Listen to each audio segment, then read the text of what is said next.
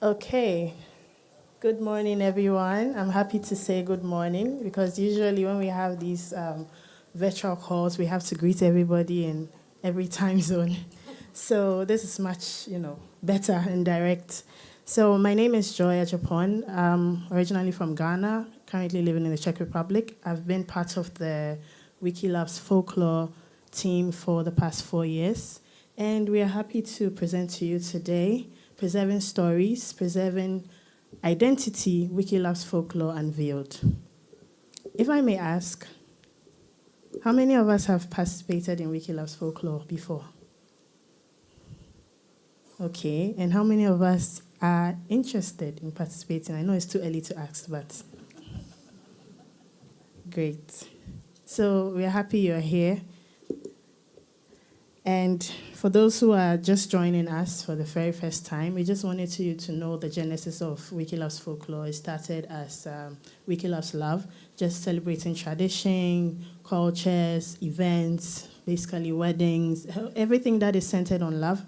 And we realized that there was a bit of conflicting issues with it because it wasn't really relating well to other groups. So we changed it to the Wiki Folklore, which cuts across all aspects of traditional artifacts, dance, food, music, cultures, tangible heritage sites, intangible, everything that is related to tradition and culture based on your region. We'd love to see it. So that's how come the name changed. So basically, Wiki Folklore, it's a photography campaign which covers all the themes that I have mentioned. So it could be beadwork, it could be tapestry, it could be song, it could be people playing the flute or certain instruments that depict culture and heritage from your community. And basically, we want to see all these things on Wikimedia Commons. So Wiki Folklore is also a photographic competition that houses or accepts all kinds of contributions in these areas. Because at the end of the day, before I'll be able to move to a particular country, if I'm able to know what the kind of culture that depicts in that country or the things that I should know before getting there, it makes it much more easier than getting there and then I get the shock that, oh, this is from here, or this is this and this is that. So basically, we decided to have this competition so that it would also generate all information, videos or audio visuals from different parts of the world, and then at the same time give you some sort of let's say an award for sharing outstanding images. So the theme is often centered on all that I've mentioned. It's a lot, but what I just want to say is that it all depends on how your community relates to what folklore is or culture is. Some people have certain tapestries that they hold dear to. The Irelands have a different way of communicating what folklore is. I would say from the Ghanaian perspective, we also have certain kind of music, certain kind of instruments that we use. And it's beautiful to see all these diverse instruments from different countries. We just need to know what role it plays. So the theme cuts across all these aspects. So you can decide that, okay, maybe in my community, we love a particular type of cuisine, the traditional made cuisine. Nobody knows about it. You can decide to take more photos on that and share it. Or you can decide to do everything. So you can decide to take a part of dance activities, tourist sites, heritage sites. It could be an apparel that is unique to your community or country. It could also be a particular type of music that is played, because the way a particular community will play the flute will be different from another community. Some people too are also very passionate about using the violin. Other people too like using the drums. So what makes it different is that these countries are very comfortable with certain instruments that they are using, and then we want to see those things. I mean, the whole world wants to see it. So that is why Wikileaks Folklore has huge, or let's say broad, kind of theme for its competition. So these are the prizes. Maybe you'd want to see something more bigger, but believe me, this is something that would also help you to understand that we actually appreciate the little effort you're doing, and as time goes on, definitely we would get more, bigger awards. But I don't want us to focus more on the prize that you're getting, just kind of like a pat on the back, but I want you to focus on how we're going to preserve that knowledge, preserve that information, preserve the culture that is being depicted in your country. What would people benefit from that? You should look at the long-term goal rather than the short-term remuneration. So, how to participate? So this goes out to those who are yet to participate.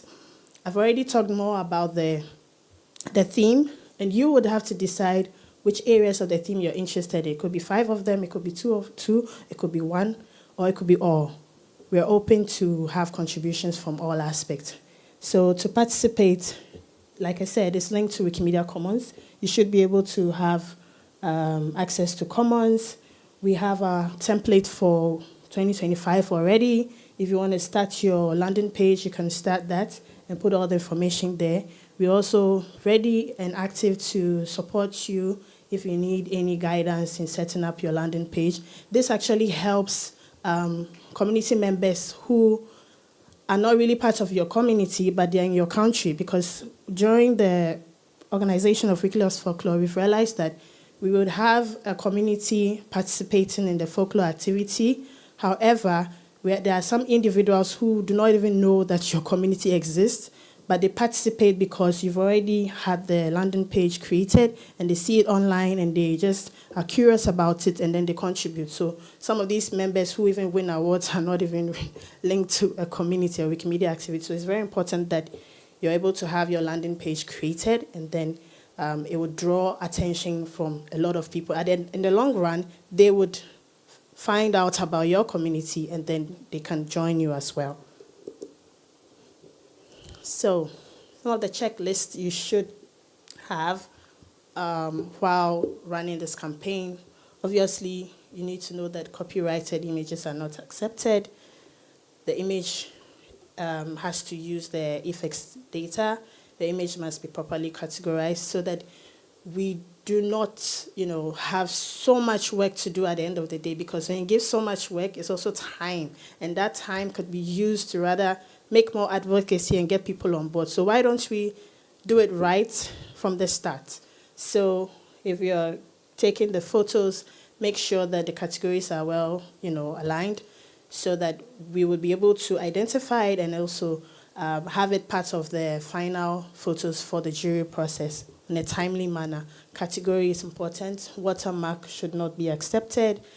Must not be excessively, processed, because sometimes I know that there are some communities that have probably low quality cameras that they use. Some communities too have some environmental issues, but then the focus of the image is there, so they want to kind of hype it a little bit and make it look so good. But sometimes it's good to also see it the way it is and not overly process it, because it will be a problem for Commons. No pornographic and explicit images, and images should not be out of scope based on the theme. So as you're running the campaign, you should think about the theme, what you've selected, and what you want to move on to. So, to all of you here, I'm happy to announce to you the winners of Wikileaks Folklore 2024. That is on your extreme right or left. So, I cannot see it clearly, but the first image is a young boy running through the rice maze. And then the second image is not so clear for me, but if you can't see it, please let me know, or we can kindly expand it a bit if it's possible. No? Okay. And we have...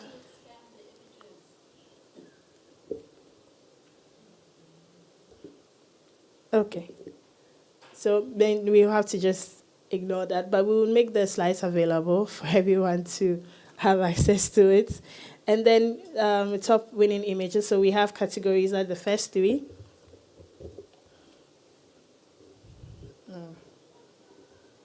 The first three are the top three winners, and then we have top winning images that the jury, selects top 10 that is also outstanding. However, the first three has to be just for three. And then we have consolation prizes for those contributors as well. Any comments? Any woo? So thank you all for participating, all those who are involved. If your country's image is here, the fact that it's not your individual image, once it's from your country, I think you should be proud of yourself. And we've always been receiving outstanding images all these years, and it's really exciting, and we want to see more. So I would invite my colleague, Tyven, to take over for the other aspects of Wikileaks Folklore campaign. Thank you.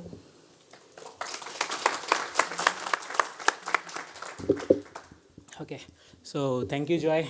And Wikileaks Folklore is not just about images. There's also a writing competition called Feminism and Folklore. So whatever images or can say the topics or the theme of Wikileaks Folklore, that images are clicked, they can also be articles that can be written onto them. And so it's Feminism and Folklore. And hi everyone, I am Tyven, I am from India, and today I am here to speak about feminism and folklore. Yeah. So you all are excited? Yeah. So Feminism and Folklore is a writing competition. So it's on Wikipedia annually in the month of February and March. The same timeline as for Wikileaks Folklore, it's same for the Feminism and Folklore writing competition. For the feminism aspect, since in March, we also have the International Women's Day that is celebrated. So feminism part also plays a very important role into this contest, and the folklore aspect. So in general, feminism and folklore is capturing or can say has a theme or a vision to not only mind the can say the gender gap, but also the cultural gap on Wikipedia. So it starts from the February 1st and ends on the 31st of March. And it's basically aim is to collect the articles on human cultural diversity from whole worldwide. So in the 2024 edition that we had this year, so let's see on. So the focus is to get on all the cultures all around the world so that we can write articles into it, as well as we can also write about women. And this year we had about 43 Wikipedia communities that have been participating in the feminism and folklore contest. And yes, it had around more than 9,800 articles that were created during this campaign. So in total, we have around 37,000 articles that has been created in the last 5 years for Wikileaks for the feminism and folklore concept. So yeah, so that's all from the feminism and folklore concept. And let's join the next step.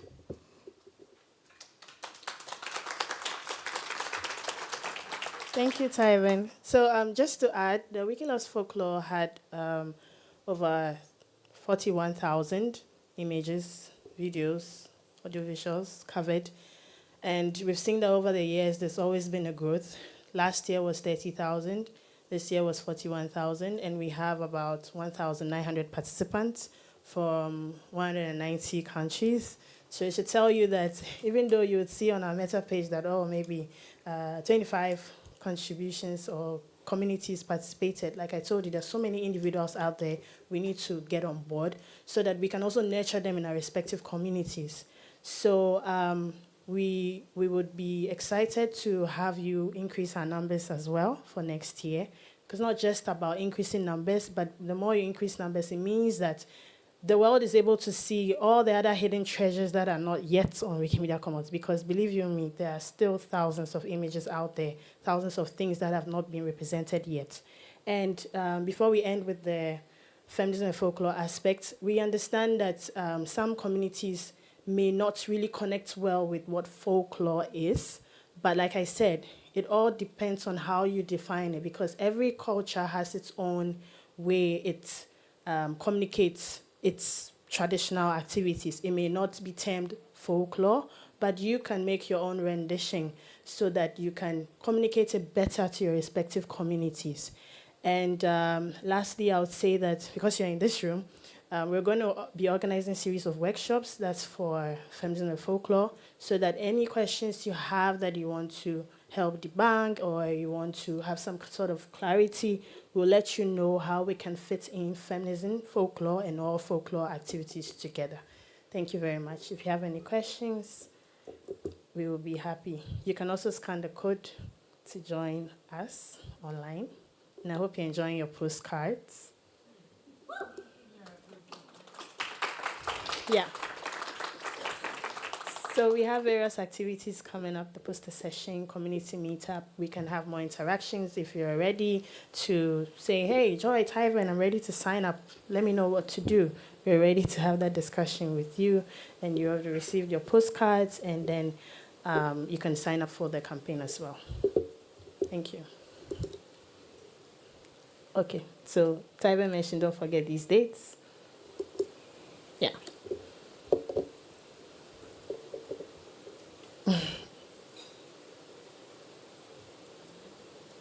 Any question, contribution, addition, subtraction? Hello, Mike.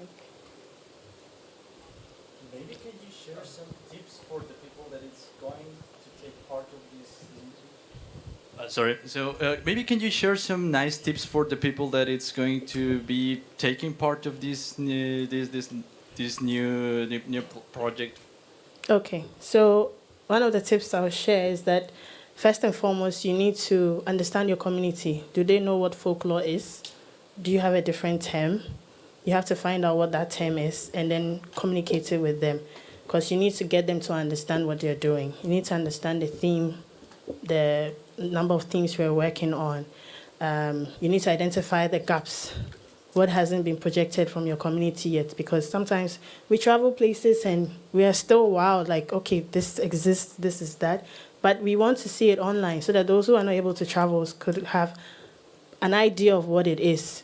And then you can also collaborate with these heritage museums, partners. You can just collaborate with them, tell them about the project, tell them that you would want them to, kind of like support you. It could be, they have also some resources they can share. If they make it open access, then it's like a win-win, because they are sharing it with you and then we're also sharing with the world. So you have to work on partners. And then you also have to look at how you can apply for your grants ahead of time too. It's very important. So you can have some prizes for your local community. At the end of the day, they also get the international prizes as well. And I think lastly, it will just be the basic rules that we go by, the guidelines we go by, making sure that you don't go to places that you're not allowed to go to. You need to understand the safety of your people. You need to set your targets, your metrics, and then you need to know what kind of external resources that you need, partners, media, just to cover it and then share it across. Because in as much as we still want to get people joining our communities, there will be a lot of people who would not even join, but they want to participate. So your media coverage should be very good so that they will join. I hope some of these tips are okay. Thank you very much. And the last question, I would like to hear your opinion, because you said something very important, that is to make visible the culture into the world, into the digital world. And now in these last 2 years, we've been talking a lot about artificial intelligence and generation of generative AI and stuff. And for example, these kind of photos that are not already on the internet, they are invisible to these new AI models. But I would like to hear your opinion. What do you think on this aspect that these communities are invisible into the digital world, and this is like an opportunity to make them shine, right? Mm-hmm. So, I mean, if I get you right, I think that AI will still play its role, but however, AI also feeds on what you share. So once AI is able to connect, I mean, it would automatically transfer to whichever platform it's also housing its, resources. But we have to also do our work and then make AI's work also easy for other people who use it. Because at the end of the day, we need to spread it wide and fast. So we just have to keep doing what we do and then keep bringing the things that are being hidden to the limelight as soon as we can. Yeah. Thank you. Thank you. I think that's the question. She was the first. Hi. How many people do you have in the international jury, and do you really think you can growing is it growing wouldn't be too much for for the international jury to judge all the pictures? Oh, that's a good question. So I think when we started, the jury was about maybe like 5 or 6. And this year, we opened more room for a lot of people to join. So like 10, 15, yeah, about 15, yeah, because the photos keep increasing. So we're still learning from these challenges or these, inputs from people so that we don't also overburden the jury members. And thankfully, anytime we want them to reconfirm their support, all the people who started with us since inception are still there. And then we're also accommodating new people. So I think we will be fine for now. Okay, but we have a pre-jury in the German contest. We had a pre-jury. Mm-hmm. It was sorted before by a number of volunteers online. Okay. We could also use those results. Okay. Have a pre-sorting. Before we get, okay. Yeah, thank you so much for that. We will take note of it. Yes, Okay. just a quick question. Do you have any tips to deal with a challenge like recording audio testimony, for instance, when you are on the field? Okay, when you're recording audio, you have to seek the consent of the people or the person you are recording the information from. You just need to, at the end of the day, psych them, let them know that this is what we are doing, this is the impact, this is how it will be beneficial to a lot of people. So we need to get that information because I understand you, there are some places that you visit, you just have information that's orally translated, but it's not written, there's no reference, nothing. So you have to let them know how important it is and how dire we need it. So once you do that and the consent is approved, maybe what you can do just to be safe, because sometimes it goes against, it's more of someone's word against another. So they can say that, oh, you told us to do it, but then another day they can say, no, they did not see that. So probably you can make a small consent form. It could be digitally, you just let them fill in their information, or you can let them sign something just to keep you on the safe side. And then you can proceed with the recording. But if they say no, I don't think you can really push it. But that's when you can also have intervention from either government bodies or institutions that you partner with who can be the forefront to help you get that. Have you noticed any kind of regional patterns in regards to the participation in the contest? Like, I don't know, maybe there are some regions that are having like way more submissions, and that could signal that there could be like some opportunity for collaboration with some regional affiliates in the regions that don't have as many submissions. Have you noticed any kind of patterns in regard of that? Yes, we have, especially from India. We have a lot of a lot of photos because they really have a lot of tradition. So what we can do is, we've seen that pattern, and then we've seen some other groups too that do not have so much. It's just because we need to have more of these discussions. So that's why some of these meetings are important, so that we can actually help you. Because truth be told, sometimes online meetings can also take a lot of time, and also communication might not go so well. So that's why we're happy that you're here. So you'll be instruments to also share it, and then we would work on, we have these toolkits that we've already provided on our platforms. Every year there are toolkits, but we'll do more of it, and then we'll also try to make a call for, especially those that we've seen that pattern of low outcome, and then we would coordinate with the other regions and see how we can work on it. So I'll also take note of that. Thank you. We have 1 minute, so one.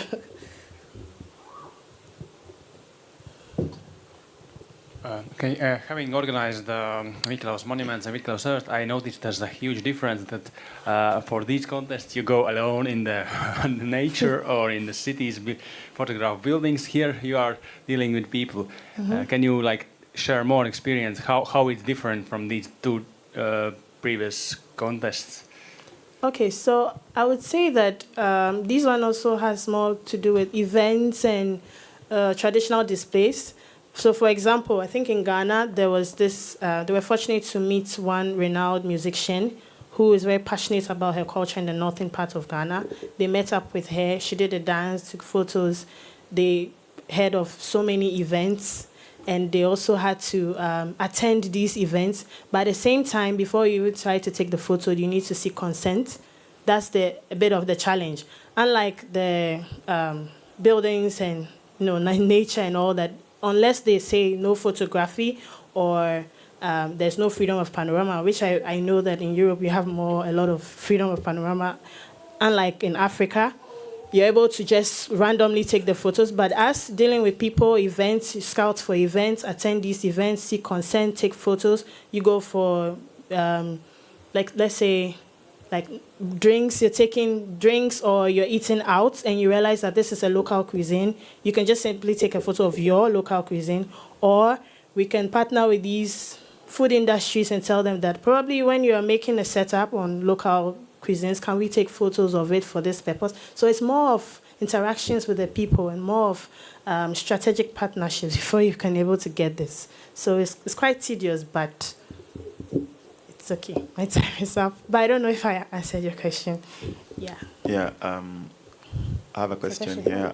Thank you, Joy. So we organized Wikileaks Folklore in Uganda, had like a national campaign, which really helped because we had like national level prizes. So, but my question is, at the international level, have you thought of having like regional prizes? Because I think like you have mentioned, like there is always lots of entries, for example, from just one country, India, and it's very hard to compete with those images. The quality is really good, and we just feel like yeah, entries from Africa don't stand a chance. But yeah, so have you thought about having regional prizes so that because culture is so diverse and judging photos from Africa alongside photos from Asia is gonna be very difficult for. Yeah. Okay. So I'm being prompted about the time, but what I would say is that we had that in mind and we would institute it. So that's why we have a lot of people we can talk to, like David.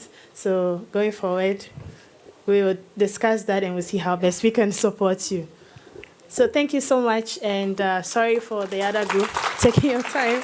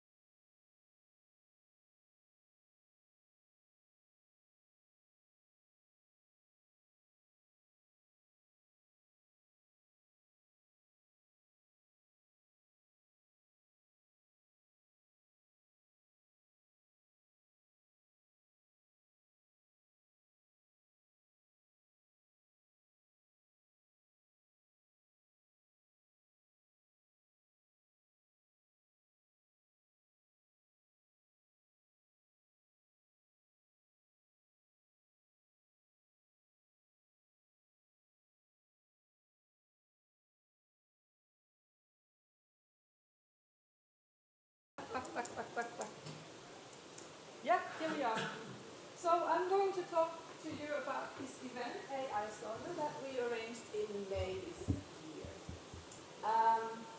Oops. I will. Check. So I'm welcoming all of you interested in the future of Wikimedia and the Commons. And this is actually what sparked us to do it. We're interested in exploring what will AI do to the cultural commons, and we had a unique opportunity to create something around this. The Wikimedia Hackathon was organized in Tallinn in May this year, and that allowed us to invite the Wikimedians who were already traveling to a nearby location to join us in Helsinki to explore AI. At the same time, we wanted to invite, let's say, the knowledge commons, Wikimedia, Creative Commons, Open Future, CISA 2K, and others, well, Mimu, well, I'm forgetting someone, just sorry for that, to discuss among, across the cultural commons, and explore together. Okay, so here's the background. This is why we did it, and then what we came up with is, of course, this is the picture that we created for that. This is an AI sauna imagined by AI, and as you can see, it imagines in some funny ways. But maybe going back to the basics, just to remind.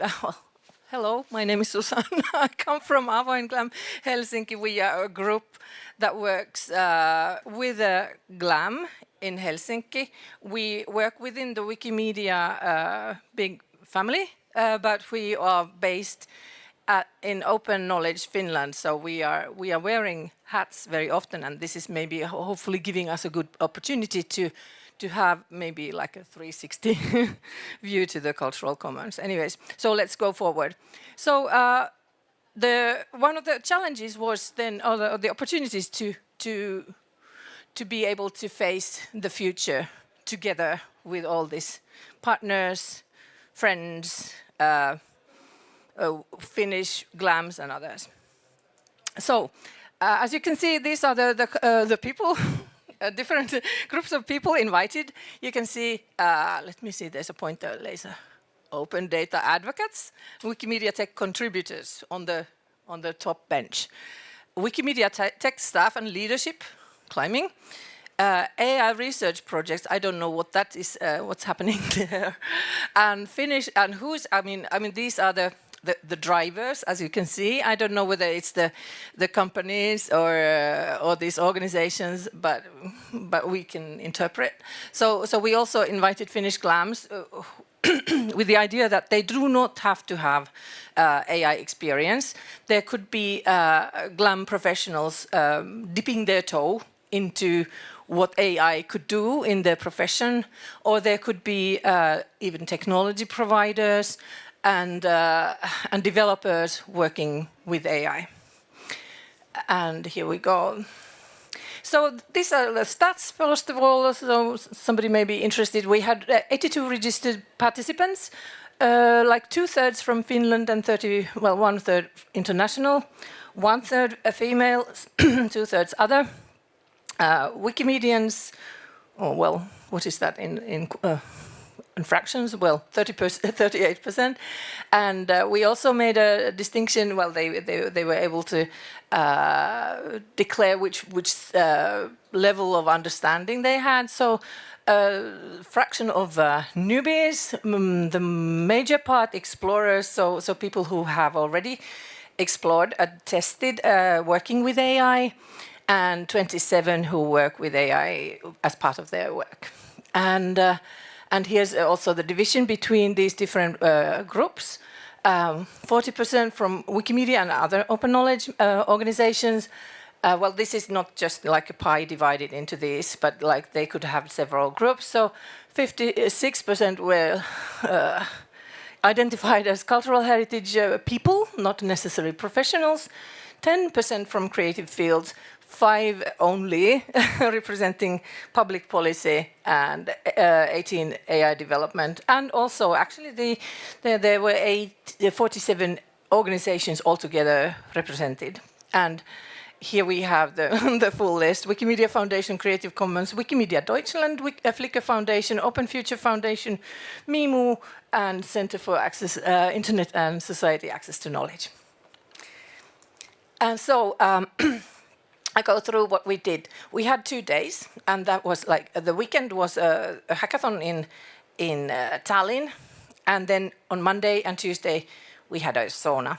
So the idea was to have these inspire talks in the beginning. So most of these speakers came from these organizations or these. Well, you will see this lineup here, and we have people from Finnish GLAMS, people from Wikimedia Foundation, Creative Commons, from Finnish Finnish projects and Wikimedia projects, as well as then companies, Flickr Foundation and Open Future. So after this, what you can see here is like this reminds you that all these are online, and I have a link in the end to for you to dip your toes into those. Okay. After the talks, we had discussion to prepare for next day's hackathon. We were forming groups, identifying topics, and then here you can see some impressions from that session. We were asking everyone to share their interests about this topic. So I think that was one of the nicest moments in that we could hear from all of the participants coming from the different backgrounds about their interest and maybe experience and background as well. So here you can see the sauna part, and this is a sea pool in the Helsinki city center, the marketplace, outside the marketplace. There are warmed pools, here you can see that one. This is the children's pool. I don't know whether you can see, but just right here there's like a sea pool, which is, well, let's go here first. 9 degrees was on that day, the water. Most of the people did swim. And so also going back to sauna, sauna is a very, very Finnish thing. And löyly, which I didn't explain, is the steam that comes out when comes up, or when you throw water on the stones, it evaporates and causes steam, which is what you can see here. And when you have good löyly, it's like you had a good bath, actually. And it's got many different ways of expressions how it's used. And just a reminder that a sauna is also the first Finnish living heritage item, because this is like a nice segue to our last year's and the previous presentation of working with intangible cultural heritage. So going forward. So, and the second day, it was all hacking. And different projects were created around these ideas formulated in the presentations and by the participants. And what came out of that, first of all, like all these different circles that I have probably been, framing already. So here we go. One of the maybe circles would be Finnish cultural heritage, and the speaker that would represent that maybe most clearly would be Osmo Suominen from the National Library of Finland. He has worked with AI and automatic tagging of materials for quite a long time, and I'm picking some quotes and some ideas, not completely analyzing the presentations of each. But he was talking about civilized AI. He wanted to bring out 5 points for building civilized AI. First of them being using AI to make the world better. And then the second, use the smallest AI that works. So we don't always want to use the largest language models because we don't want to necessarily have generalized information informing us about local decisions. We want local information to inform us about local decisions. And then don't depend on corporate AI. And this goes very well in line with many of the upcoming issues. Because as we see, there's this concentration of power and resources. And maybe, well, it's not from him, but what I'm saying as a comment to this, that like we as a knowledge commons are in a very good position, maybe to fight against the tide of things going too corporate. And then evaluate and create data sets. So do it yourself, provide materials for maybe more local AIs or more general AIs to work with, and then be open and transparent in your work. So we saw 4 projects that were done in the context of Finnish GLAM. First was a project Osma coordinated himself. They were generating alt texts for historical images. And the research question, so to speak, would be like, can we make historical images searchable using AI without relying much on the metadata? So what are the best practices regarding alt text? What makes a good alt text? And then another one was by Kimmo Virtanen, who was also using Finnish works of Finnish photographs in the journalistic photo archive. He was enhancing image classifications that already existed because the database integration was missing from that technology. The teams from National Archives and National Library worked with translations on one hand, and on the other hand, I think this was like very much the project that the National Archives was focusing on, working on the Senate Justice Department's vector database as a certain set of data that they had produced. So digital humanities, as I say, grand old man, Eero Hyvänen presented all the, oh sorry, there's a wrong picture. It's not from his presentation. He showed all the whole of his life's work, let's say. They have produced 21 open data linked data sets over 20 years. Museums, students, war events, books, law, and more. And this is very, very valuable data from Finland that we hope to be able to bring to Wikimedia projects. And his quote is that explainable AI is needed for humanities research, and symbolic linked open data is a way to go. So, and there was another humanities project, Dreaming of a Workflow for Digital Humanities, which was about data management for such projects, for bringing, let's say, piles of research data into linked data sets. So, here we go. So, Wikimedia was represented by Fiona and Johan. Fiona representing the culture and heritage, and Johan the future audiences team. And the quote from Fiona is that AI is a tool that can augment and support and not impede or replace human participation. And from Johan, LLM is a bridge between the human curated information and the reader, not as a source of information. I think they are very much aligned in each other's quotes, and I think, well, this tells us the position Wikimedia Foundation takes in regard to AI quite well, that they are at the moment, let's say.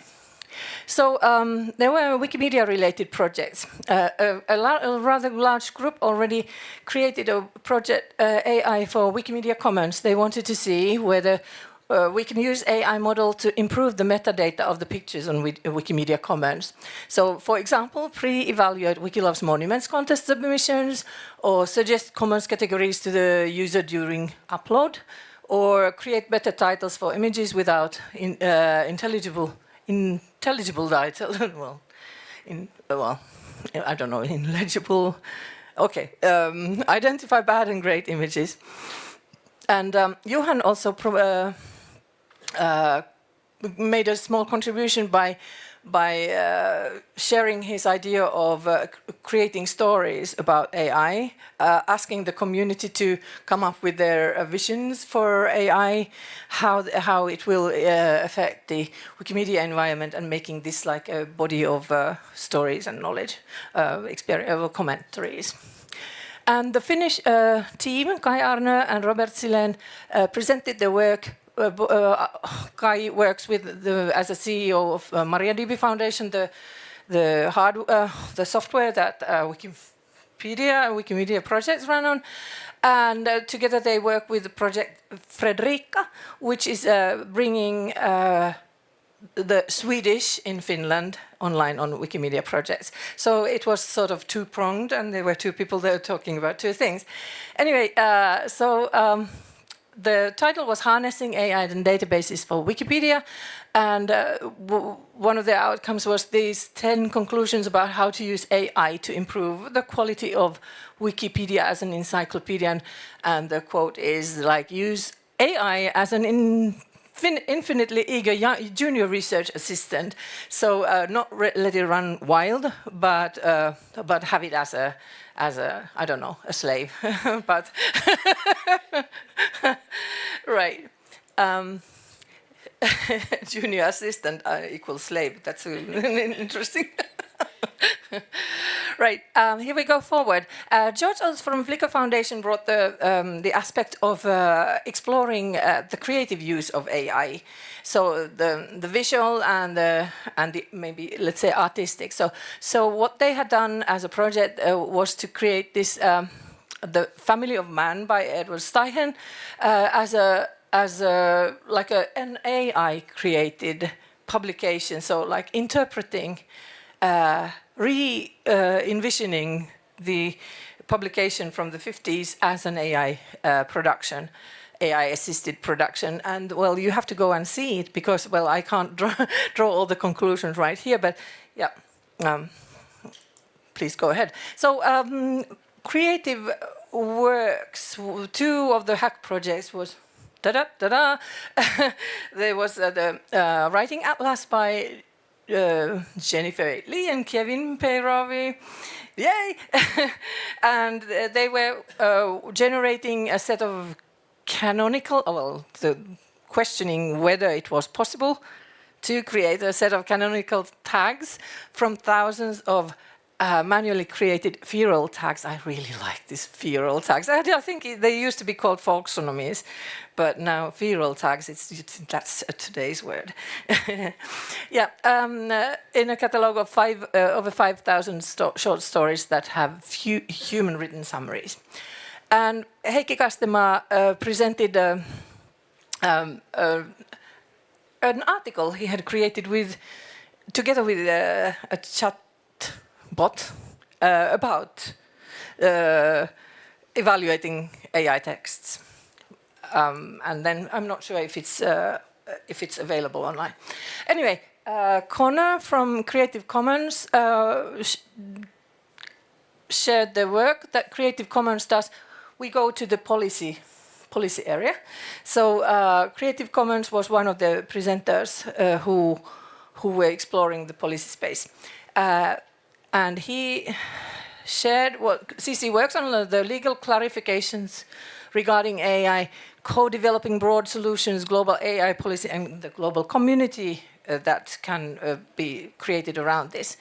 And he wanted to share a call to cultural heritage institutions to contribute to better AI software And the open culture movement should support pro-social technologies that reflect our diversity of human experiences. Probably we have to go into the recording to know exactly what that means. And then Alicia, here, from Open Future. Then, well, let's see if we've got long quotes. Oh, but that's next. This is your talk. So first, that I think these important power concentration issues. So the unchecked power concentration raises concerns about AI's social and economic impact. The issue that Connor was already referring to, and marginalizing smaller companies and stifling competition. Machine-generated content significantly impacts the free knowledge ecosystem and commons-based peer production model. So this is like an alarm flag that is being raised. Like, are we going to disappear as a peer production environment? Do we have to renew? Well, this is my interpretation. And then, as responses, democratizing AI development, democratizing the use of AI tools, redistributing the value generated by AI, and commons-based governance of AI systems. And, some minor flaws there. So what we had then, these two hack projects around this, and first it was this consortium, let's say, of Creative Commons, Flickr Commons, Wikimedia Deutschland and Unveiled, working on designing human-scale preference range signals, which is like a combination of Creative Commons initiative and the Flickr Commons initiatives. With ideas, how do we keep in mind when designing for cultural heritage institutions and collections, and how can we support content creators or stewards to be open to AI or closed? These are very short quotes, so you have to go to the materials to know more. And the work, the hack project that Bart, Magnus from Mimu and Alicia from Open Future worked on was a database of personally identifiable information, visual information to be used as a reference database, right? Check. And how to govern that specific database. So I'm reading from here, so I'm not making mistakes. Mimu wants to make a shared collaborative visual list of personal names of public figures in Flanders, in Belgium, to apply facial recognition technology to enhance descriptive metadata of heritage photo and video collections. This undertaking asks for good governance on community data and infrastructure levels. For example, who can see, edit, or use the data? Which images can go into this visual name authority? Where will the data be stored? And so here are some impressions from the second day. And so I think I've come to the end of the presentation. I have no idea of the time. 1 second left. Yeah. Okay, thank you.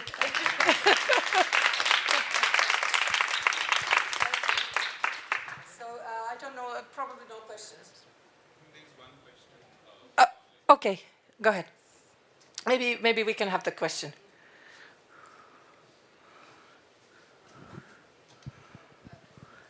Do you have this lessons learned from Evo Hyven? Samples are linked. That has just been mentioned. I cannot find his name in Etherpad. Oh, sorry, no, I couldn't. I think. I'll just. Okay.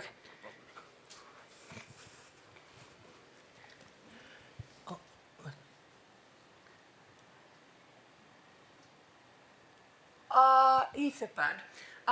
You will find, if you go to that link that is now on screen, you will find a link, all links to all documentation. This is actually to show that we've got extensive pages on Meta, which have both the proposals and the documentation, all the projects created pages on Meta during this event, and they link also to the presentations that were done during the event. So I think this will be the contribution, like the permanent contribution. I think we have no time, but if somebody's really, really eager to ask something. Okay. Just real quick, do you think that from the beginning to the end, did people get more positive about AI, more negative, more... I would say that I think we've remained neutral.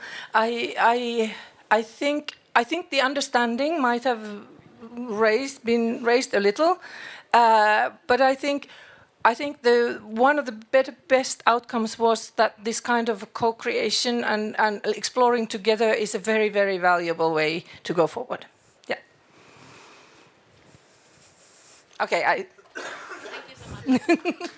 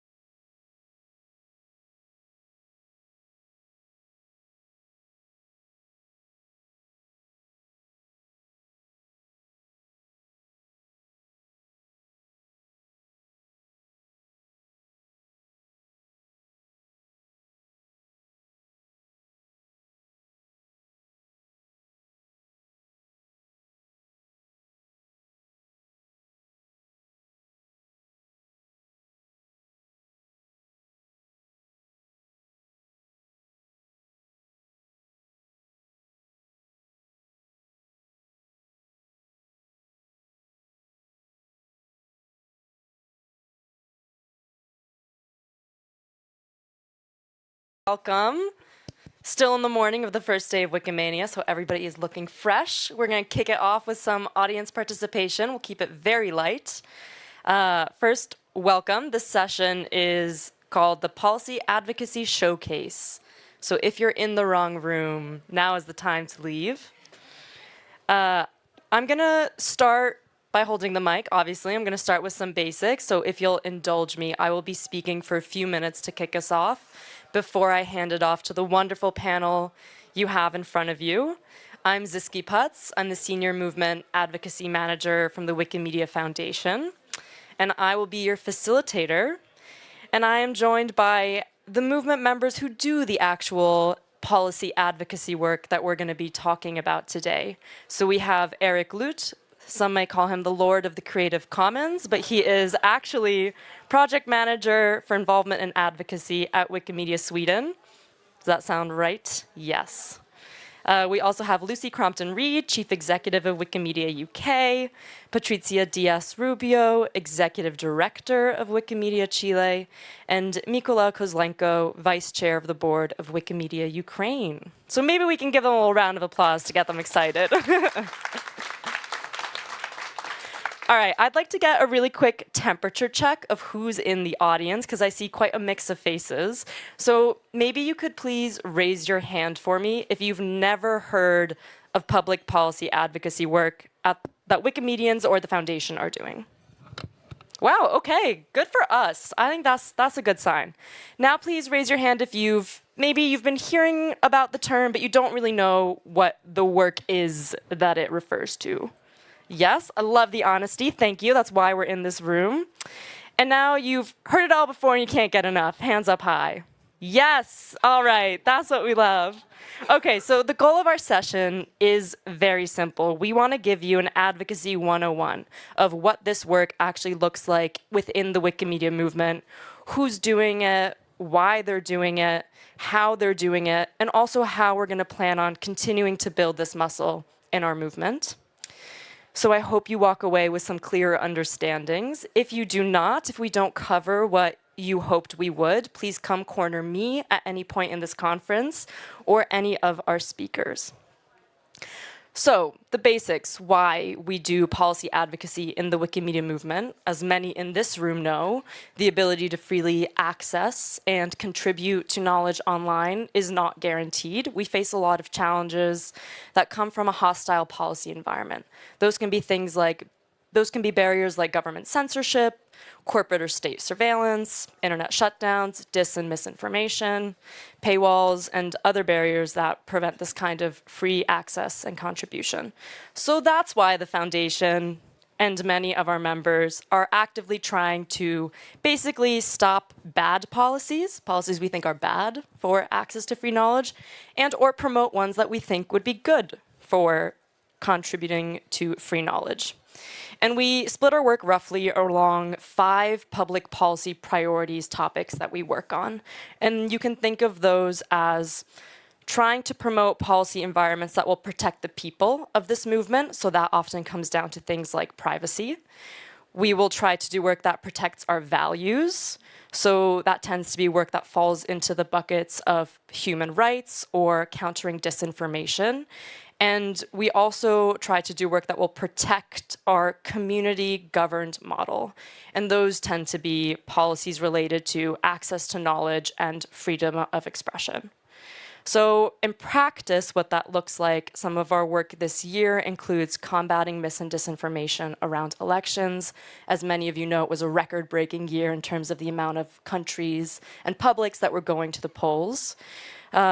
We also continue to lead by example as a top content hosting website by demonstrating what it means to take human rights really seriously by publishing a child's rights impact assessment and socializing some of our findings so that we and other platforms can try to do better.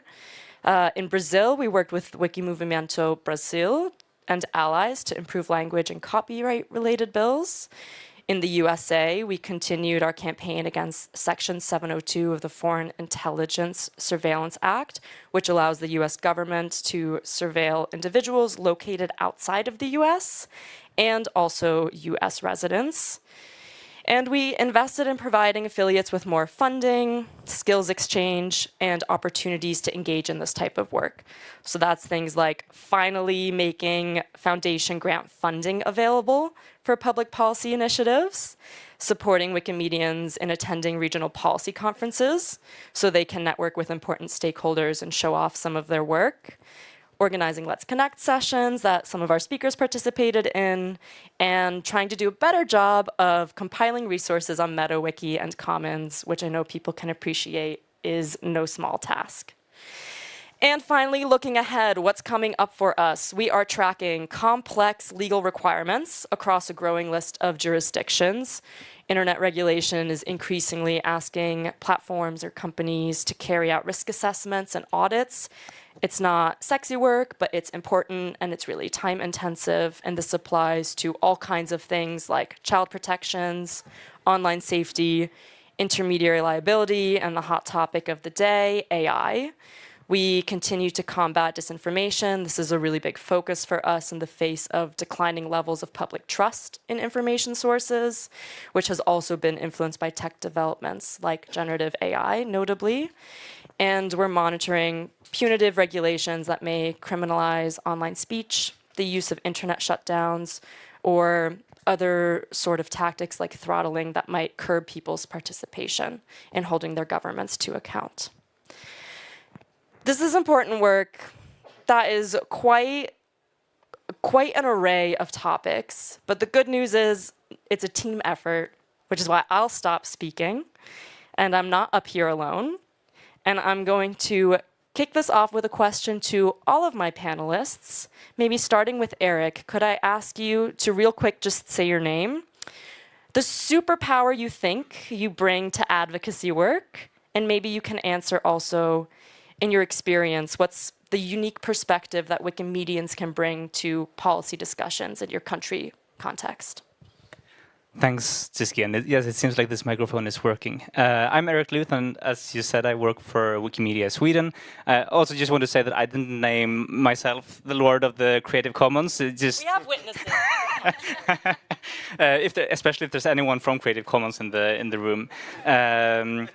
I also think that superpower is a very large word. I think that there's things that all of us can bring to advocacy, no matter where we are in the movement.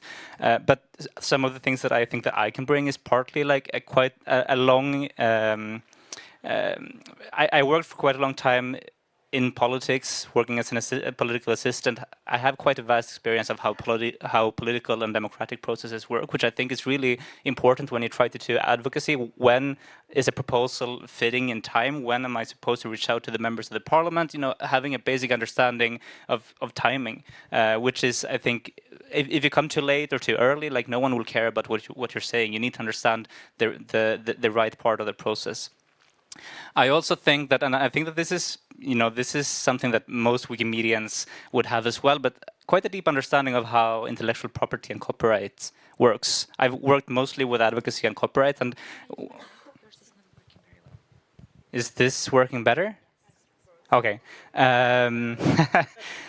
No, but like when I share some of the resources on Wikimedia Commons, like compiling and making overviews of copyright legislation across the world with lawyers, they get extremely impressed. But we have such a long history of needing to compile, you know, what the legislative situation looks like in Paraguay or in Sweden or in Bolivia or whatever, like having those practical experiences is something that politicians are really interested in hearing to my experience.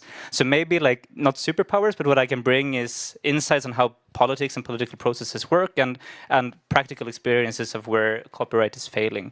And for where Wikipedia is needed, I think that like there's a lot of politicians are really concerned about the development of the internet, about Meta and Google and large multinational corporations. So they really like when Wikipedia turns up, because that kind of reminds them that there is something else. There is still parts of the internet which is free and open.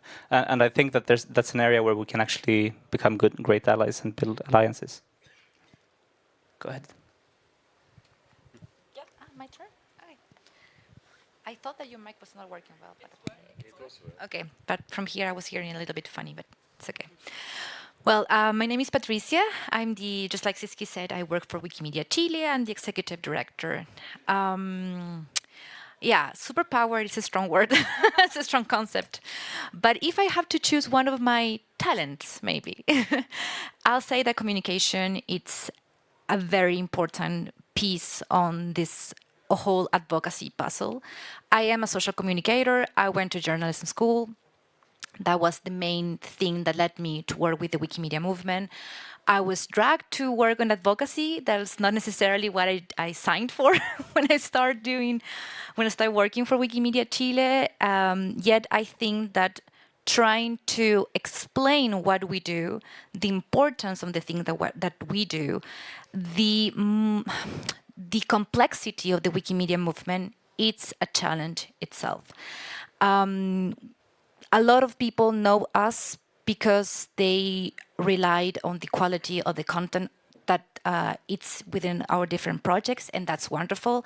But the truth is that Wikimedia, it's way more than just the content that we share, we create, we produce, or we reuse online. Wikimedia is a community, it's a philosophy, it's an ethos, it's a way to see things, it's a perspective about access to knowledge, the freedom, and also not also the access to knowledge, but also the possibility of people of using that knowledge. And knowledge is power. So for me, I'll say that my contribution, and something that at the end has been very, very, it really passionates me.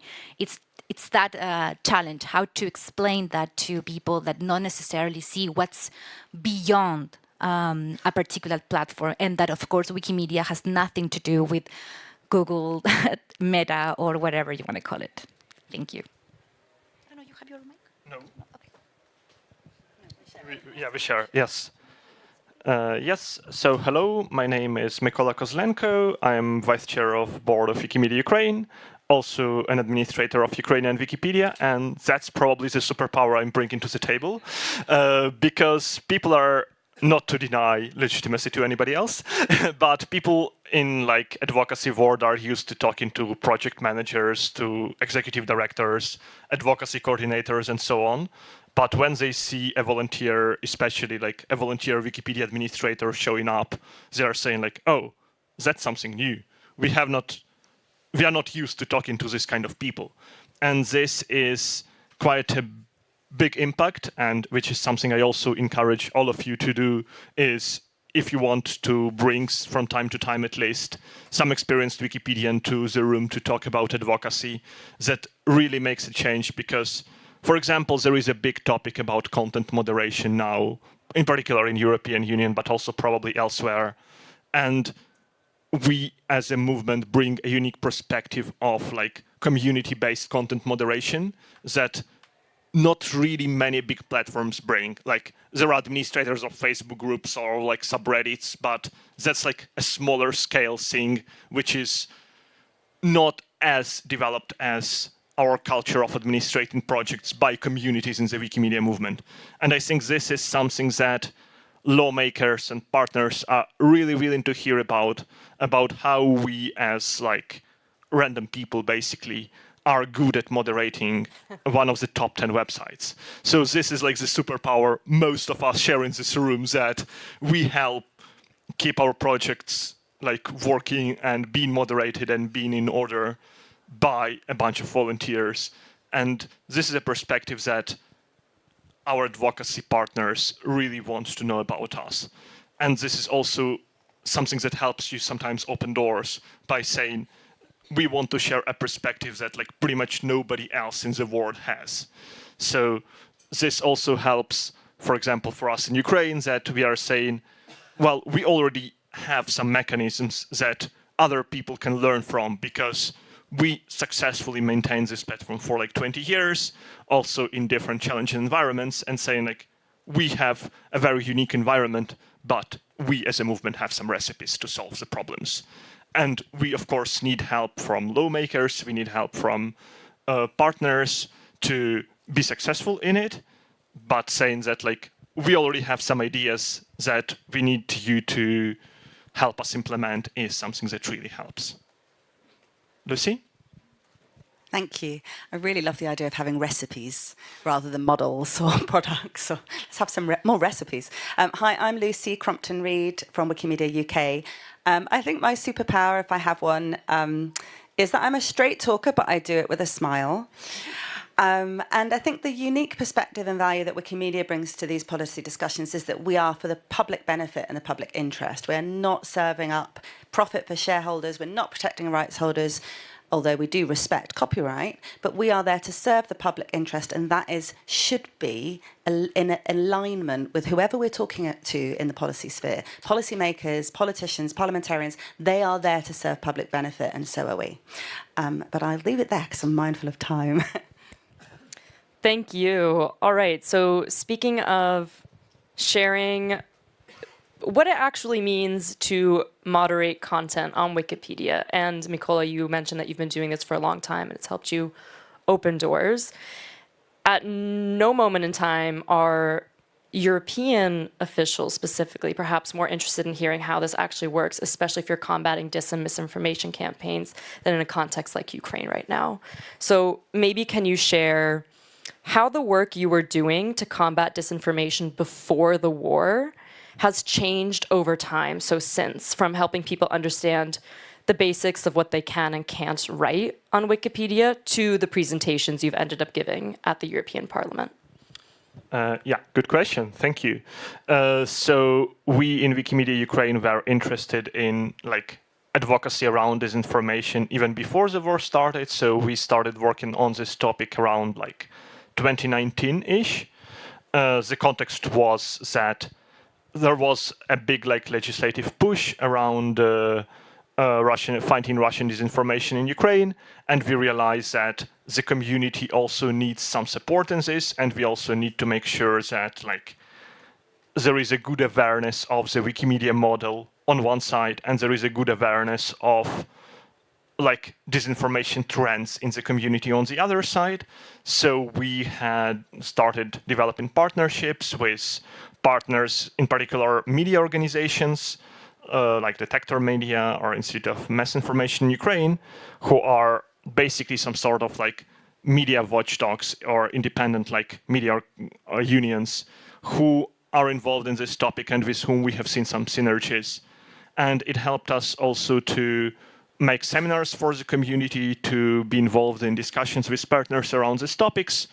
And it was not the top priority as a chapter. Well, obviously in terms of advocacy, we also worked on freedom of panorama as many of other Eastern European organizations, but that was after 2022, after the war started, that went down the priority list. Also because the legislative initiative was not around it anymore. But it became more and more centered around disinformation. And again, we had a story to tell on one hand, but we also had to learn a lot from how others dealt with it. So we, independently of the war, we already had some plans for big disinformation, fighting disinformation-oriented events, which were scheduled to start in the end of February 22, which obviously have not started in the shape we wanted because of the Russian invasion, unfortunately, but which gave us already that we have some initiatives, that we opened some doors already, and we ran a series of seminars for the community with partners where we had external experts explain us how disinformation works in this context, which helps the communities to learn. We also were invited to events with outside organizations to share our perspective, how Wikimedia movement can fight disinformation, how we can have citizen-based models to do this. And of course, the peak of this was talking in the European Parliament session, not the main session in the European Parliament, but we were still in the European Parliament building, talking to the members of European Parliament and their staff in December 2022, and then presenting on this topic in Digital Conference Republica in Berlin in 2023, where we were sharing the perspective of how we as Wikimedians work on fighting disinformation to policymakers. And we had a lot of interesting questions because on one side, we kind of good, as Wikipedians, we like to document things, so we also documented disinformation on Wiki. We also worked with external parties to learn about different models of disinformation, basically how people spread disinformation, because we need to know our enemy to fight it better. And it also allows to share with the partners you don't need to ban everything. You don't need to be extremely prescriptive.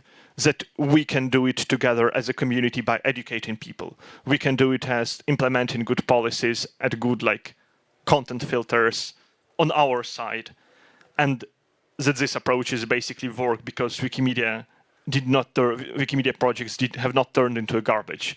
They successfully curate sources by a team of Wikimedia moderators, patrollers, and so on. So these are the perspectives from our advocacy work on this information about like how we learn from the others, how we share our models, and how we build synergies and collaborations on these topics.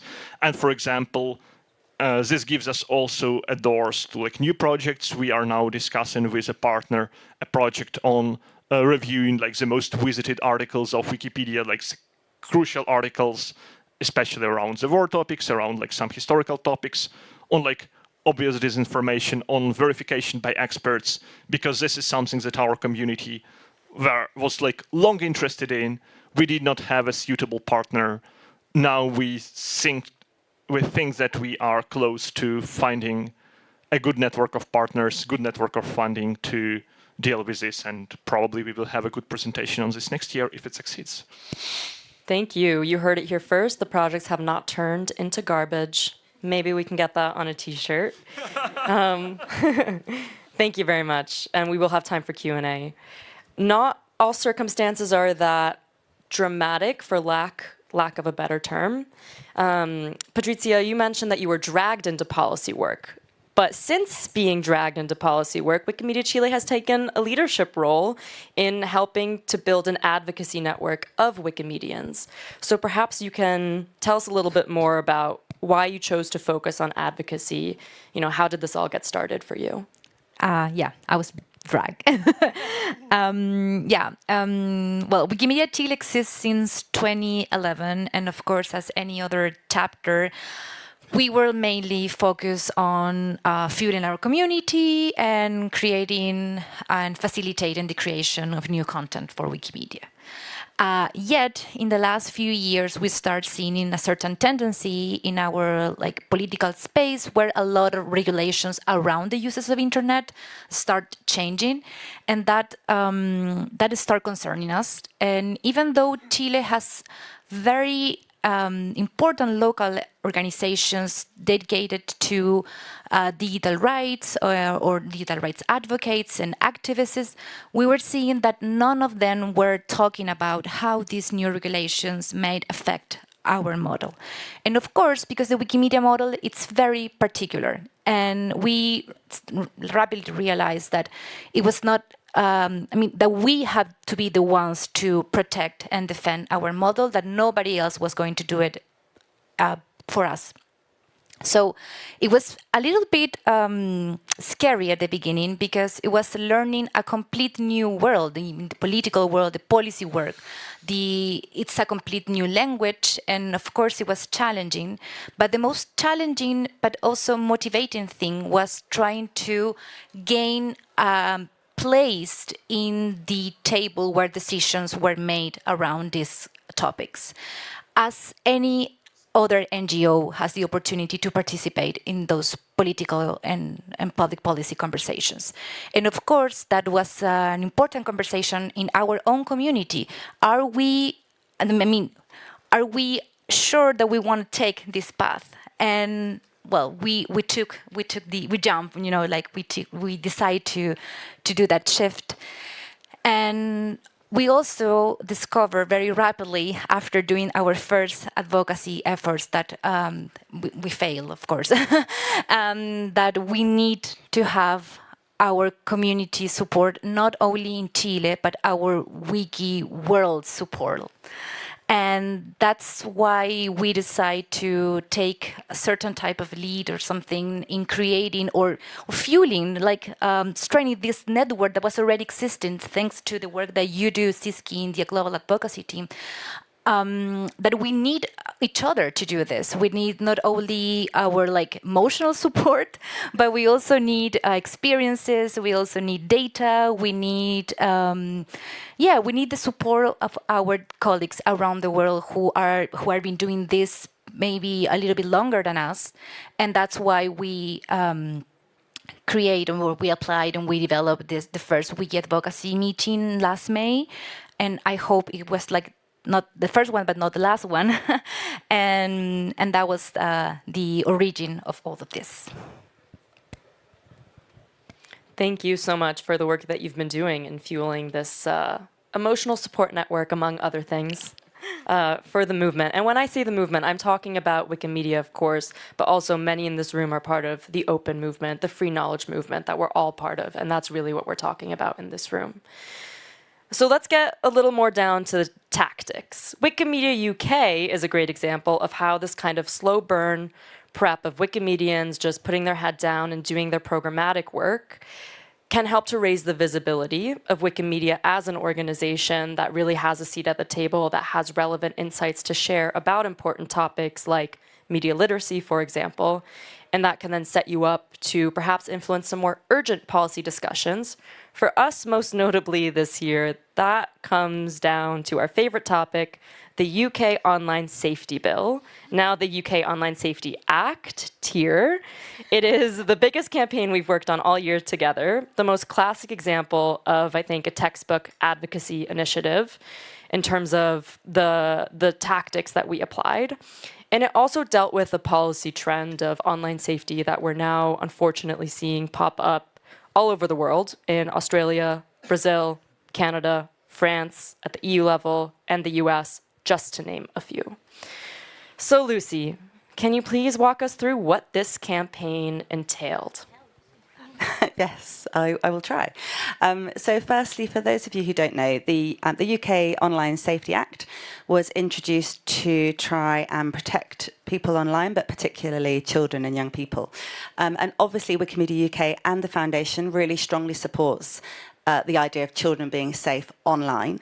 But we also felt that the provisions in the bill were not the way to go about this. We had long-standing concerns about the provisions around user verification, content moderation, age gating, that would present a real challenge issue, problem for Wikipedia in terms of its community-created, curated model, its community-led governance, and also the commitment of the Foundation to protect user privacy.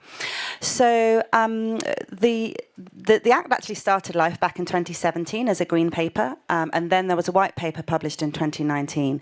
And Wikimedia UK and the Foundation, but we were working on this separately at that point, we responded to all of those consultations, raising our concerns and making it clear that we felt that there were very serious unintended consequences, not just for Wikipedia, but for other non-profit platforms that just did not have the capacity and the resources to comply with these onerous requirements that had clearly been designed with big commercial platforms in mind.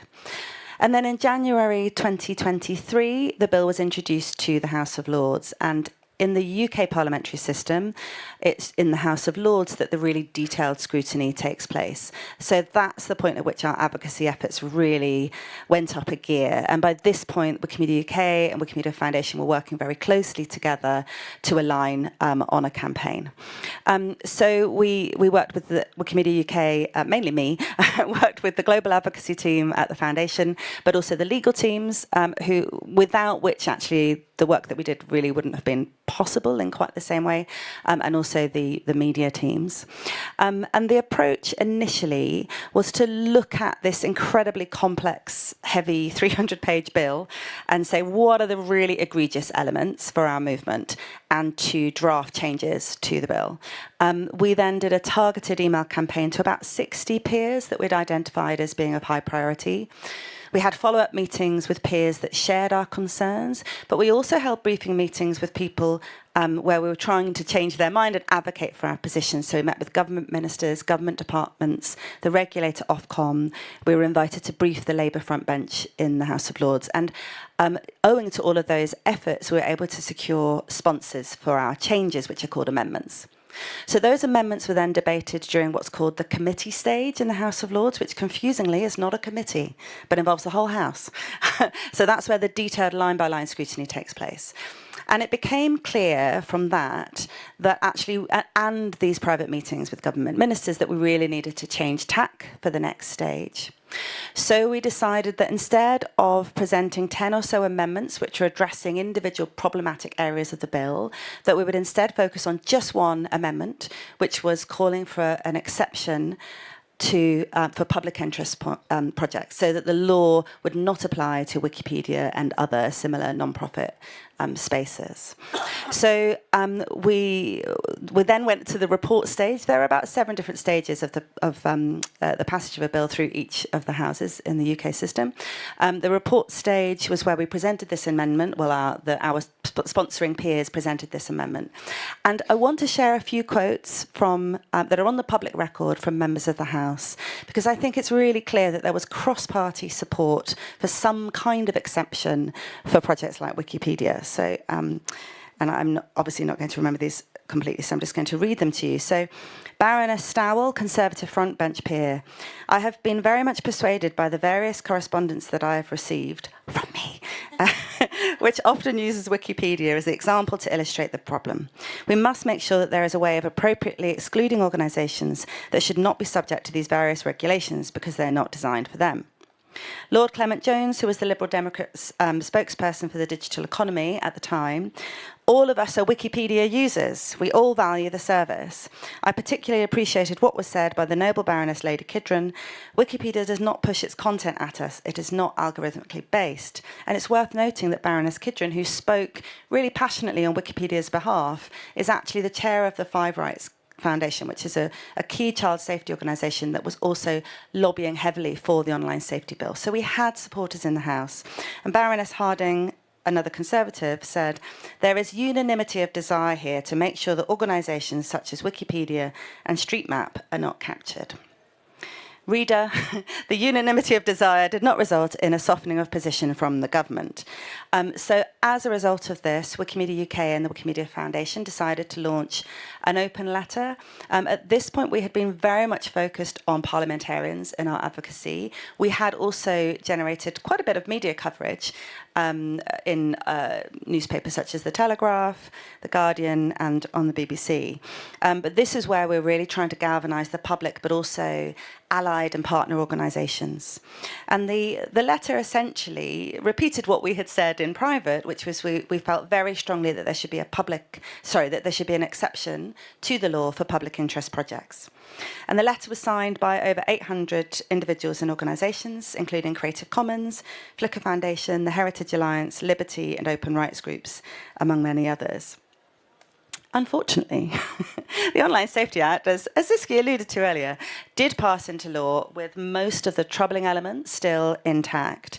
It became very clear that whilst I think it's fair to say that there were civil servants who were sympathetic to our calls, the direction of travel in terms of the government of the day was that they wanted to make the bill really wide in scope, and that the sort of particularity and the secondary legislation would all fall on the regulator Ofcom. We felt very strongly that you cannot rely on a regulator to enforce the will of the House, and that Wikipedia should have been protected in law. Unfortunately, we failed to make that change. What we did do, though, is we really increased the profile of Wikimedia UK among policymakers, the media and the general public. But more importantly, I think we created a much better understanding of Wikipedia's model, the community governance and content creation model, amongst policymakers and in the media. And the focus now has shifted to working with the regulator Ofcom, and this is where the Wikimedia Foundation is really doing all of the heavy lifting, to ensure that the law's implementation acknowledges Wikipedia's value, acknowledges its uniqueness that's been recognised by members of the House of Lords, and that's on the public record, and really safeguards its unique collaborative model. So it's a hugely varied, diverse, interesting experience. We didn't make the change that we wanted to, but I think we did learn a lot along the way. And I might also add that I think it also helped us gain a few new friends in the UK among civil society, because perhaps Wikimedia UK. I don't know historically if you guys worked a lot with anti-surveillance civil society groups, but those are certainly the ones that we were able to meet with regularly, Lucy and I, as part of a coalition that was really essential to just basic information exchange, because as most of us in this room can appreciate, just staying on top of the information that you need to know of like when all these different stages are taking place and who might be open to being influenced all relies on back channels, personal connections that we just maybe don't have, but others who are in civil society do have. Yeah, thank you. I meant to add that, so that's a good addition. Working with parliamentarians is one thing. Working with the actual officials or civil servants, as Lucy alluded to, who are stuck writing the law is another, and something that Wikimedia Sweden has experience with. So Eric, last but certainly not least, before we move on to questions, what are some of the insights that you've accumulated over the years working with civil servants who are really doing the drafting? And based on that experience, perhaps you can share some advice that you have for Wikimedians who are trying to influence policy on that really tactical level. Yeah, I just want to start by acknowledging how important the work that Lucy and Wikimedia UK has done on the online safety bill, because I think that we see similar proposals just popping up in so many countries at the same time. And even though maybe you didn't succeed to the extent that you wanted to, I think that there's a lot that we can learn as Wikimedians also from the work that Wikimedia UK did. Thank you. But I think maybe Wikimedia Sweden started in a position slightly similar to Patricia and Wikimedia Chile. Like, we just wanted to do our wiki work, you know, like all of us are doing, editing Wikipedia, adding photos to Wikimedia Commons, and organizing campaigns and collaborations and everything. But then, very unfortunately, we lost a case in the Swedish Supreme Court around freedom of panorama, one of our favorite question.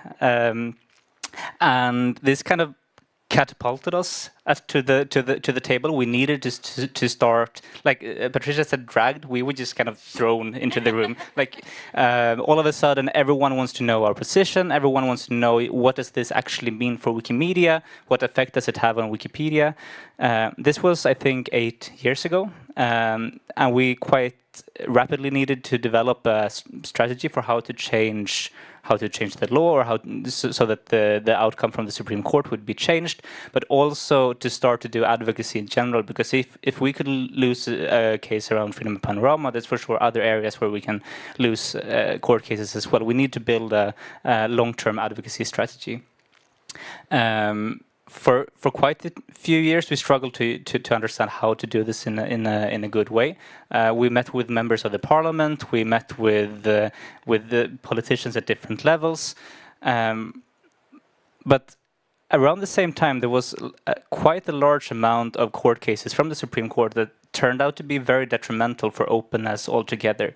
There was a very weird Supreme Court case around press information, the opportunity for the press to share content widely on internet, like for the news reporting.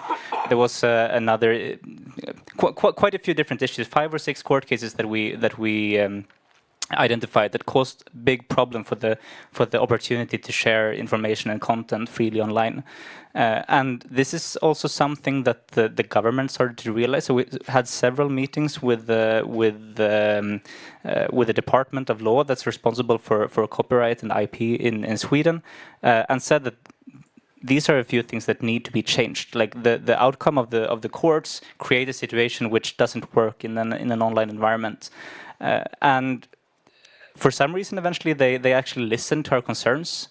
So what happens in Sweden when you want to change a law? I know this looks very different in many different countries. Lucy explained what the process looks like in the UK, but in Sweden, a law is changed by the government appointing a committee, and this committee is mandated to propose a reform of the legislation. Then the government kind of takes this proposal back and puts it into a bill. So they appointed a committee of 10 lawyers and me that was to meet for 2 years and propose a complete revision of the chapter of exceptions and limitations in copyright in the Swedish copyright law. And I don't know how copyright nerdy everyone in this room is, but exceptions and limitations in the copyright law is pretty much what opens up for the flexibility that is needed for platforms like Wikimedia to be able to run. So we had an opportunity for 2 years to actually talk about some of the most important topics to our heart, like exceptions and limitations in the Swedish copyright law. And this was a huge opportunity and also very scary. I'm not sure if anyone in this room is a lawyer. Maybe they are, and lawyers can be fantastic people. But they also have a way of talking that I was not accustomed to. I felt that it took quite a few months to actually understand how to talk with lawyers in a professional capacity, especially since I'm not a lawyer myself. But if you, none of us are. None of us here are lawyers, no. I think that's typically the case. Like we fill an important vacuum in that sense. But I want to say like a few of the takeaways that I've had from actually working with the civil servants and trying to change the way that the law is drafted. And one thing that might be the hardest is that you need to know what to influence. You need to know, you need to have practical ideas of how you want the law to be changed. Like when you make political advocacy towards members of the parliament or in the media, you can say, we want more openness, we want more flexibility, we want better opportunities for Wikipedia to be run. But when you're in the room with the civil servants, like that doesn't convince them. They want to know exactly like which paragraph, which part of the paragraph, which word in this part of the paragraph is supposed to be changed. So you need to know what to influence and in a concrete way. As I'm not a lawyer, I don't have the opportunity to propose the legal wording. That's something that we thankfully have lawyers for. But what I do have is practical examples. I can bring so many practical examples of where the law makes it difficult for Wikipedia to run, and also for everyone that is kind of in the environment that is needed for free knowledge to be shared. Like I worked a lot with researchers that have a lot of practical examples of how they can share data, how the law makes it hard or impossible for them to collaborate across borders. Just gather practical examples, because the civil servants, they don't want to hear we want more openness. But if I can present a practical example, like they don't want to create a law that has practical issues in the law. Like if I can say this is actually a big problem and it's caused by the way in which this is worded, then my experience is that they typically actually start to listen. So you need to identify what you want to influence, and you need to have practical examples of why the current wording causes a lot of problems. And then obviously you need to build relations and networks. You need to have relationships with the civil servants. Like if they have an issue with the research bill, then like you need to have like it's good if you have a good relationship enough that you are the one that they call when they want to understand what this law will have as impact. But you also need to have relationships and networks with other organizations, other associations, and sometimes it might be the ones that you're friends with. Sometimes it might be with enemies on the other side of the table, like Lucy has explained with the organization whose name I forgot, the Children Safety. Oh, Five Rights. Five Rights. Yeah. But also, like, I mean, we were in the same room as the CMOs, like the copyright holder, the rights holder representatives, and we typically have very different views on how to do this. But if we are supposed to come up with a new proposal, then we also need to have some kind of conversation with the rights holder representatives. And can we find like a middle ground? Is there something that they can accept and that we can accept as well? So when you end up in the room with the civil servants, you also need to have more pragmatism, practical examples, know what to influence, and some pragmatism that might be difficult for like us as Wikimedia sometimes. For me, it's really difficult, but you need to have like an understanding that there is you need to let some things go in the negotiations. And I think that for us, like to close this off, it really worked to show willingness to collaborate, to show pragmatism, because they had expected like a movement of activists to come into the room. They thought that we were like I was to be the hard one, the tricky one, the one just caused troubles. But showing that we really want to solve those practical issues. It's not about reforming everything at once, but we have a few issues that we want you guys to solve. I think that also that that pragmatism made the civil servants really interested in listening. So now we have a proposal on the table in a few months, and it has some good things and some bad things, as always. And also, I think, as an outcome, really good relationships with civil servants at the departments of law and education and culture that are the ones that are important for our work. I'd warrant to say that pragmatism is also so much more effective because you're making very pragmatic arguments, not so that you can make more money or your platform can make more money, but so that you and the government can maximize the public interest somehow or serve the public good better somehow. And that probably resonates a little more strongly. I'm going to change my last question to you guys here. We're going to do a really quick lightning round, 30-second answer, but you're all smart and caffeinated, so I believe in you. If there were one policy discussion that you could see Wikimedia really impacting in a meaningful way in the next 1 or 2 years, that could be a national legislation, it could be something related to UNESCO or the GDC, what would it be and why? And we'll go in reverse order. So Lucy, we're starting with you. So the UK has a new government. Secret hurrah. But I think it's fair to say that the new Labour government doesn't yet seem very focused on technology, implications of AI. It's just pulled funding for a supercomputer, I think Cambridge University. And there are bigger problems going on right now in the UK, and I understand that. But I think that there needs to be some really serious policy discussions over the next year or so about how Labour sees future technological developments, responsible AI, regulation, and I'd really love Wikimedia to be part of those. Yes, speaking about discussions that would happen worldwide, I would expect to be some discussions about content moderation, that this topic so far was a bit under the radar, but we expect that people would try to force Wikimedia to more proactively moderate content, because there are already some signs that this is happening, that they want us to implement some sort of pre-moderation before the content goes live. Hasn't happened yet, but we would need to defend our model. Yeah, I was going to say something similar. We already had that discussion in Chile, platform regulation. We, as Wikimedia Chile, with the support of the global advocacy team, participate in the conversation. We managed to contain what was happening there, but at the same time, there are 3 or 4 different law projects that are, for now, sleeping on the parliament, but they're going to wake up eventually. And platform regulation and misinformation, those are the topics that are very present in my local context. Maybe this is a wishful thinking. I wish that Wikimedia could participate to try to make the best out of those conversations.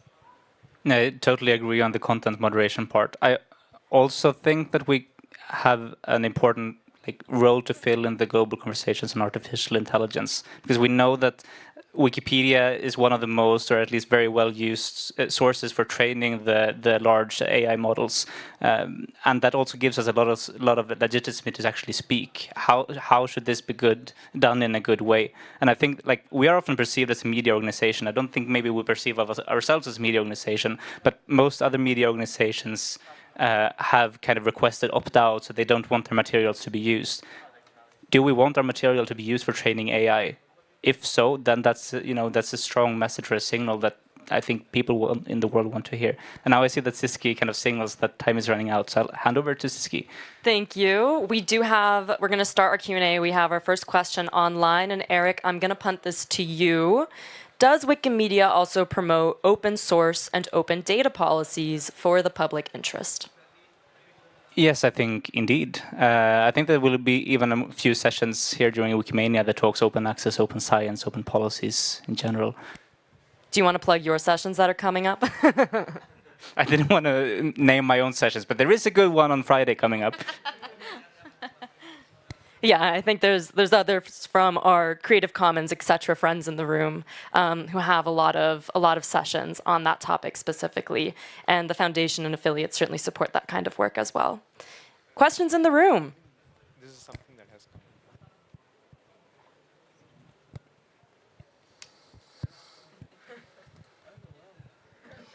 fine with uncomfortable silence. Oh. We know we'll get one eventually, and it's always Mehman. Please. It's for you, Lucy.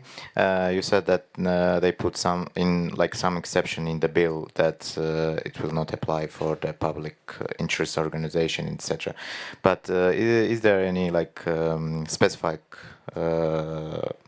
term how which organization it's not apply, or is just wording in the bill? So the wording that we presented did not make it into the bill.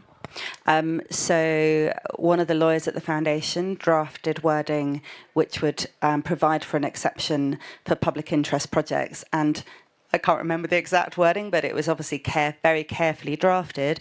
Also, Phil produced something that could accompany that, which would enable the regulator to essentially say to an organisation, no, you're exploiting that exception, and so the law now applies to you.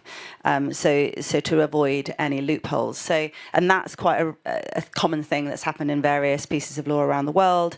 We presented the amendment alongside with the wording that we felt should sit there as a safeguard against abuse or exploitation. But whilst there was a lot of support from across members of the House of Lords for an exception for non-profit public interest educational purposes, that was not passed. The government refused to support it.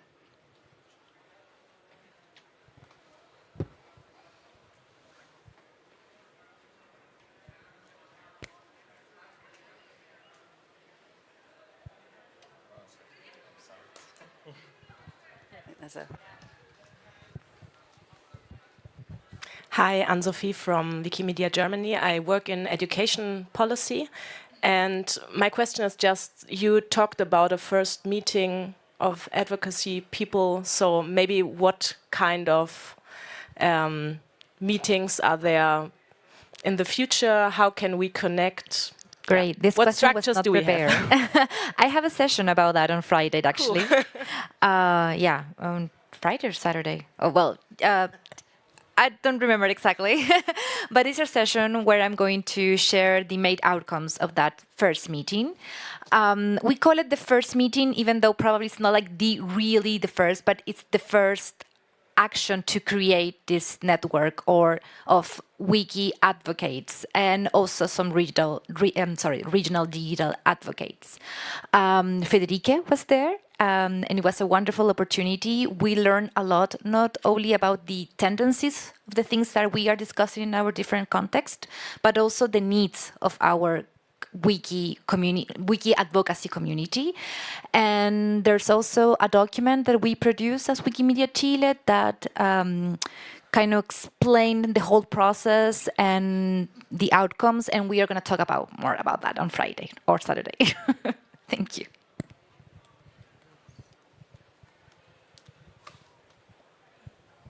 So, since the UK Online Safety Bill has been copied and pasted into US legislation... I'm sorry. You don't have to apologize. What's the team thinking about that? Because I saw EFF's name a lot in the last few months around that. Didn't see Wikimedia's. Is that going to change in the next legislative session, or...? The VP of Global Advocacy for the Wikimedia Foundation is sitting here, so I'm not going to commit us to anything, but what I can say, and I'll pass it to Rebecca, is certainly we're monitoring this and we're trying to think of a way that we can more... It feels like playing whack-a-mole is the term we've been using on the team to address exactly this copying, pasting effect that's happening, and we want to think of how we can start to more strategically respond to all of these. I imagine we will be doing something in the US. Rebecca, you are the authority. Yeah, on the Kids Online Safety Act, I assume that's what you're talking about. It passed the Senate. It's expected to die in the House, just to get technical this time around. And where it goes in the future depends on an election coming up.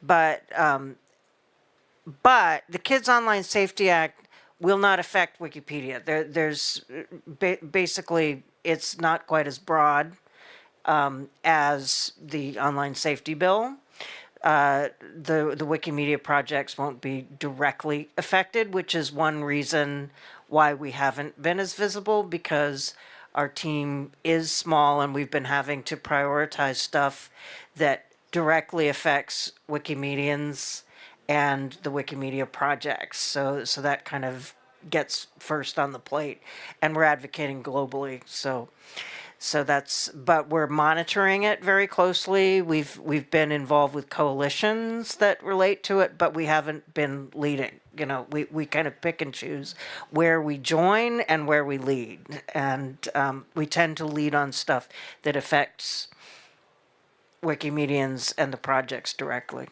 And EFF was a close partner in the coalition work we were doing in the UK. So to wrap this up, to answer everybody's questions, the answer is come to the relevant session later at Wikimania.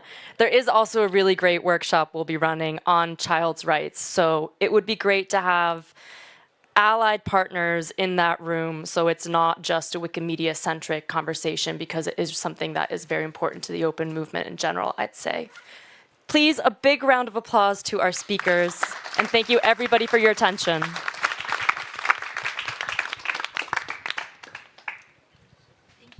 Of course, thank you guys. Thanks, Iski. Many thanks.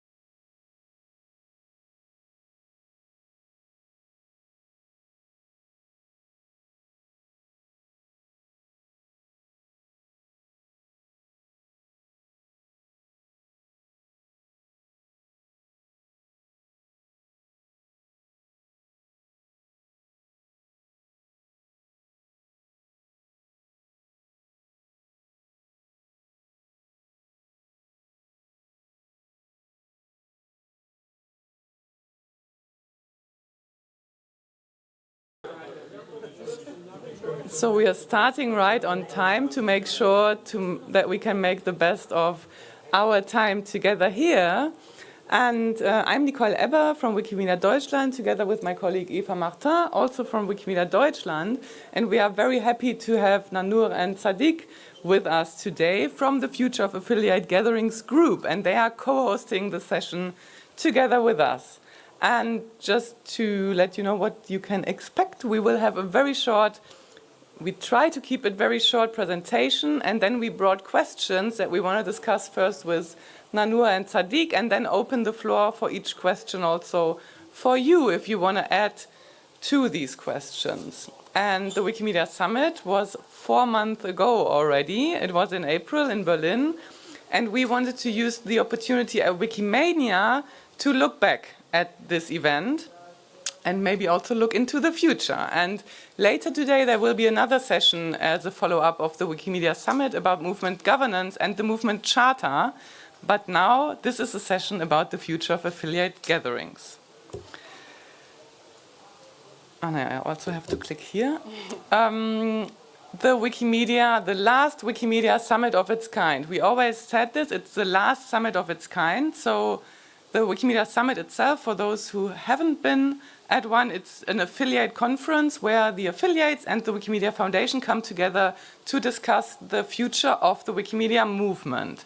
And we as Wikimedia Deutschland have been hosting this event like 12 times already. It was once in Milan and in the Netherlands as well, but we did it 12 times, and together with the Wikimedia Foundation, who were always co-funders and co-hosts, we have basically made all the decisions about the program and the purpose and about who can actually attend the Wikimedia Summit based on what we actually thought was best for all the affiliates. So we made all these decisions, and why we said it's the last summit of its kind is that we believe that there lies a lot of power in designing this event or this way the affiliates gather, and we believe it's the right thing to hand it over to more affiliates than just Wikimedia Deutschland to make these decisions.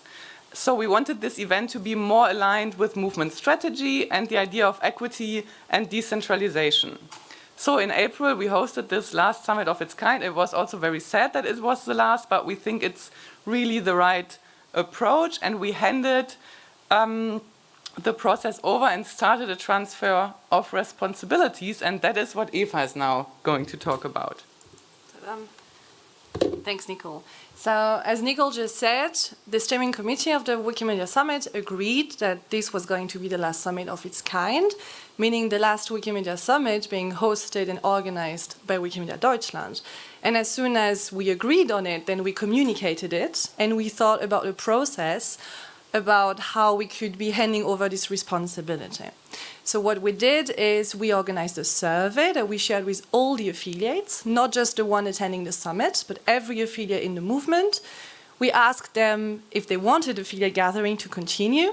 The answer was yes. We asked them about the purpose of those events, the format, and so on. If you want to have the details, it's all on Meta. You can look it up and have access to all the documentation of the conversations that happened at the summit. And then based on the survey and the results of it, we met in Berlin, and there were 3 sessions where we discussed this.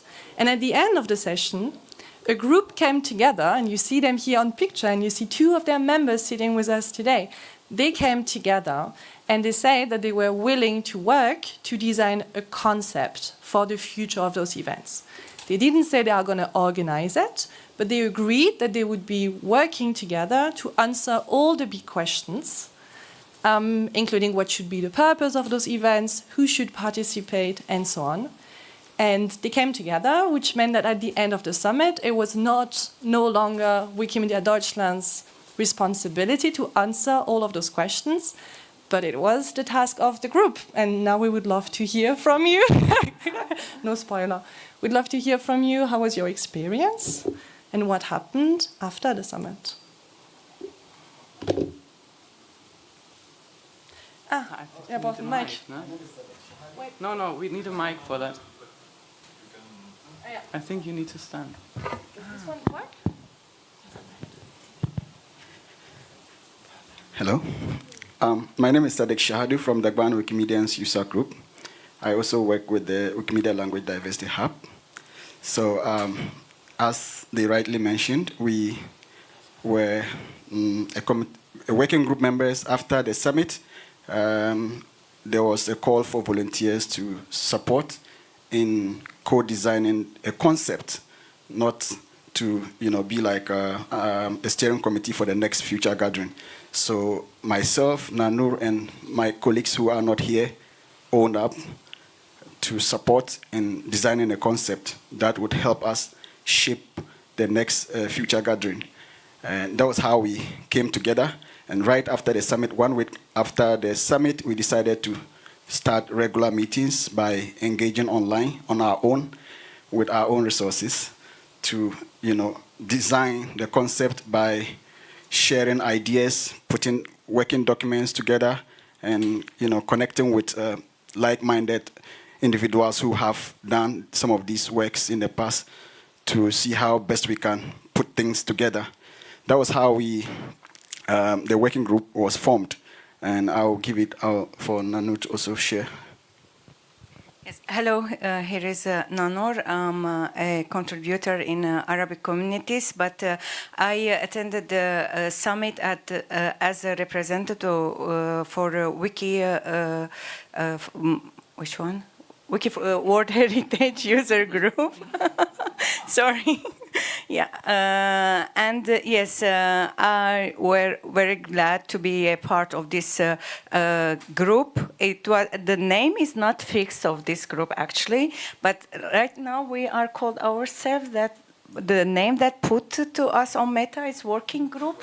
Yeah, it was an organizing committee, but now we are not sure about the name, right?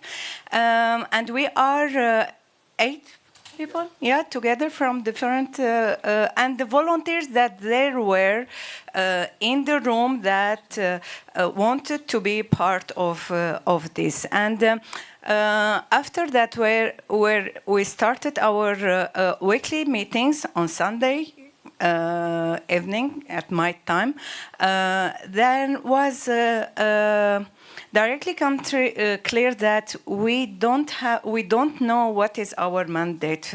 We don't know if this group or committee is something like the other committees of the foundation. Do we have any kind of resource, or we are going to do it as in our own all the work to get this design? And parallel of that, the charter things happened, and this design group it was for.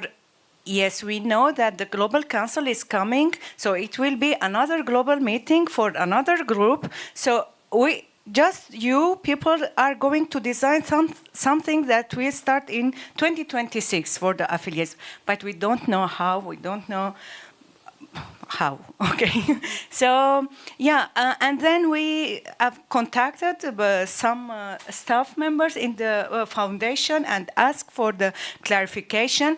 The clarification in the beginning make us more confused because we heard something different, and yeah, you can imagine that it's personally that our situation is reflected a little bit what's happening in our movement actually with the charter and all the things. We don't know what is our name, what is our role exactly. We have the mandate or not.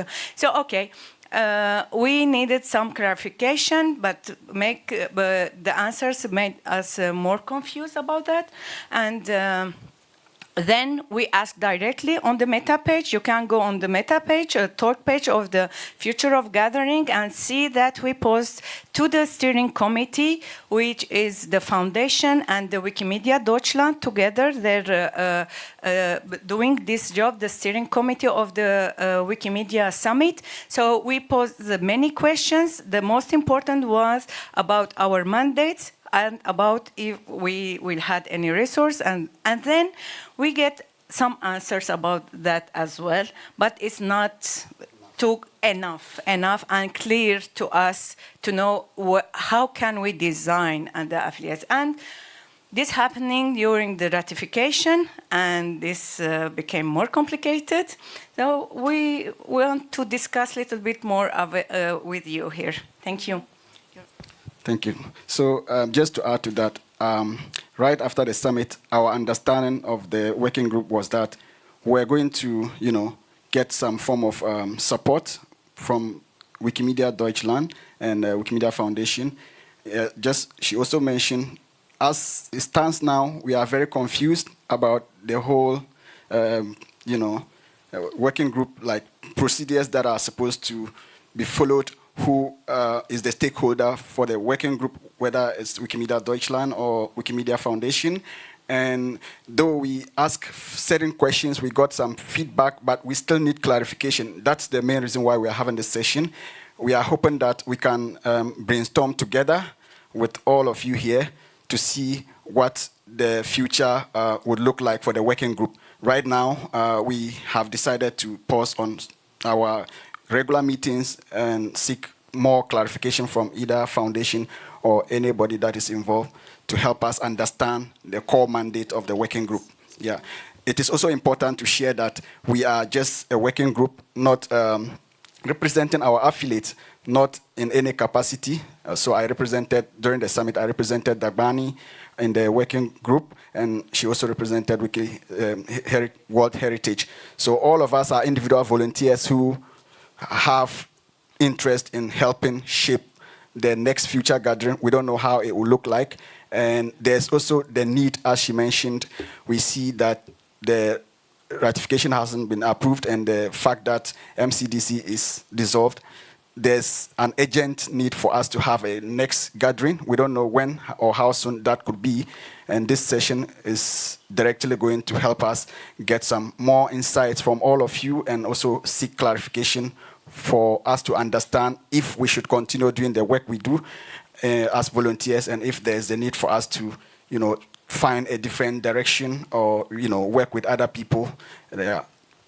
Next slide. Perfect. Thanks, Sadek. So let's maybe just... Do I have a minute to add something? So to say just sorry that we have not a design for you to suggest for you, saying that, yeah, we have this and this, which one you prefer. And so this is what's happened with us. So thank you. Thank you. Okay, let's maybe just start having the conversation and try to bring some clarity in all of that. We brought 4 questions, and you will be able to ask your question afterwards. The idea is we would like to start by asking this question to the working group and then open the floor for reactions or questions from the audience. And we have some timekeeping. Laura, would be great if you, let's try to stick to the time. So first question, it's for you guys. What does the working group need to resume their work? Okay, thank you. So as I mentioned, our main objective for this session is to seek clarification, right? Even though we had, feedback from the foundation, we still need some clarification regarding our core mandate.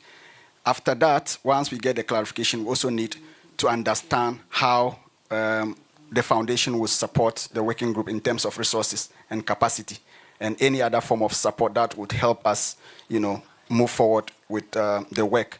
As it is now, we are just individuals, volunteers who spend our working hours to, co-design the concept of the next affiliate gathering. So I don't know if I answered this. Do you want to add something? Or? No, it's these two points. Yeah. Yes. Any reaction from anyone here? Yeah?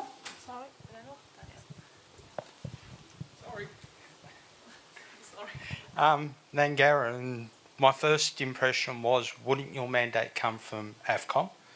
Wouldn't it be the affiliates committee itself that is your guide, that makes the decision of all the affiliate meetings and brings everyone together, because that is their role in the first place? While Wikimedia Deutschland has done a fantastic job, because they've had the resources, capacity, whatever, it's like where it's an affiliate program. You're bringing all your affiliates together. Surely your mandate comes from AFCON. I would also just like to add, you don't always have to react to everything that's being said, because this is supposed to be a brainstorm. So maybe just... Yes, Mykola Ornike, Wikimedia Ukraine. So my question is very similar to what Nyangara said, but like even zooming out a bit. What is the target audience? So like, is the target audience still affiliates? In which case, probably I would expect like either Ofcom or some affiliate groups like ED Group, chairpersons, regional hubs, whoever represents affiliates, or like questioning all 200 affiliates one after each other, which is probably a lot of work, but it's important to understand like who is the main stakeholder in this summit, because so far it was Wikimedia Germany who said, we have a cool project, we do everything, just come, and it will work. We know that it is not sustainable. Like, if we say there is a value in affiliates meeting together, then we need to say, like, why do affiliates want to meet?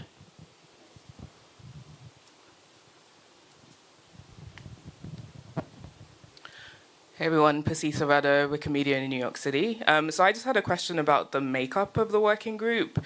Who currently sits on the working group, and is there room for new people to join that working group?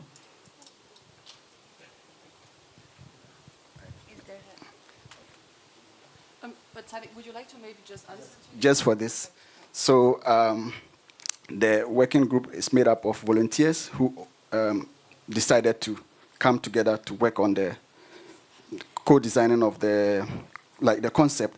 So even though we were just a few representatives from different affiliates, we understand that not everybody was represented at the summit. Some people had issues with visa, and we can't assume that everybody there was from, like all affiliates were covered at the summit. So the idea was to start working on something and allow more people to join from foundation, and also with support from Wikimedia Deutschland. Maybe they can support us with certain logistical arrangement. I know they are handing over everything to whoever is going to take the next committee, but it is still open for other people to join. But at the stand now, we cannot accept any form of like request to continue working or accepting people to join, because we ourselves are confused and we need clarity on that. But to answer your question simply, yeah, it's open for more people to join, and we accept other people to join. And there's also 2 questions that I need to answer, but we'll get to that. We have 4 questions that we would like to ask all of you here for you to help us address them together. Yeah.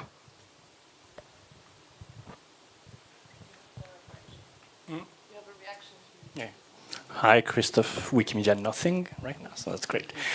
Just on the why question and so on, that's a great question, but we spent the last 8 years trying to answer them, and so if we take as a premise that we need to answer who exactly needs to be there and why, we're going to take 8 more years before we have another conference. That's the first thing.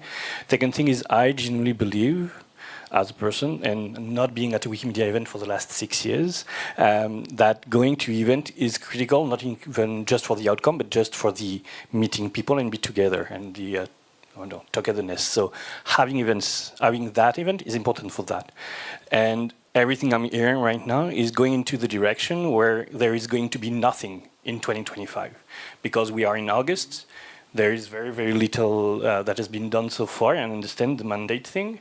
And so as things goes, there is a really high chance that 2025 will be either nothing or back to what we used to do, an emergency organization with Wikimedia Germany, which might not want to do that this time. And so all of that being said, and last thing is, everything I heard so far, there was no mention about workforces, resources, and funding. My perception, because it was not mentioned, that everything is still up there. So if there is a requirement from your group to have resources from Wikimedia Germany or Wikimedia Foundation, it's going to be there. And stop me if I'm wrong. We can have the conversation about this, yes. But then back, so I was like, you could move forward. Then that should be the first thing, is the resources that were available in the last year or 2 years still up to be used in 25, 2026, just for continuity's sake? Otherwise, it means rebuilding everything budget-wise, resource-wise, and so on, and it's not going to happen. And so, mandate-wise, the only thing I would push for is to find, so that you find, a good standing where there is a transition period for 1 year, 2 years, and so on, where Foundation and Wikimedia Germany keep on using their skill sets, experience, budget, and so on to organize it logistically. It's not fun, but it needs to happen, and then you focus on the shift that needs to happen, which is the one you mentioned, which is relinquishing power in the design of the organization, and that the struggle of making it worth it and useful, and what do we talk about and so on, then shift away. And then you have a year and to shift away also skill sets and so on. But you cannot do everything at once like that. Otherwise, we're not going to have anything for a year or two. I would love it. Not now, but we will see with the questions. Yeah, thank you. Just answering why not AFCOM. I will pose the question, why not AFCOM is the Wikimedia Summit Steering Committee? I don't know. It's something that was before me, before joining the movement, so it was not there. So we addressed the Steering Committee, which is the Wikimedia Foundation and Wikimedia Deutschland. Say something. I see some hands, but it's just like, for the sake of the time, maybe we can move forward. I could imagine that your reaction or question can be maybe covered by the questions that we have here. So let's move forward with the second question, which is, you mentioned the ratification, you mentioned the assumptions that you had when the affiliates met in Berlin 4 months ago. Since then, there has been a charter that was published. It hasn't been ratified, and therefore, how does the charter ratification outcome impact your work and the future of affiliate gathering? Thank you. So this has really affected the working group, to be honest. And from what we understand, you can also make reference to the comments or the discussions we have on the meta page. This is definitely going to affect our next future gathering, because we as a working group see the need for us to have a gathering of that nature as soon as possible, even as soon as 2025, we are not sure, because the ratification wasn't approved, and because there's also no more MCDC, we will need some form of gathering that will help us, move forward from where Wikimedia Deutschland has left. So we see the need for us to have the next gathering, but we are not sure, and the fact that the ratification wasn't approved means we cannot continue with anything at this point. And I can add on that the reason that do not have the next summit for 2025, it was that we'll have a global council, and it will be a global event to gather people together, and this reason is not exist anymore. So the reason the canceling summit is not exist anymore. So why not going and have the summit again for 2025, especially that we don't know that what we are going to do. And this is something I think if you share this with me, I don't know, but I share it with you. We cannot discuss it during a session or for 40 minutes or on a talk page or on a Swan session, for example. No, we need to come together to know what we are going to do for our affiliates, because there is no more global council, there is no more charter. So where we are going, at least as we are gathering here, we need to gather our affiliates, the partners of the Wikimedia Foundation, to know how we can design our future together. And who is our stakeholders? Is still the Wikimedia Foundation and Wikimedia Deutschland, or there will be another stakeholders to design this future gathering together. So when we are going to discuss this, it's not in a very as soon as possible gathering together, especially for that. Thank you. Thank you. Yeah, hi, Franziska, Wikimedia Deutschland. And that actually brings me back to this question you did not want to open again, but is it an affiliates gathering or is it a different form? Because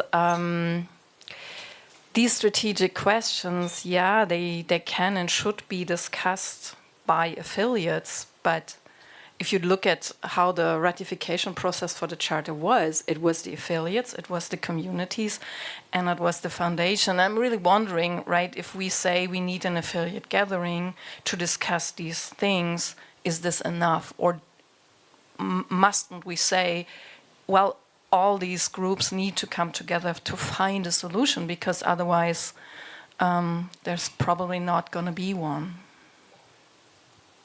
And then, I'm sorry, just to add that, at the same time, I, of course, also understand this need for having this space for affiliates to discuss affiliates' challenges, because there are some.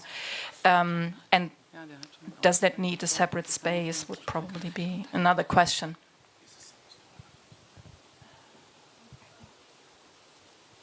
More minutes. Sorry, I think Karel was his hand before you, and then you.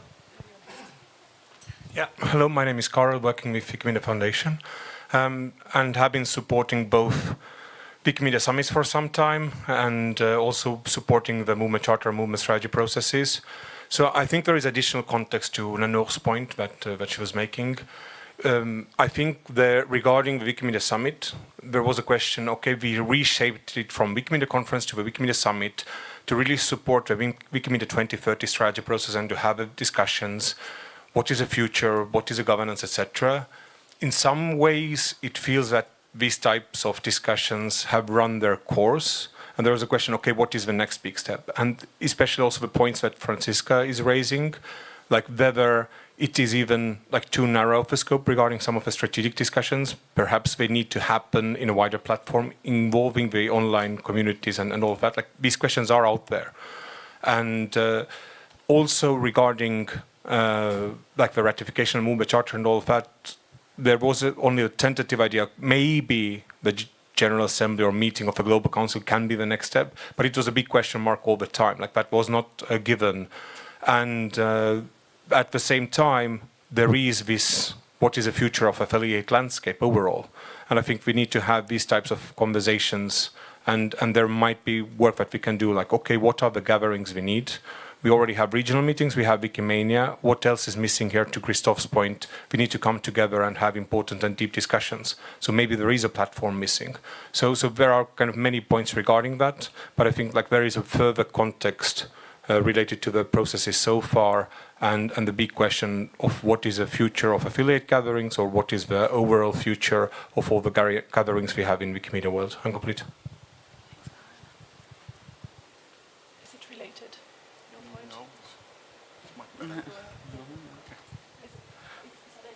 So before the summit was about strategy, we just came together as affiliates to have workshops on governance, on how to deal with hiring your first employee, all those kind of topics which as a movement save us a lot of time and energy and share lessons learned. The fact that we're growing as a movement across the world makes it more important than ever that the people that are in charge of those decisions and that do the governance are able to not just focus on strategic questions, which are also more relevant than ever, seeing the developments over the past 2 months, but also are able to share their experiences and make the tent bigger for everyone who wants to grow and exchange experiences. We can share funding and everything else, but making that spending effective, that depends on exchanging your experience with others. I think having the opportunity to come together and discuss these things is essential, and we can't wait until 2025 or 2026. We need to do it as soon as possible.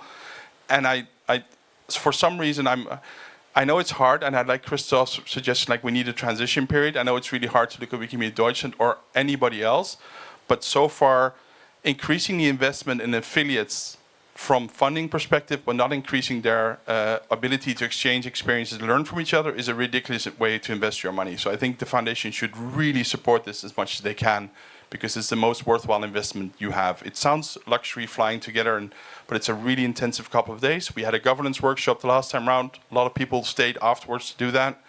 I think more people will want to do that, and it's very effective.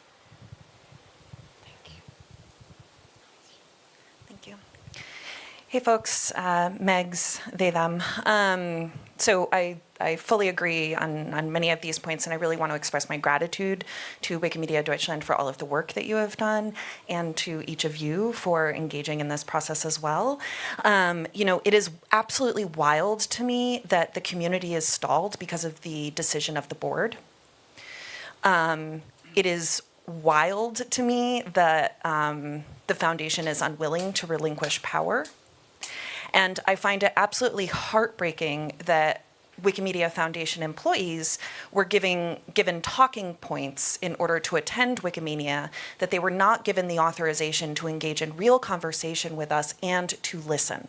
And that, to me, is not acting in good faith.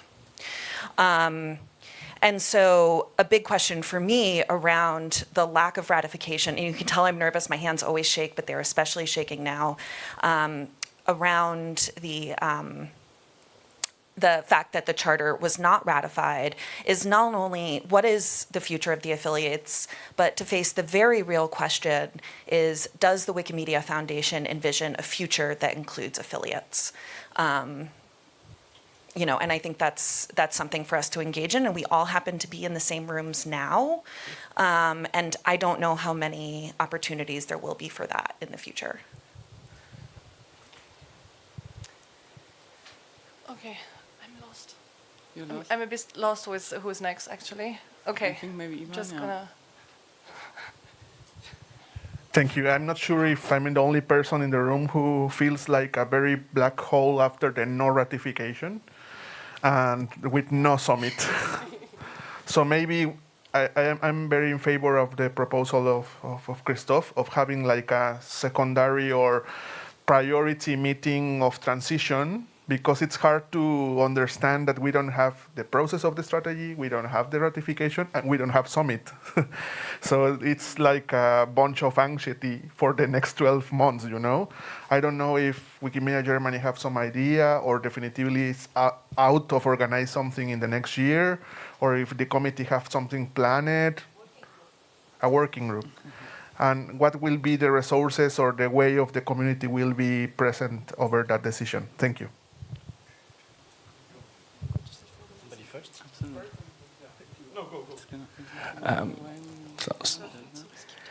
Doing it I'm going to say the Wiki way, and people that have known me, I love being disruptive. As I said, we are here together in Wikimania, and you're saying you don't have a mandate, and you're saying you want to have a discussion regarding funding and so on. And again, we are here together for the next 3 days. Ooh, if we want to make things happen, now is a good time. Actually, if we want to solve even short terms, fast track it in 2 days, we could do it now. Like, we could ask for a room and just say, this is the Wikimedia Summit war room, whatever. You make sure that there are people from Wikimedia Germany and Foundation that are in the room, able to say, yes, I can, not even just approve, but just say, yes, I can support that within my organization and go back with a budget. We can pull a budget together, we can put a framework together, we can even design a program framework together. It takes like 2 days, in even a day. That's kind of the thing that is, I don't agree on the black hole thing, because I think it was very foreseeable, but we are at moments where everything is crap, so anything we do is going to be better than nothing. So let's just do it. I mean, we are in the same place, we are in the same rooms. We just ask for a room, we spend today, tomorrow, I mean, not today because some people have sessions, but like tomorrow, working together, designing the program. How do we build up the program? Who should we convey and so on? And we go back to the communities and to you with a first draft of what could be. But the what could be is resources, mandate, program, everything. We are here. Sorry, I think we need, if anyone from the program team of the Wikimania is here, to confirm that we have 1 hour, for example, for that. And absolutely, it's not me and Sadik. 2 days. Yeah. Program team, if you have 1 day for that. Yes. Jan Bart, can you ask Maciej? Space is not the question, coffee is not the question, people are not the question. The only question is, do we want to? And if there is a time to do it, we can say starting tomorrow, I'm going to say 10. 10. Today's the secret welcome party. Where we say that is a room where we work on the future of the Wikimedia Summit, and our goal is money, logistics. Thank you, yes. Period. Yeah, I would like just to mention, like, what happens if we don't do this, because, like, the two surviving gatherings is Wikimania, which we don't want to turn into affiliate meetings. We don't want like affiliates to full-scale hijack Wikimania, because that has always been like Wikimania is also for online contributors, yada yada. But the other alternative is regional meetings, which like very much limits scope in terms of who you can learn with, because we won't have like government experts from like North America coming to East Asia and experts from like South Asia coming to Central and Eastern Europe to share their experience. This just doesn't happen. So what is currently happening is that like regional meetings are transformed into mini summits because affiliates want to work on their capacity and they want to discuss strategy. So this happens in like 10 different versions of the same thing, which is like imperfect, which people like cope with. Not sure this is something desirable, but our movement ends up in a situations that are like not desirable, but happening because we are doing this, so we are doing this. If we want to disrupt it, we need to change this.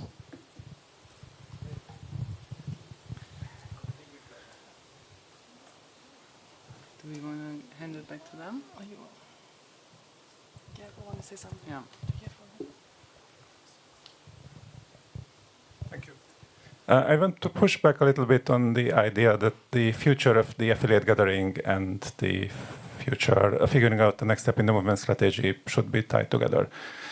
So I think the Wikimedia Summit has been the one meeting where things actually get done. Like there are very few meetings in the Wikimedia movement where you have strong facilitation, and facilitation is designed with a specific goal in mind, and even fewer where that actually gets done well. So I think Wikimedia Germany deserves huge respect for doing a very good job of turning the Wikimedia Summit into a very outcome-oriented decision-making meeting. On the other hand, I think the fact that this meeting was specifically scoped to affiliates was somewhat harmful to the whole movement strategy process, which ended up very, very much dominated by the affiliates. And I think that contributed to ending up with a document that the foundation found fairly easy to ignore. So I think it would be great to preserve the habit of having meetings which are focused on reaching consensus and publishing a consensus document and that type of thing. But I really think that should be detached from the idea of affiliate gatherings, which definitely have different types of values. But if you want to make decisions, then really we need to figure out how to represent the editor communities who are just the core of the movement much better.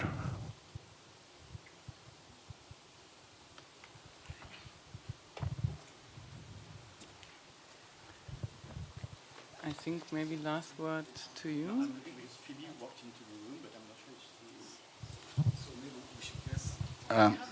The last questions. We have two more minutes, so I think we okay, so since we are running out of time, how do we gather feedback? One of these is just one, this session, and then the second would be after Wikimania, we are going to create an online pool that will be shared with all the committees to gather some insight and input as to how we can, move forward. Once we have also clarity on our core mandate, we'll reach out to the committees again to decide whether we should move forward with the work that we are doing or not. And then the last one has to do with the questions that we have. So we came out with 4 questions that I will be asking for all of us to answer if we have time. So one is, are we going to co-create, or is it possible to co-create Wikimedia, the next affiliate gathering with other Wikimedia conferences like Wikimania? That's the question, so that we could have like a pre-conference or like an affiliate gathering for day 1 or 2, or day 1 before the main conference. Then the second one, are we going to continue to have only affiliate gathering? Should it only be representatives of affiliates? And the third one would be, will the next affiliate gathering be rotational, like from one region to the other or one affiliate to the other? And then who would be the main stakeholder now that we don't have Wikimedia Deutschland? Would it be Wikimedia Foundation, a third-party non-Wikimedia organization, maybe Google or Facebook? I don't know. Yeah.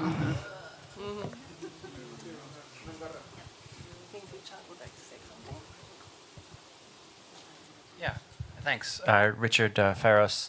I guess maybe something that we should recognize is there's levels of resources between the 100% resources we've had in the past, or 100% compared to what we've had in the past, and 0%. So there are a lot of options in between. I think an option that might make sense is supporting something like an online conference in 2025, or possibly supporting a smaller in-person conference. I think this goes in hand with rethinking the affiliate aspect. So still involving affiliates in some way, but making it maybe broader, maybe having representations per region rather than per affiliate, or regions and thematic, because of course a number of people are active in thematic things rather than regional things. I think there's a lot of capacity to have something significant in 2025 that would cost a fraction of what's been spent in the past. It wouldn't be quite as big and fancy, but I think it could still move us forward and prepare for something larger. And I think it might make sense to expand the committee or invite other people to be involved, or invite other affiliates and other organizations to be involved. And maybe that's the path forward. Thanks. So I was just told that we are over time. Can we have a few extra minutes, maybe? No. Okay. So I would suggest those who are interested to continue the conversation in the next 2 days, shall we just gather outside? Okay, so I think monitor, let's keep the conversation going on the Wikimania Telegram group and Summit Telegram group, and what? Yes, one group. So we'll with the people who just said they would be interested to continue the conversation, let's do that. And we wanted to thank everyone, especially the group and not the right clicker again, especially the group and you all for participating. And I wanted to especially thank Gergo, because you made a great segue to our little advertisement here, because about how the summit has been facilitated. We created a playbook for collective deliberation processes. So if anyone's interested in learning how to facilitate such processes, go to wikimedia.de/playbook. There you can download it. Thank you. Thank you.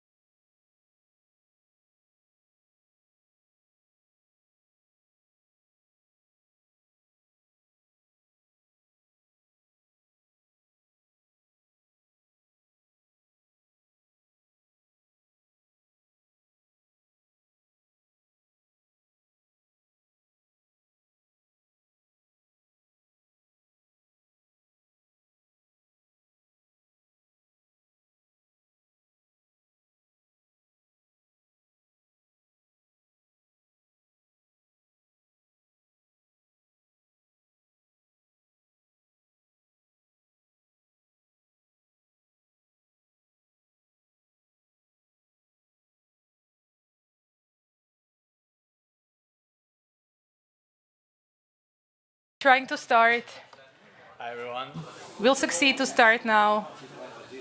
Yes, we would like you to be a bit silent. Maybe 20, 30, 50 minutes. Yeah, we can close the door.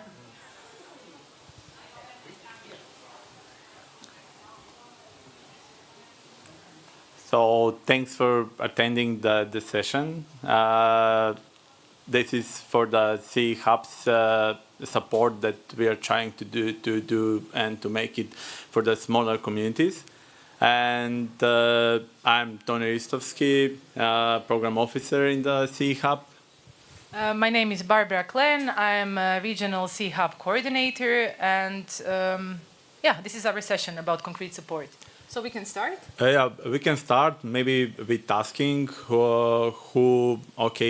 we see a lot of familiar faces, but also some faces that we are not recognize. So maybe some of you doesn't even know what is C Hub. So do you want to maybe to start explaining a little bit what is the idea of C Hub? So okay, I see some notes. C Hub it was formed like 2-3 years ago. 2 years ago, it started with grants and supporting from the Wikimedia Foundation as a project. Focused on the regional hub as supporting Central and Eastern Europe. We are supporting more than 35 communities in this area, and we are covering all 3 main areas.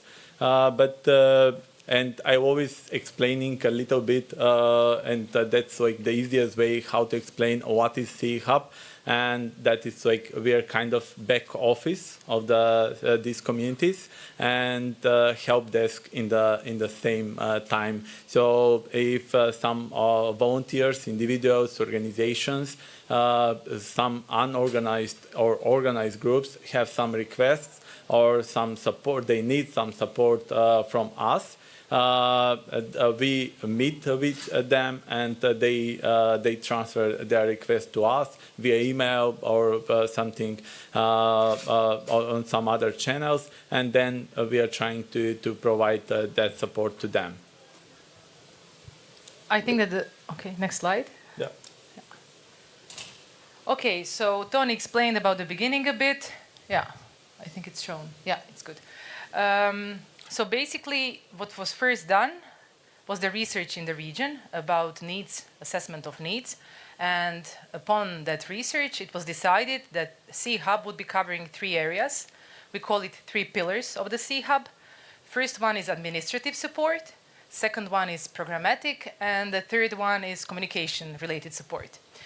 So basically, under this administrative support, we are mostly covering support related to projects, writing, grants applications writing, and also it can be for Wikimedia Foundation, rapid grants, or some other grants, general fund, or it can be for outside donors or those who give grants to organizations. And the second, programmatic support would mean everything related to campaigns, programs. It can also be learning sessions. Also tools fall in this category. So basically whatever we discover in the region that it's needed, what needs like learning sessions, connecting sessions, falls in this category. And third category is communications. Our C newsletter falls in this. Maybe some of you have seen this newsletter. If you haven't, we can put you on our list. It's a really nice newsletter. But it also in this area we cover some catch-up sessions, and these are dedicated to topics that we identify as important for the region. So during the previous year and a half, some of these sessions were covering artificial intelligence, about CE youth, branding, well, so on and so forth. We also record these sessions, so if you cannot make it to some of them, we always post it afterwards. Although we have these 3 areas that we cover, that was during the first year of our grant, now we are in the second year of C Hub implementation. And to these 3 areas, we added another 2. And one is called microgrants, and the other one is concrete support to smaller communities, capacity building. And during this session, we will focus on these two. So we will not talk about pillars. We are focusing only on these two. We will start with microgrants, and we want to show you, like step by step, how we constructed this basically from scratch, because the process didn't exist, and methodology, nothing. So Tony will start. Yeah. So microgrants is some program that already exists by the affiliates in the CE region. It was done by Serbia, Poland, Czech Republic in some forms, and other countries that had like a bigger, larger affiliates and that can give microgrants to their communities. So that idea, it was to bring it on the regional level, so to have it like microgrants to be accessible for individuals, organizations that can apply for rapid funds, but you know that rapid funds is doing on rounds. So maybe it's so for some of them it's large documentation like to process for them, and they want to get like rapid to get those funds in a much faster time. So we decided to introduce a microgrants program on the regional level, supported by the CE Hub for the CE communities. We created this program. We published on Meta completely like the application, the procedure. We went through, because it was completely new program, we formed a working group by the steering committee members. And during the Tbilisi CE meeting last year, we had a workshop, and many of the participants during that meeting gave us a lot of valuable opinions, suggestions, comments, and we introduced some of them into our program. So the program has a total budget of 8,000 euros dedicated for this year to be spent during 2024. And we decided to be open call, not to be on rounds. So it is an ongoing program that applicants can apply continuously during the open call, and until we had funds for that. So this this program. As I mentioned on Meta, it is explained in pretty much similar way as the rapid funds, which includes eligible costs, eligible activities, some criteria how we will make evaluation of that. So it is well explained how you can apply, and also in the same time we try to be easy to understand and easy to read, and to be in a small version of the rapid funds. So the main question of who can apply is we received a lot of requests at the beginning when we opened the call, is that from the Central Asia countries, if they can apply. We for this year, because this is a completely new and pilot project, we decided not to cover Central Asia countries, although there some of them it's regular participants during the CE meetings. And we decided not to include it this time, but that can be changed for 2025. For other participants who can apply, it's individuals, groups, unorganized or organized, and even user groups and affiliates, if we evaluate their proposal to be worth to be funded. What we can fund as a project, that is various activities. So far we had events editathons, We had like community meetings, like for the first time in Slovenia, they started like community meetup for their community, which is largely inactive as a Wikimedia movement. They are active on their Wikipedia, but they are not active in the Wikimedia movement. So this was the first move from their group to have like this kind of meeting. So we funded that, and they had like a really positive reaction about that. Also, it can be a photo shoot, photo walks, or anything related to some of the Wikimedia activities. It is explained on MetaWiki in large part of that. And we had only a thing that we proposed this year is to be activities to be in during this 2024 year. So they need to finish until the end of the year. So that is due to the reporting and everything connected with that. And also we're trying to respond to every request during 2 weeks' time. So processing time from our side, it's 2 weeks' time. And so far we are covering that part. Like we don't have any delays about this. How much? It's this program I didn't mention so far. So we are funding proposals from 50 to 500 euros.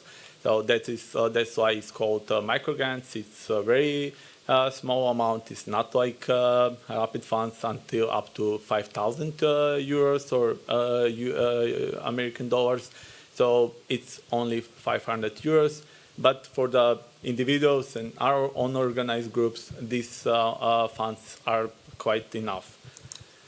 So application form is accessible on Meta, and we decided not to be in Wiki, like to create on Wiki page, but I created afterwards the Wiki page on Meta, but the application is Google Form. Because we wanted to be open even for the people who doesn't have so many or so good wiki skills, especially on Meta. So that's why we mentioned we decided to go with the Google form. Evaluation is done by us, me and Barbara. Like we are scoring and evaluate the proposals. If the applicant doesn't agree with our evaluation, they can appeal, or like they can submit afterwards appeal to our steering committee members. That is 10 members. That is above us. Board members, so they can then re-evaluate our assessment to that proposal. And so far, we received 8 proposals from various communities, and 6 of them are funded so far. The two of them are we are unsuccessful, and we are withdrawn afterwards. And we can proudly say that 5 of them are from different communities that they are not supported by the Wikimedia Foundation so far, with the grants. So it proves that this program makes sense to have it in our budget, to have it as a CE hub, because we are supporting small communities that they cannot or they don't receive any support so far by the Wikimedia Foundation. That's it about microgrants. Afterwards, we will have a space for question. I just wanted to add one thing. Tony nicely pointed out how processing time is 2 weeks. And just as a context, this is obviously not the only thing that we are doing, but it's not only about us or Tony and me taking time to review. it's our hub is not registered entity. We function via our fiscal sponsor. So also this approval is also depending on the fiscal sponsor because they have to prepare a contract and which has to be signed by several people. And then, I mean, this may sound like something which can be done in a day, but sometimes even like this small step can take like 2-3 days. So it's not something to underestimate. Okay, thank you, Tony. We are moving with capacity building program and yes, capacity building program was something that during the first year of implementation of our C-Hub project, we noticed how these 3 pillars that I mentioned when I started presentation, how they are not enough if we want to cover communities that are smaller and less organized. And when I say smaller and less organized, it's something that was already mentioned, those who don't receive funds, which don't have regular meetings, and where there is capacity, but not in a structured way. And the most important thing was then we realized how it would be good to provide more concrete, well, support, and this support would then be in the form of new employees, because Tony and I are covering the whole region and we can't focus on only one specific country. And also, as I come from Croatia and he comes from Macedonia, we speak only several local languages. And those communities that we wanted to, or we thought that we would focus on, we can't reach those communities there. So the first step to see which communities, because we cover more than 30 in the C region, would be supported, was to do a research. This research was done by an external consultant, and this research, implementation of the research and research took place during the previous year. And we wanted to know, the research is also on our meta, the results of the research, but through the research we wanted to find out which are the obstacles that small, unorganized communities face, and why is not that all communities from C already have affiliates or functioning communities. We wanted to see like what are these barriers. So through this research, it was shown what are some of the barriers, and also what the research showed that there are different stages of development. So obviously, if you're already a chapter or user group, you are at this high stage of development. But even with small communities that can be from 2 to 20, 30, 50 members, you can be a group which is composed of several people, but they're not really cooperating, or you can be a group of 3 people who have regular meetings, or you can be a group of 5 who doesn't have that. So we wanted to see which are those stages, and then based on the outcome of research, it was clear that support that we could give, this really specific support, would not really be for everyone. Because coming to some community, and I will give example of my home country, Croatia, where there is no community or only individuals editing, coming to them and saying, oh yeah, we will give you now 1 employee and this person will support you, because this is like time-based support that we can provide, because foundation agreed that it would be like covered, that they would cover it for 1 year. This wouldn't make sense because this person couldn't do much in a year. So the first prerequisite was that this community already has ties, that we know that these people are capable and able to do something, and they're actually willing to receive this support. Because one thing is being able to give it, but other part of the story is also being able to receive the support. So based on the research, there were several communities suggested, not really in a clear way, but it was more, okay, researchers said these, let's say 7, 8 could be good candidates from the region, and then we had to take the second biggest step for us, and that was deciding, well, who would be those communities, to whom to give the support. It was not a decision made by Tony and me, because we are staff members. We have steering committee composed out of 10. We formed a working group which was focused on capacity building, and then this working group, based on our input and research, was deciding. And the decision was made how Romania, Moldova, that is 1 user group, and Greece, which is 1, and Cyprus would be, let's say, 3 communities that we are supporting in this year. And that was when the process started. Our idea, initial, when writing project proposal, was that we will actually only give this support to 1 community. But as it was decided by the working group how it would be but how we would try actually to do this with 2, and then it ended up with these, we realized how we will not have 1 extra employee or contractor, but how we will have to have selection processes for several people.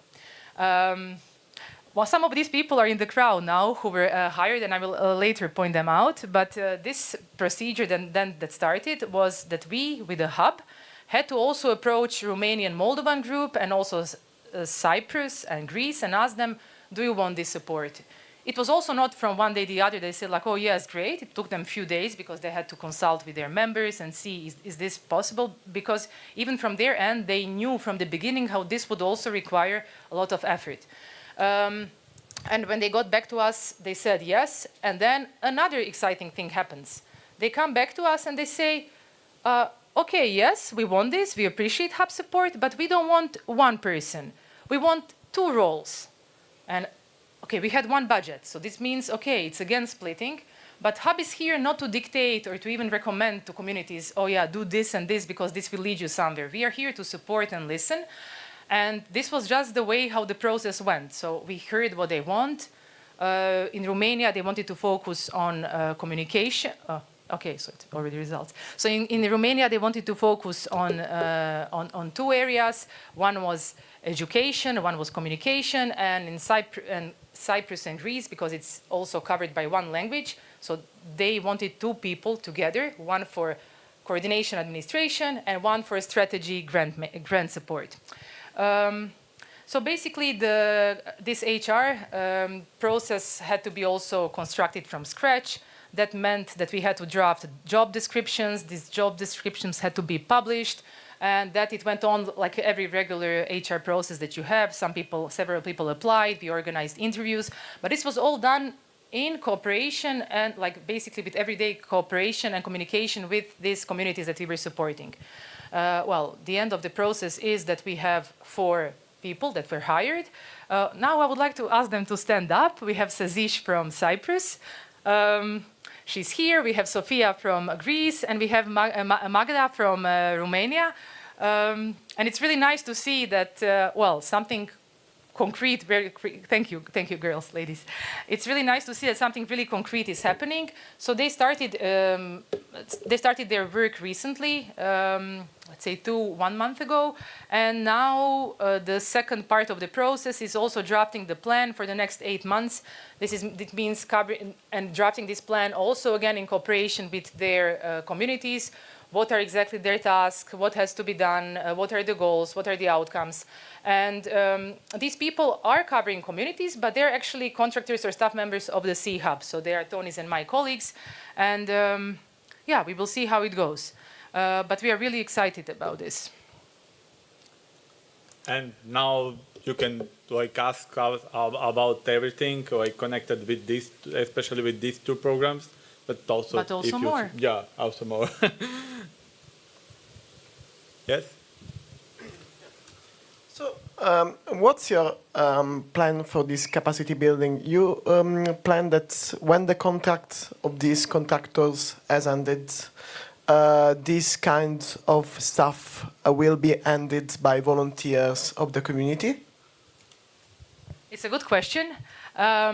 So the plan or the idea or the hope is that when their contract finishes, that also by working and providing the support, they will be able to support their community affiliate to draft and to apply for general support fund and also to include them then as a staff members, be it part-time or full-time. It definitely depends on the outcomes of the work and also cooperation with their community, but the plan is to continue. They wouldn't continue as part of the hub, but then as a part of their own affiliates. And that's why we choose, not me and Barbara, but like steering committee choose these 2 communities because the Romanian, Moldova, and Greek and Cypriot communities are some communities that Barbara already mentioned that has potential to bring it on the next level. Not to say that others don't have it, yep. But it's like we really had limited time, one time. If it would be about 2 years, 3, I see at least 2, 3 more that we could support. But we are also 2 staff members and yeah, resources are limited. So I have a clarifying question. When you presented the microgrant, I saw affiliate. Was that correct? That affiliates could also apply? Yeah. Okay. I wanted to ask, what's the reasoning behind it? Because a lot of these affiliates are supported anyways these days through annual grants. So under what circumstance do you think they would need to come for a microgrant? Yep. That is the example of the Slovenia, like that are like in terms of affiliates, like they are affiliate because they're recognized user group without legal entity. They don't have any activities in their communities, as I mentioned in Wikimedia movement. So they're unorganized in that terms. But they're a very active community. They had like during that occasion that we funded, they had a meeting in the museum, and they gathered around 14, 15 people. So that's a quite good number for Slovenian community, and that's why we chose it, because we in our C region we have more like that, like affiliates that don't have any grants. Oh, yeah. Sorry, and then my second question is, to both of you, if you have any advice to give to up-and-coming affiliate hubs, what would that single advice be? Oh, it's I don't know if we can answer in one sentence, but during Friday, on Friday, we have like how to build the hub from staff perspective. And it will be like whole session dedicated to that, so we can offer much more ideas for the upcoming hubs from during that session. So please find it on the event and be there. And my brief remark to this is, and based on this 1.5 year observation, it's really not up to 1 or 2 people. It takes, I would say, 5 to 10 active people. And of course, this level of activity can't be always the same. Sometimes you have more time, some less, but it's really the first step is to gather this group of enthusiasts who are willing to cooperate and work together, and to establish then like really regular calls or meetings. And this is what our group several years, even before the hub, like before all these grants, they started with Wednesday meetings like 4 or 5 years ago. They're always happening at 6 p.m. to 7. And it's already 5th year that we have this Wednesday 6 o'clock meeting. So that's our prime time that everyone who wants to join and listen and comment gathers. So I think that these regular conversations and coming together were crucial to then kind of bond people, bring them together, several in-person meetings, and then getting it started. And then later also finances, yeah. Sure, I think you've actually answered me, because my question was around the community consultations. I heard you that you hired an external service provider and you made the research. So I wanted clarity around that research. How did you find out the community needs, and how did you consult the community before you became a hub? Because I think that is very, very crucial, so that people don't feel they are left out. And once people feel that they are left out, that hub is not going to function well, really. I can offer you some answer of that, because like before I started to be employed in the C Hub, like last year in February I was employed in the C Hub, but before that I'm a volunteer in the Wikimedia movement from 2010, and as part of the C research, that C Hub or that group, not even in that time that was not called C Hub, but that group like started to have like a research grant about needs of the C movement, C communities. So as part of that, as an editor, like active editor in Macedonian community, they made an interview with me. So they dedicate, I think, a lot of time like to speak with the regular editors of what they needs, like and they covered a lot of like time to speak with every like from every community, like active people, So it was an extensive period which they bring inputs from the committees. I also think it was a mix of two things. One was these detailed interviews, and they really took their time during this research. And this research was not also, this research that I mentioned was done by external consultant, but this first research was done by volunteers and supported by Wikimedia Poland. This one before formation of the hub. And Wikimedia Poland actually really, well, gave a lot of their resources for this to be done. So I think that it was a combination of approaching everyone, but also making sure that everyone who shows then interest in hub, continuing to work on hub construction or hub making, is able to join these meetings, get on board, and be heard, basically. So it was not like, oh, I come to you, interview you, and, well, we are some small group working behind on this, but also, okay, we are interviewing you, but also if you are interested in the process, if you want to be part of hub making, please join us. So I think that was a combination. Hi. Now you provide like full-time roles for communities, for organizations, but do you think about like smaller communities probably can use some partial time employers, but probably you can have somebody who work on a like full-time job but provide resources partially for each community.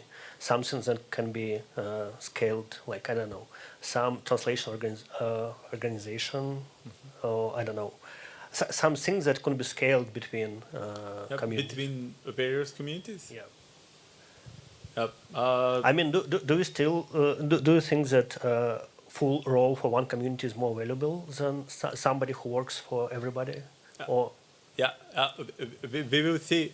At the end of this year, we will see. It will be a nice result to have it at the end. But that was one of the approach that we discussed before. So we will see what is better. Yeah, we will see how this approach with having part-time employees and then supporting several smaller communities, how it worked. So based on that, we will be able to see what the following approach or follow-up should be. But also, don't forget that we also largely depend, both Tony and me, and all the others now employed on Wikimedia Foundation, because we are receiving yearly grants. So basically, our first year then was covered.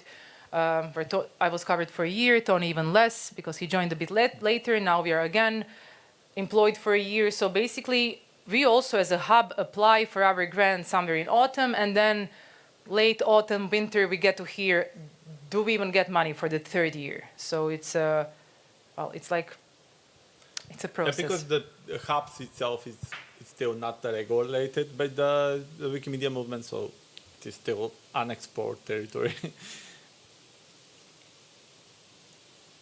Andre?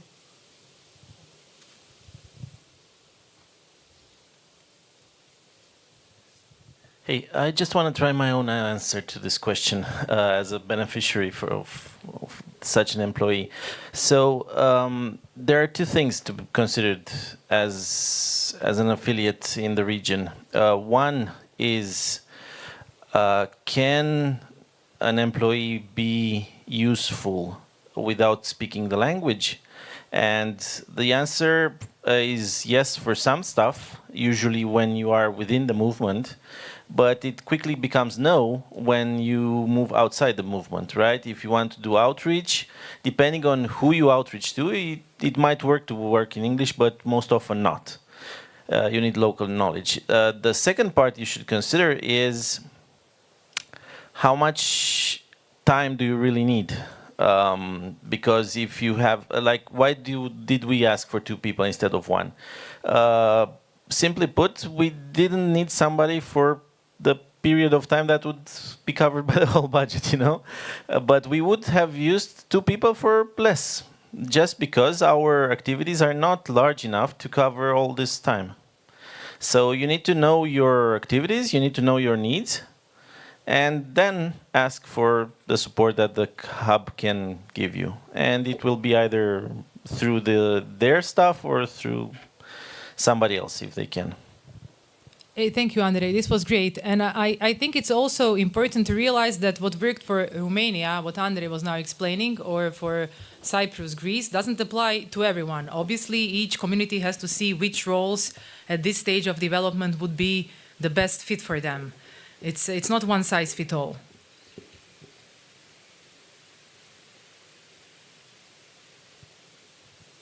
Okay, I think we can finish then. Or Sophia. Hello, everyone. I just wanted to add an advice.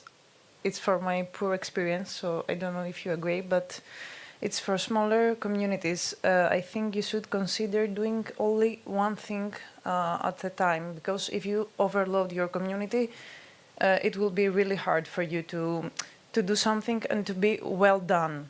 And you may end up doing nothing. That's all.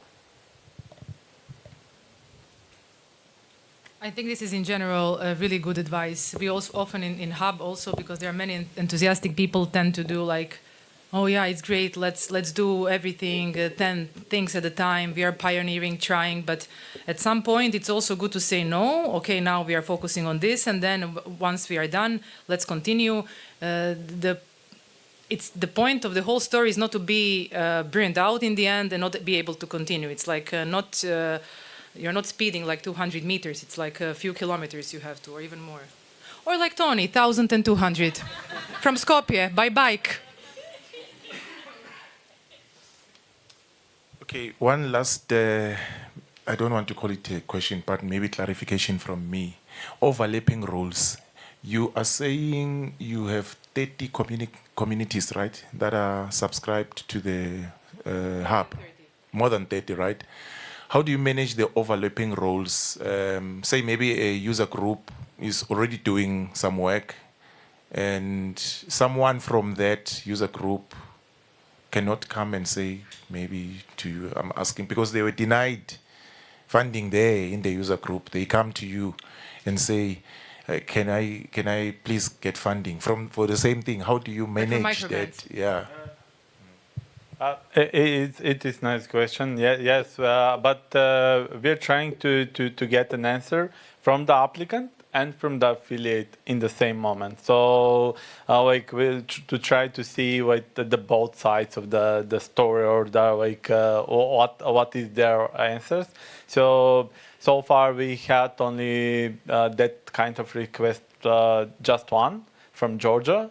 And that is only one experience, but we are looking forward to see other applicants for another affiliates to see this kind of, and it is something that I'm looking forward to see how it will be happening in this year. Yeah, the other thing worth mentioning is also that we, Tony and I are not like some kind of inspectors or task force yet, but what we have to always check is double financing.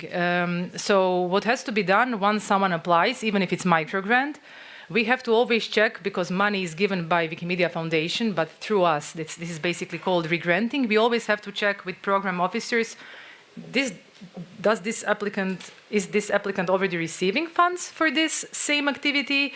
So it's like basically only 1-2 day check with foundation, and we didn't have any problems, but this is something that we also have to do as a first check. Okay, so I have 2 questions. Sorry. No. I'm trying to learn as much as I can. So. Just 1 minute of council. Okay.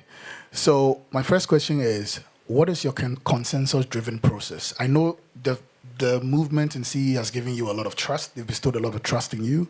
But how do you ensure that that trust reflects in the decisions that you make? So your consensus-driven process. And then 2, you said you have more than 30 affiliates. Do you see a future where applications are coming all over CE? And how sustainable would that be for you now in your current condition? Yep, we're still trying, although we're just 2 of us, we're trying to have regular contacts with every community, at least 2 times per year, with online video calls, but also we had meetings, but also we had regular communication with other channels like emails, messages, and like that. But it will be good to see like if they all of them like applied at all of that all at the time. We speak a lot about that when we are deciding about microgrants with our steering committee members. It is hypothetical, and we will see. So far, it's not like that. We are not all like overburdened with the applicants. Yeah, maybe just to add, this consensus-driven. Apart from these bi-weekly meetings that can be attended by a really large group of people, and these regular meetings that we have Telegram channel with the region. We have, once we write the grant application, we contact affiliates or communities also to comment. We ask them to comment on the grant. Do they want something else to be covered? Then during our regional CE, Central Eastern European meeting, we also organize sessions where everyone can comment on this grant. So it's not that Tony and I just write grant and we steering committee just signs off. It's like this process really takes, writing first version is the smallest part, but these consultations then take like few months before it's like, okay, it's okay in this form for the region. That's how it was done last year, and that's how it will be done this year as well. Okay. Thanks a lot. We are also here, so you can always ask us. We are here. You can find us. Yeah, we are here unless we are not here. Yeah. Thanks.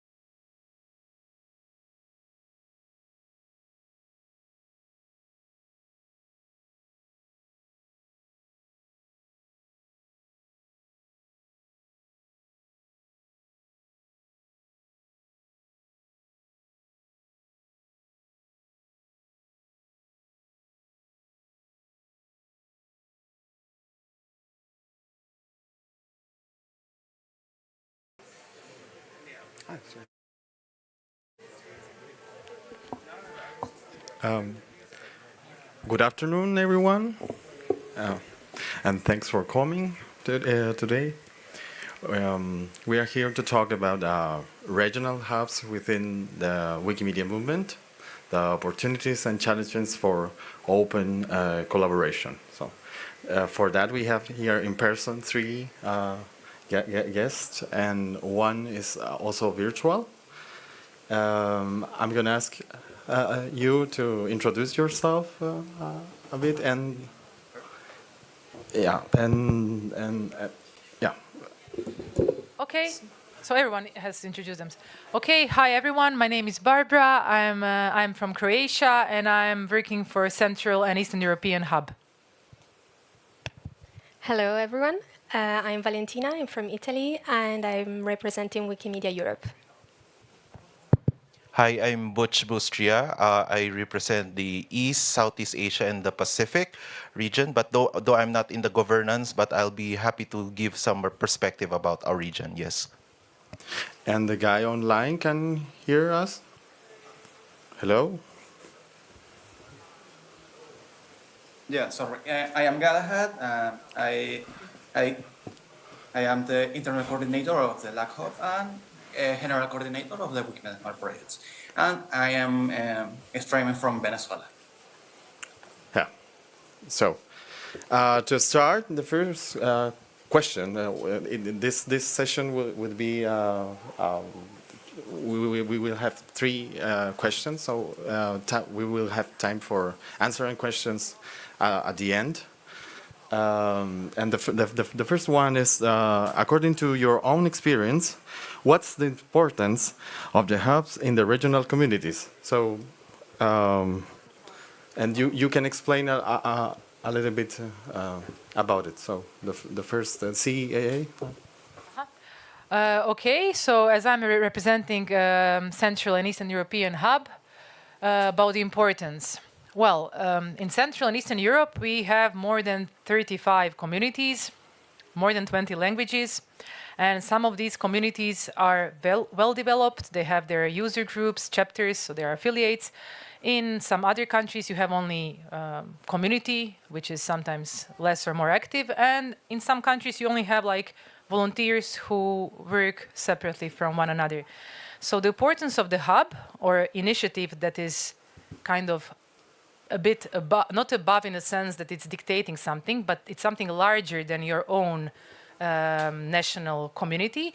The importance of hub is here because it can offer some services and opportunities that you, in the framework of your own national one, if it exists, or if it doesn't exist, then especially, that you can't receive. So the importance is here because we can cover and support both communities and individuals in the ways that they can't be supported only by their local community or even affiliate. Oh, okay, the next one, Wikimedia Europe. Yeah, so Wikimedia Europe is a quite young organization, but it leverages the experience of the Free Knowledge Advocacy Group in Europe, which for 10 years has analyzed and informed communities in Europe about policy that could affect their work. With this experience, we think that, we leverage that experience, and we think that our role is basically to provide a louder and unified voice to the communities that gave us the mandate to do so. And we also have the importance of our organization is also relies on the fact that we can mobilize communities and as well pool resources and also optimize them. So that's it. For ESIAP, it is really important because usually ESIAP usually is the last mile in terms of information, because most of the time whenever there is a global virtual meeting or whatever communication, usually we are not able to attend because it's on our time zones, where from the time zone plus 5.5 until UTC 13. So usually we were not that able to attend in a global conversation. So we converged all together as one and started with a conference in Bali. And from there, we forged our conversation to make it formal to be a hub. And recently, just before Wikimania, we just signed a declaration statement confirming that we are a hub with complete with mission, vision, core values, and a strategic direction. So we are now with the with REC here, with the preparatory council. We're trying to do our own charter. And hopefully, we would be able to mobilize the structure of operation of a hub. Yeah. Okay, thank you. Yeah, and now the go ahead.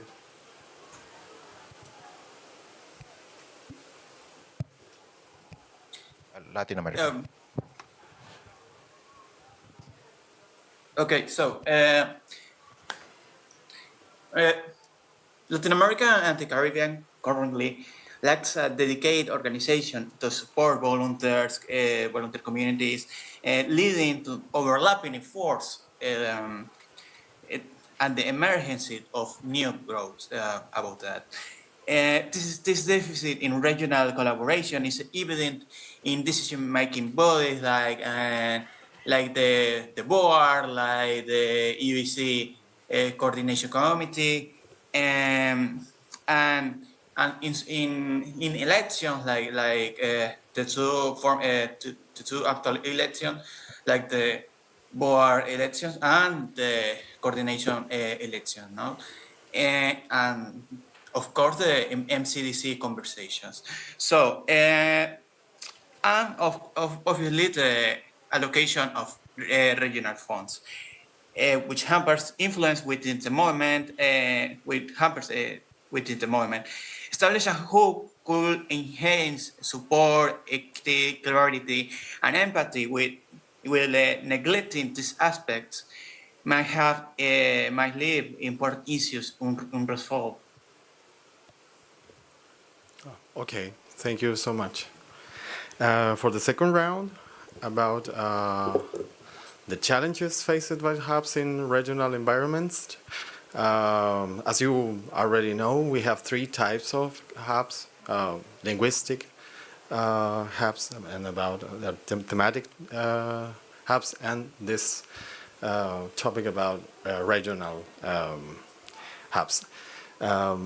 And this topic is very important for other regions where there is no regional hub already. So we want to know more about what are the challenges that you have faced by having this in your own regional environment. So it's your personal opinion or your... Well, this is like really a big topic. Not to say that there are more challenges than opportunities, but I will now talk from our perspective from Central Eastern Europe.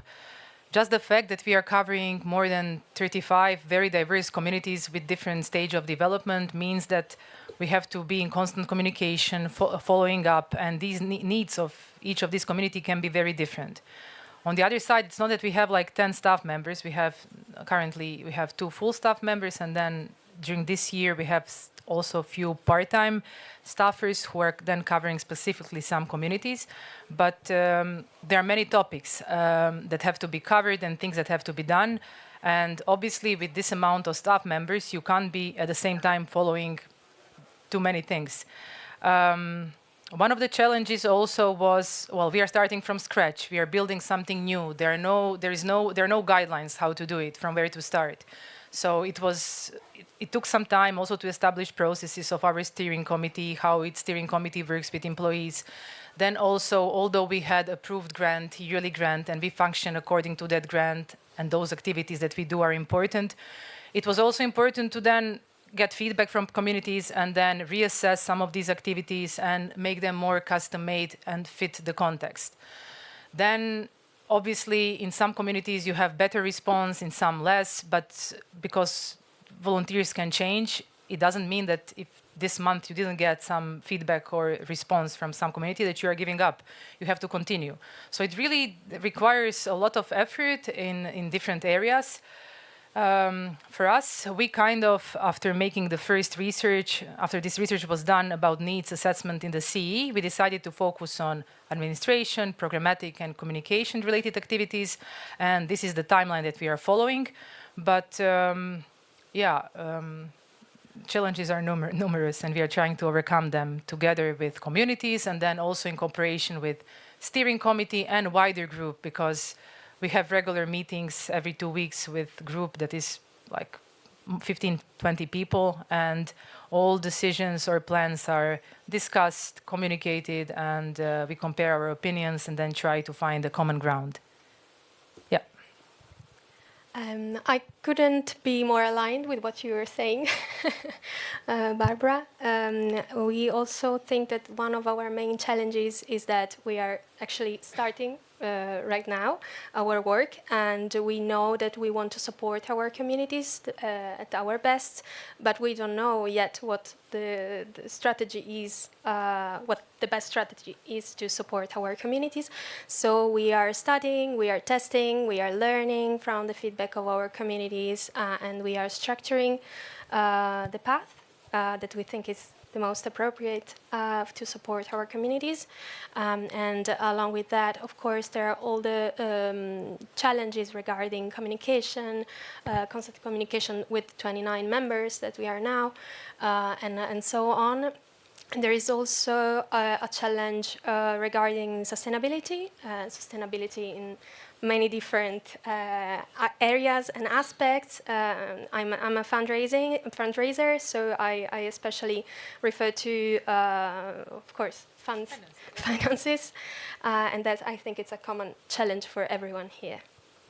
Yes, for ESIAP is actually composed of different very diverse communities, language, even the scripts that that we have to go through, religion, and of course the time zones. So again, it's really hard to do a virtual meeting, because I have to do a Goldilocks zone between New Zealand and Myanmar. And also, we need to make sure that the message would be conveyed in various languages: Korean, Chinese, Thai, and those who are also understanding English. And also, the challenge is actually discussing governance in a very long time. We started tackling about the governance of a hub way back when it was first initiated at around 2020, and it's already 4 years, and some already started to get out because they're already exhausted about discussing about regional governance. But what we could do, what we normally do to somewhat motivate them, is to make sure our ESIAP conference is regularly held in alternating years. We have a conference in even years, and then we have a strategy summit on odd years. So our strategy summit, which will happen in my hometown in Manila, will be quite a challenge. Wherein they will be facing a typhoon or monsoon. But what is important is the future of the hub will be in place, and we're very privileged that we have been guided by Wikimedia Foundation through Karel in the discussion about the governance. I for now was no longer part of the governance structure of ESIAP, because I was we don't call it distraction, but we exhausted our energy in Wikimania 2023, because this is the first time that a hub will be organizing a large conference. And then after we have concluded Wikimania, we focus now in making sure our structure will be in place. That's why we have Rec here of Wikimedia Taiwan, Vanch, and Robert, I think, will be coming tomorrow to make sure that the structure of the hub will be in place, because we don't have a budget right now, because we need to make sure that there is a proof of concept or a governance document that we could show before we apply for a grant. Okay, Latin America. No. I think that the most challenges faced with the lack of would be the lack of interest of the regional communities in the creation of hubs. This would be based in the lack of the interest about the movement charter. So the regional communities ask why will need a hub in first place, no? So and the lack of interest in discussing government's models or clear objectives. The mindset or the regional perspective about the regional communities is to establish something without prior discussion. It's like I will join, for example, I will join the LAC hub if everything, the governance, the objectives, etc., it's settled. So it's a kind of difficult about this because the hubs needs a discussion phase. So it's a very tricky about this. Okay, thank you. Yeah, the third round is about the future perspective of regional communities in relation to hubs. So maybe you can tell us about what are your projections to work within the movement in relation with your own regional communities. If you have any goals about it, or what are you planning in the future, the short future, or in the long term, about this topic, the future, related also with this topic, the Wikimania. Mm-hmm. Some of the main things, our main focus actually when thinking about Hub was how to provide support to less organized and smaller communities. So definitely with having Hub, which is like in our case established and functioning, smaller communities in the region are really now able to get more concrete support. We had previous session where we were mentioning some of the things. So we have micro grants in the region, we have concrete capacity development for some communities. But definitely with having Hub here, it's possible to do more, provide more support, and to enable those smaller ones to really feel supported and to grow in the way they see fit. I'm again repeating, C-Hub is not here to dictate or to decide where each community should go. It's up to local small community. But we are here to provide, well, obviously based on resources that Valentina mentioned, financial and also human resources, we are here to provide support that we are able to and to enable them to then accomplish something more than they could without that. Yes, I'm repeating again maybe that our main goal in the short midterm is also to make sure that organizations are sustainable in the same sense that Barbara just mentioned.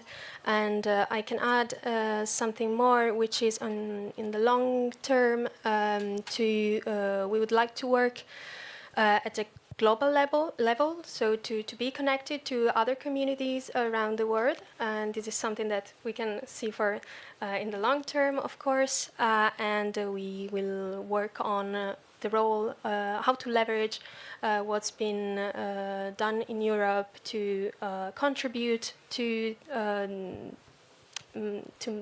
contribute to this striving movement globally as well. For ESIAP, actually, we just need to make sure that the operation will be codified, and then later on we will start composing of committees on working on these things. But let me introduce to you Rec from Wikimedia Taiwan. He will become accompanied by a translator for details about the future perspective of hubs. Can I invite Rek to come here for a while and with Joyce to translate?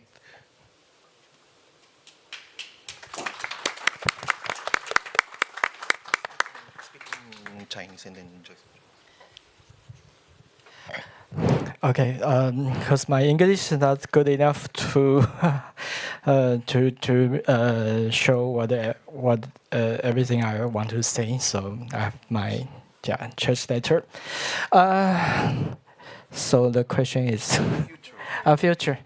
OK，我们现在正在努力让ESAP 可以有它自己的章程，然后有一个可以很好运作的系统，然后希望能够尽快的让这个Hub 可以运作，而且也可以写入到在地的维基社群。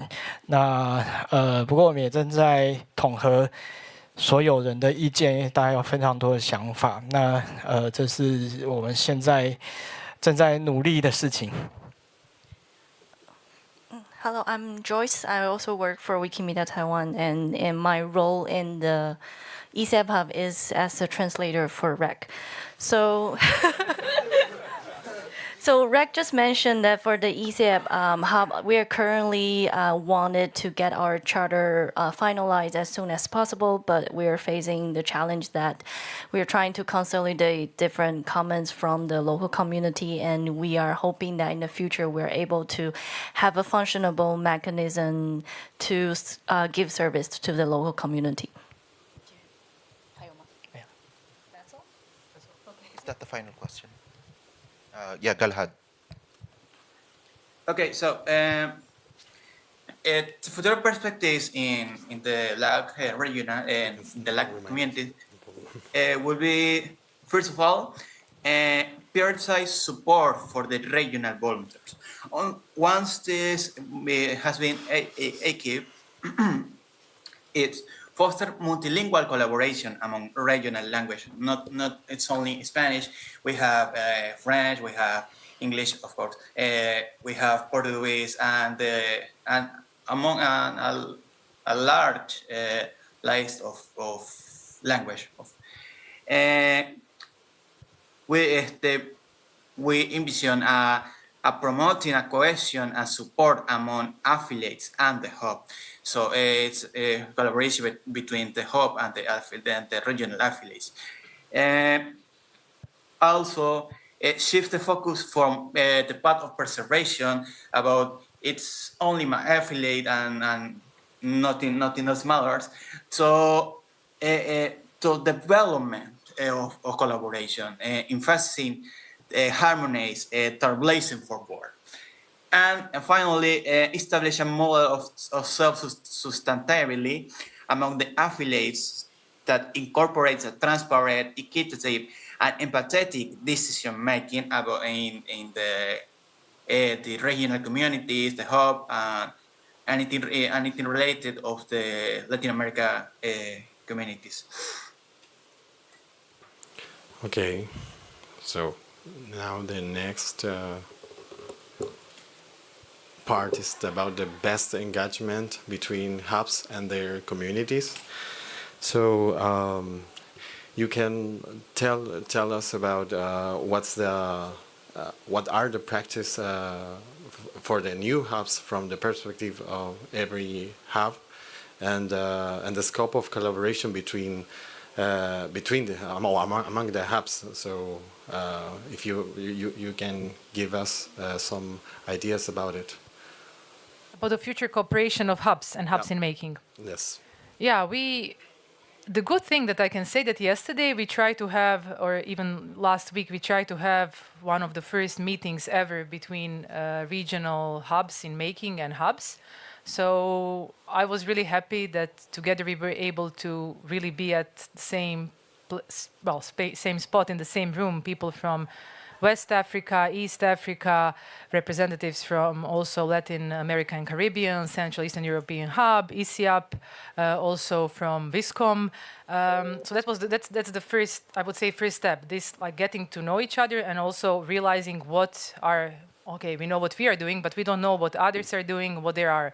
So from my perspective and based on Central and Eastern European experience, I would say that we would need, we can't just hear about each other via foundation or via some other sources. So just some regular meetups would make sense, because although each situation is specific and obviously specific to our own region, talking to each other can also make us understand some things, we can support each other, and basically we are on the same journey and we are here to support one another. So I'm hoping that this, what we started now, since, well, this week, this collaboration, and knowing each other personally will have some results, and that we will be able to build something from this.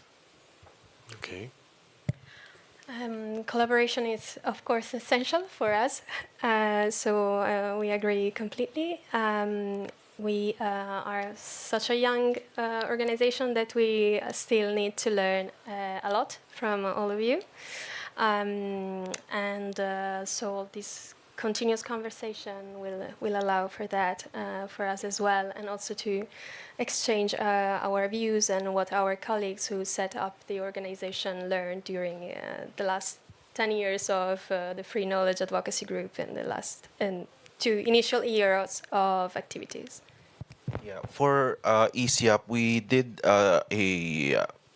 for historical context, during the time that we have the pandemic, we utilized the time to do virtual meetings with the then new hubs being created, CEE, and then that time with the Latin America and some from Arabic the MENA region. So we tried to do some benchmarking and see the best practices, and then that actually helped in crafting our declaration statement and what will be the best thing that we could contribute to the Wikimedia movement, not working as islands and cooperating multilaterally and globally. But for the future, I think I would be best if I could give to Rek his personal perspective on his first meeting with the other hubs. 觉得这个在全球层面上面 ，ESEP 其实已经做到了非常好的成就，就是去年的新加坡的 Wikimania， 然后但我想接下来我们跟其他的合作是，现在 Hub 都在同一个起跑点上，过去所有的分会都在思考的是一个国家一个区域内的问题，那现在有一个跨区域的组织，我想我们接下来会有更多的对话。来谈在这个层次上，我们会碰到哪些新的问题，或者是一些新的机会会跳出来。So as ECAP, we actually have already have a great milestone, which you see as the Wikimania last year in Singapore. And we are now all in the same starting point as the hub. We used to focus on more individually in our own country or community. And now we will have more chances to have a cross-regional and cross-hubs conversation, and we'll be having more chances to face the same challenging and experience and find new futures together. Okay, go ahead. Okay, about the scope of collaboration between hubs, I think it will be better to develop initiatives that serve the communities of each hub and extend beyond as a sole focus of Wikipedia. For example, we have the yearly Wiki Love Monuments, and we can transform as a sample of Wikivoyage Love Monuments or Wikisource Love Monument, etc. So if we can step outside of the of the mainstream about activities, we can have more and better collaboration, and we'll have more cohesion about the hubs. So yeah. Okay, thank you so much. And now the last part, and due to the lack of time, we don't just have a couple minutes more.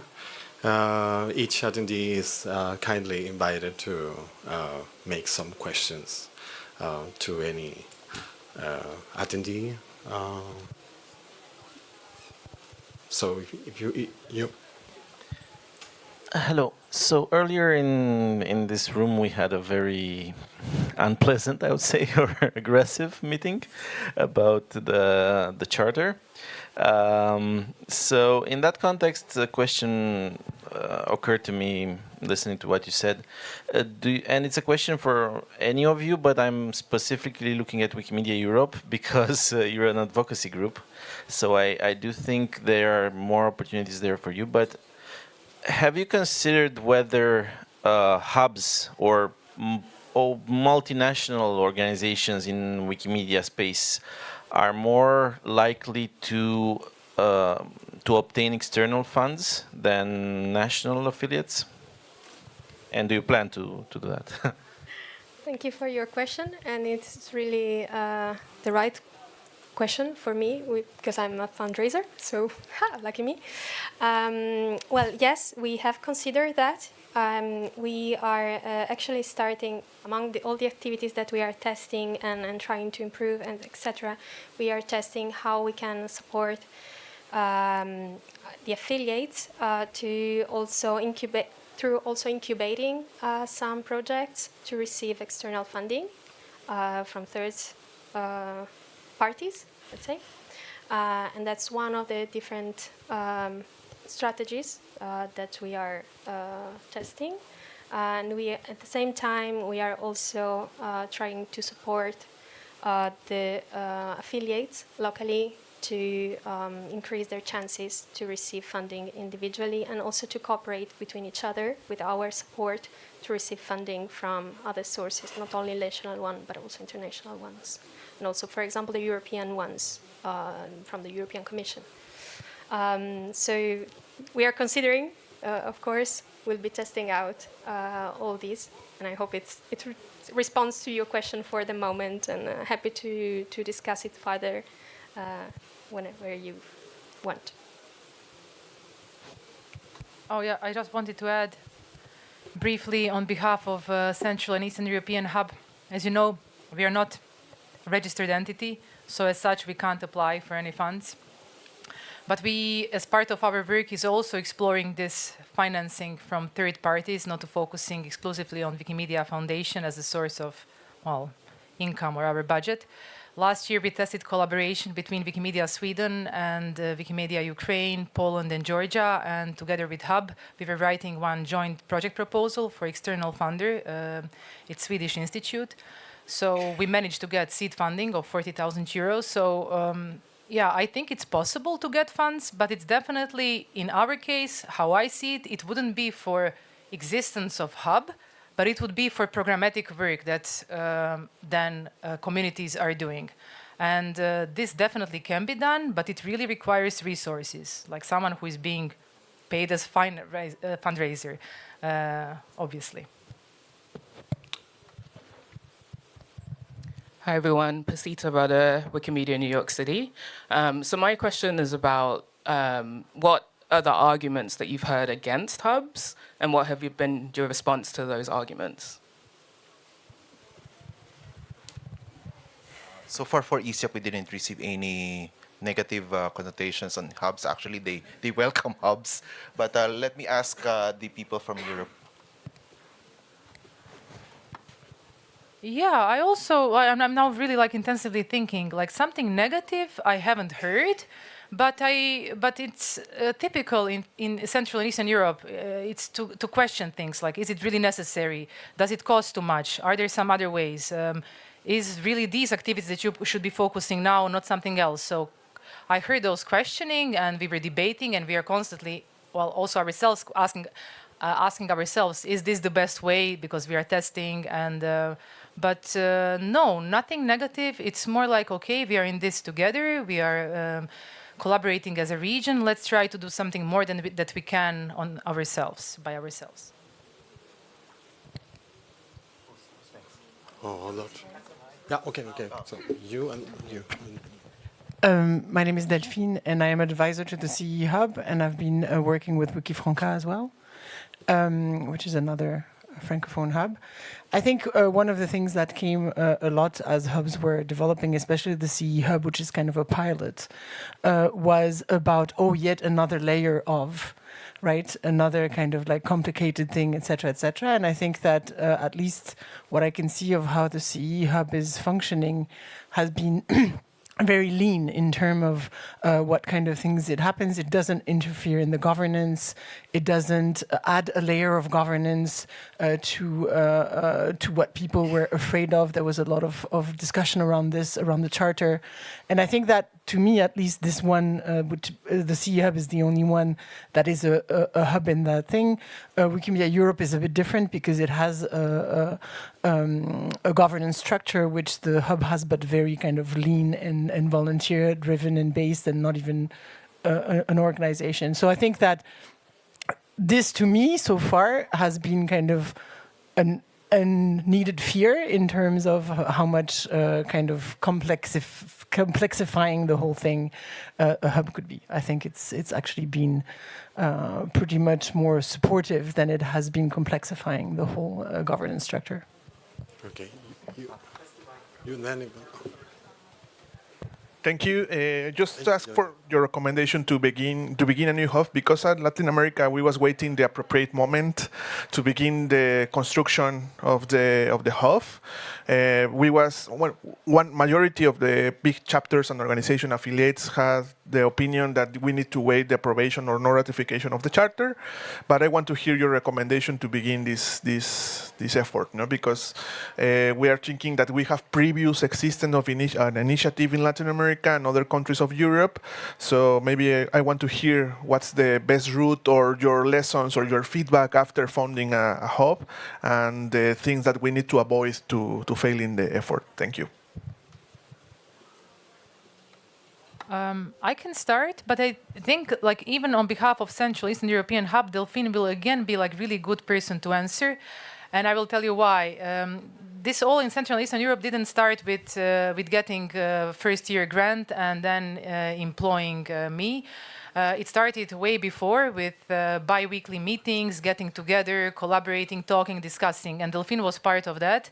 She was also part of, not only Delphine, Michał is here, I see it, sorry Michał. So several people in this room, I think also Clara there, a few steering committee members and advisory members are here. So this collaboration started way before, and I think it would be really good to hear from them and their perspective, what kept them interesting and intrigued enough to meet, and what was their goal, what they had in mind. So I would ask Delphine and Michał maybe. Clara is also there. I think maybe she will answer for the CE Hub, but I can answer for Wikifranca because we are in that phase of thinking about, I don't know if Georges is around or anyone else from Wikifranca. But basically, the first thing that we did is we got a grant from the foundation to support a needs assessment. And really trying to think, what is the need in the region, what is the need in the whatever thematic. For us, it's a French-speaking hub, for example. So what are the needs of the community, and then how do you develop that into something that is more structured? But I think Clara might be better to answer for the CE Hub. She was there more than I was. The question was how to start? Yeah. I think CE Hub, it works just before, even before. It worked as community, thanks to CE Spring competition, thanks to gatherings we had, even though it wasn't always rainbow and reindeers and whatever. We had our issues and we still have. But I think what was the most important from my point of view is that we wanted to do the actual work. Like the starting the hub, we still doesn't have organization, we are not incorporated, but we wanted to follow the needs of the community. And Wikimedia Poland started with a great survey that really tracks ask all of the communities in the region what are their actual needs, what capacities they're missing, what capacities could be supported from above, what is missing in between WMF and their everyday job, everyday work. So this was something that was essential when we started all of that, because we then could discuss, okay, this is like the outcomes out of it. And so if I can recommend something, it would be exactly this. Try to find your network, try to find your people, and I think without this it will be really again some strength, and we have some governance system which is quite easy. We always present, do you want this? We are very open, we are transparent, we are a bunch of friends, and we are very inviting everyone who can be on our regular meetings. Our board or steering committee meetings are totally open. We are not, I may recall one vote in last 24 months. So so that's, sorry. Thank you so much, Clara, for the explanation. So just the last question. We are out of time, but you can go ahead if you want. Where's the microphone? Colleagues, how come is Africa not there? We actually tried to send the email to Winnie. She didn't reply. I'm the timekeeper. I just realized that I've been raising my hand, standing there. Positioning ourselves, then it means it's important. Please, next time when the conversations about how happens, involve us. Very, very, very important. We want to sit there and explain to the people, our challenges, whatever we achieve. I know that I want to add something. On Thursday, we have again a very similar session that is organized by, Philip, but he's not here, so by us. And we invited everyone, mail is sent, so I hope that really everyone, all regional hub representatives will show up. Ruby's, we sent, everyone who was on the list and also yesterday got emails, so we are asking everyone interested also to join. It will be a longer session and really enough time to get, to discuss everything, because really want everyone to be present and discuss. So I'm the timekeeper. I have to chase out of you, all of you out of this room. Okay, unfortunately. Bye. Please, round of applause.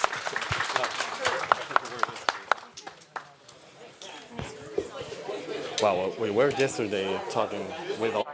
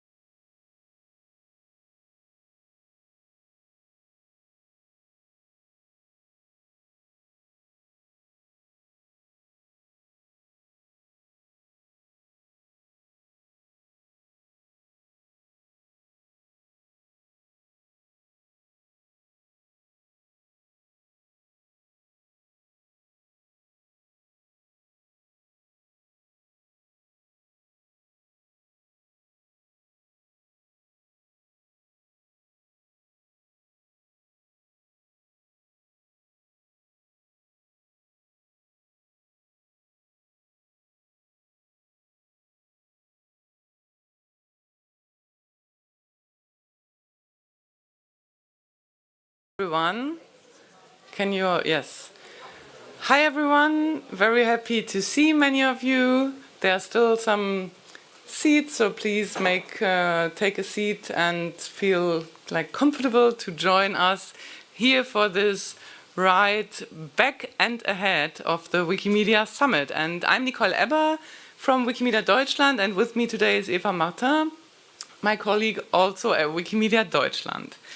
And what we are going to do today is look back at the Wikimedia Summit that happened in April, so 4 months ago in Berlin. And it was the last summit of its kind. It had two focuses or topics. One was governance and one was future of affiliate gatherings. And I know that some of you have already been to our earlier session right after lunch about the future of affiliate gatherings. And this one will focus more on the governance and movement charter. What we will be doing with you in this session, so you can sit back now, but then later it will be a little bit more interactive. We will do a very short, we try to keep it short, introduction from us as former summit organizers, and then we want to have a conversation with you building upon that. And we also brought some conversation starters to make it easier to get into the conversation. And the former summit, it was the affiliate conference. It was organized by Wikimedia Deutschland, always together with the Wikimedia Foundation and also co-funded by the Wikimedia Foundation. And this year also we had a close collaboration together with the MCDC, the Movement Charter Drafting Committee, because the focus was on governance. And one of the two purposes of this year's summit was to review the pre-final movement charter draft and identify, for example, deal breakers and what could be improved from the perspective of the summit participants, which were affiliates and the Wikimedia Foundation and a couple of committees. At the end of the summit on day 3, on Sunday, basically the participants identified 42, it's also a nice number, 42 statements that then were presented in the plenary, and people had the chance to up and down vote or approve those statements, and they all got a majority support from the affiliates, and then these statements and deal breakers were handed over to the MCDC, the Movement Charter Drafting Committee. And with that, I hand over to you, Eva. Can you give me Yes, please. access to the mic? Yeah, if you let me. Okay, so the summit was part of the community consultation that the MCDC was leading. They were getting a lot of feedback from many stakeholders in the movement on the final draft of the charter. And after the summit, they've integrated some of the feedback that was shared during the summit and also some of the feedback that they received in different rounds of consultation. They improved the charter, they clarified the language, and then in June, they shared this charter with the movement for ratification. And then the charter was approved or ratified by affiliates by 80, it's hard for me to see it from here, but more than 80%, by individuals by more than 70%. But the Board of Trustees did not ratify. They've also shared the reasoning behind it. And after that, the foundation released 3 concrete proposals on how to move forward from here, focusing on funds distribution, technology advice, and an affiliate and hub strategy. So what's happening now? We've heard already in this session that we had earlier today that there is some confusion. Sometimes there is a sense of frustration, and we would like to have a conversation to move past this frustration and try to work together on a way forward.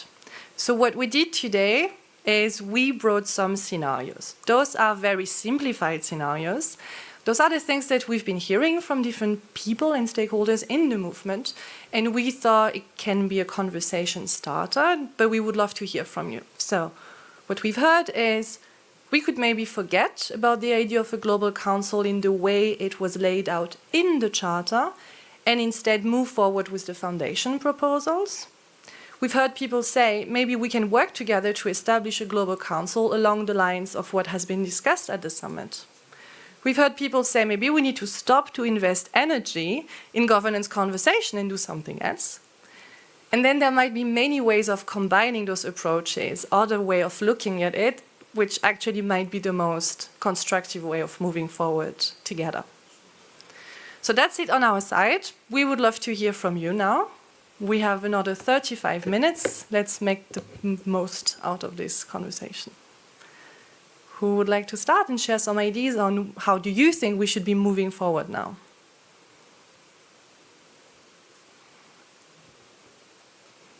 Yeah?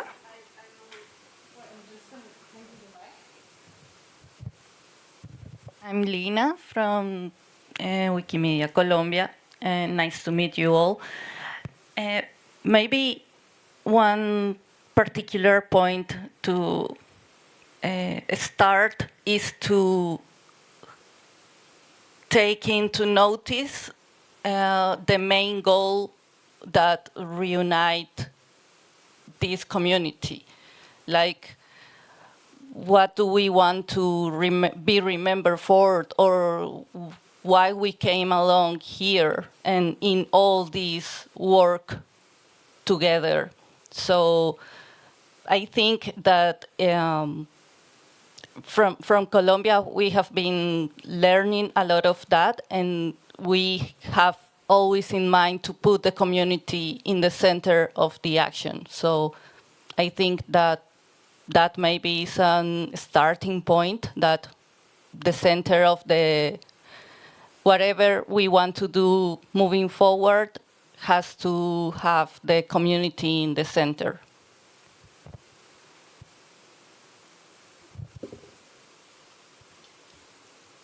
Can you share a bit more about the Global Council along the lines of the summit statements and how that's different from the Global Council in the Movement Charter?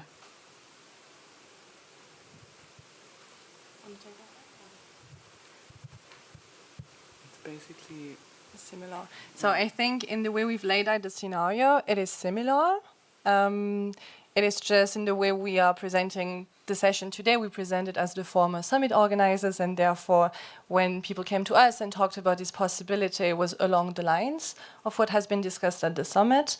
I think in this particular scenario, the precise definition of the Global Council might not be the most relevant thing. It might just be, I think it refers to the idea of the Global Council as it has been discussed in the past, which is basically the way it has been reflected in the conversation at the summit and also how it has been reflected in the charter, if it makes sense.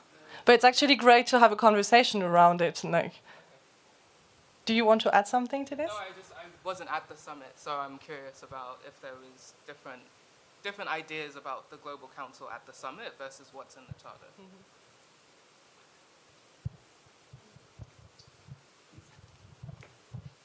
So you said the Wikimedia Foundation Board explained their problems with the charter. I'm not sure I agree with that. Like, I feel the explanations on why it wasn't ratified were very vague.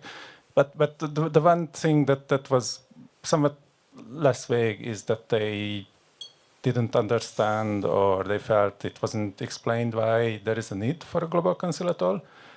And I think that's a somewhat fair criticism, that there was never much effort to define the problems that the Global Council is solving.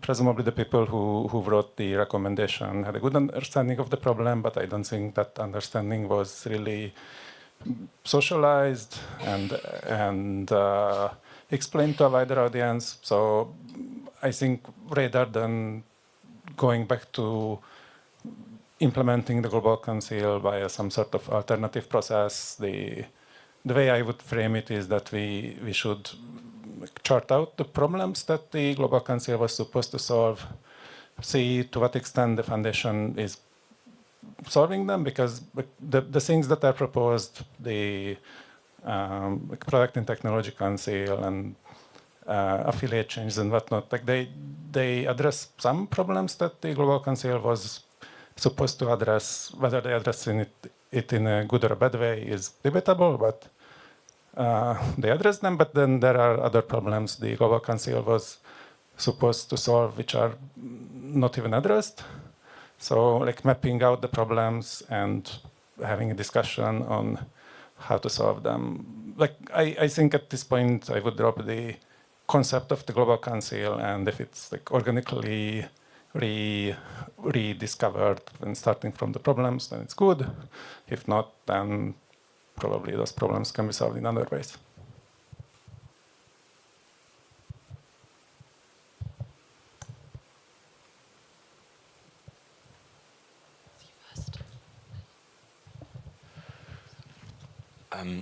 So it seems that I agree with Gerga that without putting words in your mouth, I think that the Global Council is meant to, what's that?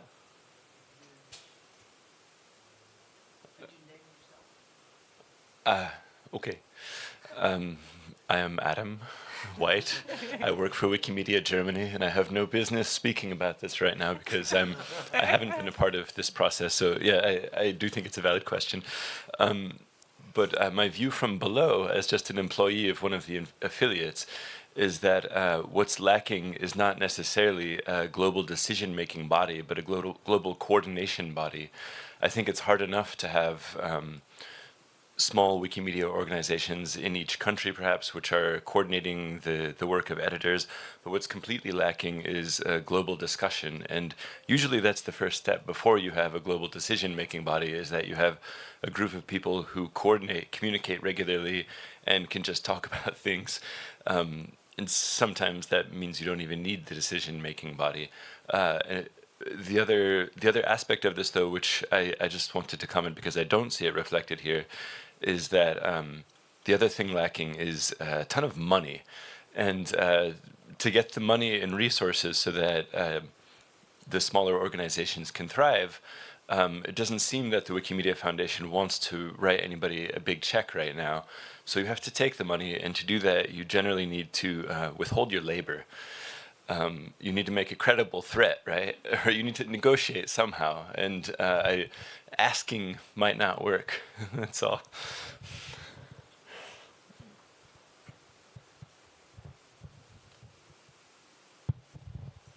Oh God, you triggered a lot of topics here. I could go for 2 hours. I tried not to. Money is another question, and you were here, and we had that debate in the past.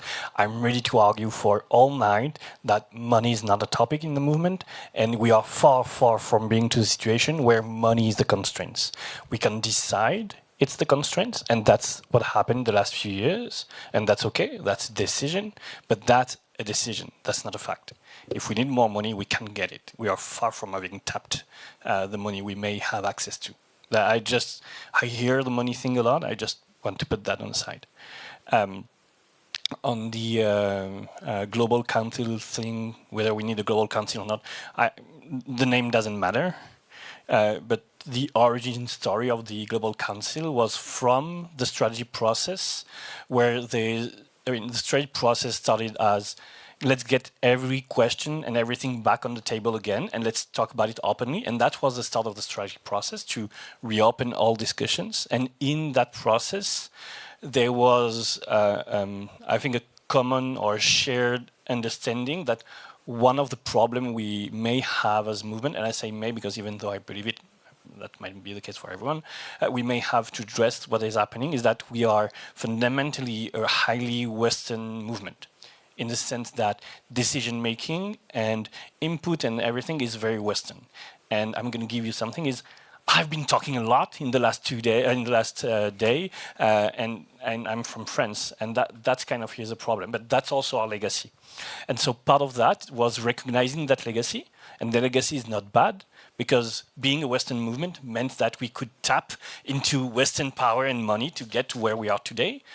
But to face our future, we need to move away from that.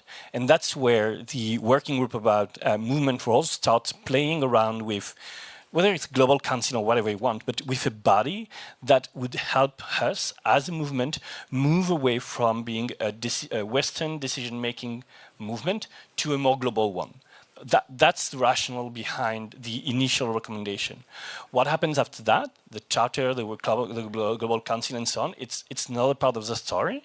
But why there was the idea of a global council was that if we want to be able to be a global movement, if we want to put front and center the voice that are not heard right now, we need, as a movement, to relinquish some of the power as a Western movement and build something up. And that something up was Global Council.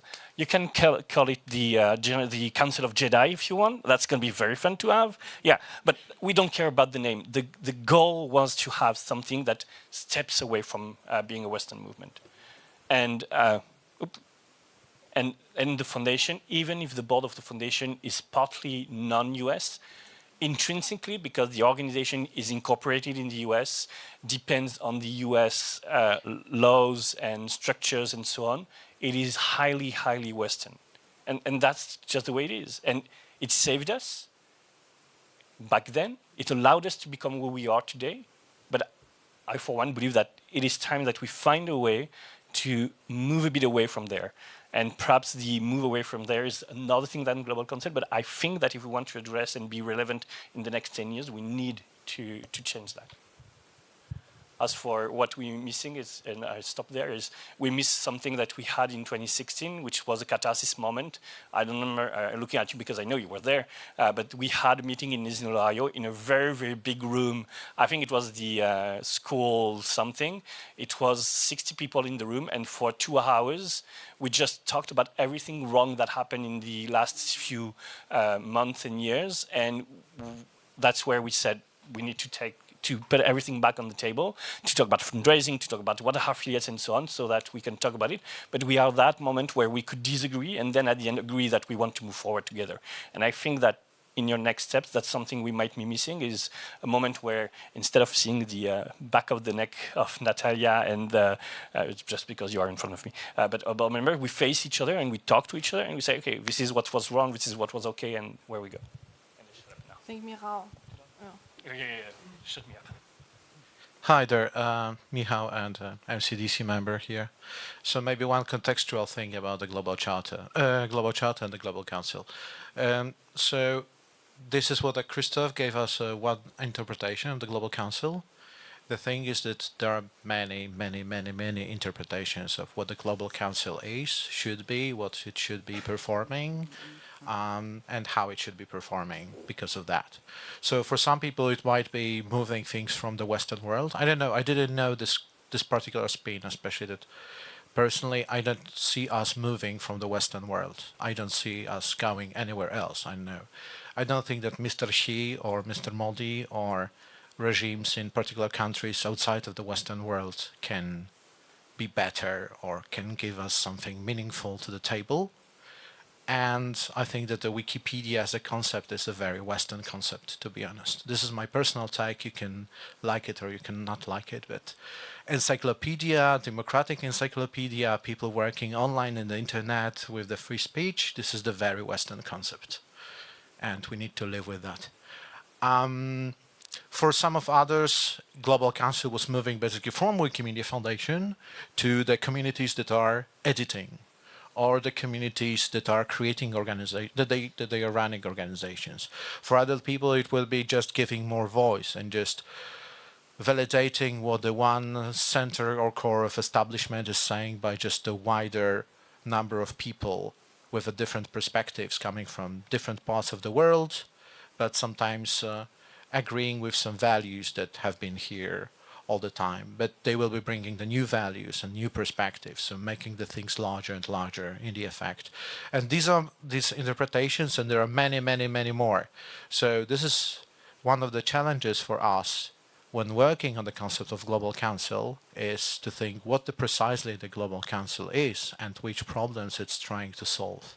And then we have the things on top of that. Is it an executive body? Is it an validating body? Is it a consulting body? And so now you can understand all the layers of complexity when you're trying to create the movement with the Global Council itself. Thank you. Anyone? Team, maybe you. Oh, okay, sure. Thank you so much. Bobby Shabangu from South Africa here. Being colleagues, we are making very, very concrete comments, but I'm thinking as you're talking, being a Western global movement does not necessarily mean that we should not be inclusive, right? It does not mean that. And if we feel that we are moving forward being a global Western movement, but we're not inclusive, it means then that something needs to be changed for us to be inclusive, right? I just wanted to have clarity there. And I feel that, yes, we do recognize that we are very, very much Western in our makeup, but the inclusivity part is not, taken into consideration. We're just moving. We are not, being inclusive of all the diverse communities that are forming part of this big community right now. So that's my comment. Thanks, Bobby. Philip? Yeah, let's take this one and then we'll move to the next slide. Hi, Philip here. So I like to be practical. I vote for B. So I think a lot of effort has been put into all of this. We all know, and a lot of people here are witnesses to that. And it's a shame for all of that to go to waste. And I think there are valid concerns, but I don't think they're insurmountable. I think we can work together towards them, seeing as things are as they are, right? And yeah, I mean, we should start thinking pragmatically because, overthinking things in terms of strategy is just more waste of time, I think. But and what Christoph suggested earlier in the previous session is one way of, taking the first step pragmatically. So I'm all for that. Let's start thinking about how to, converge, because this has to be a compromise, and the charter has already been made as sort of a compromise because it will never be perfect. It will never satisfy everyone. It's just impossible. There are too many voices. Maybe that's a good thing. But yeah, we just need to carve it so that it pisses off the fewest people possible.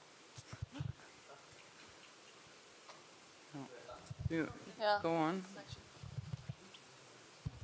Hello, I'm Jorge. I'm with the Wikimedia Foundation, but also a member of the Movement Charter Drafting Committee. My quick comment, I think it's with regards to point A. I think that in my interpretation of where we stand at the moment, I think that there is a world where we are not necessarily forgetting about the Global Council as a concept, and we continue to move forward with the proposals. And the reason why I say that is because I think that those three proposals coming in the appendix of the board resolution actually reflect three specific functions proposed for the Global Council in the draft of the charter. So those proposals are indeed reflected of what the Global Council is, and I see a world where maybe the follow-up of those proposals is seeing a potential Global Council in the future. But I think that is a question for the foundation and for the Board of Trustees that we plan to ask.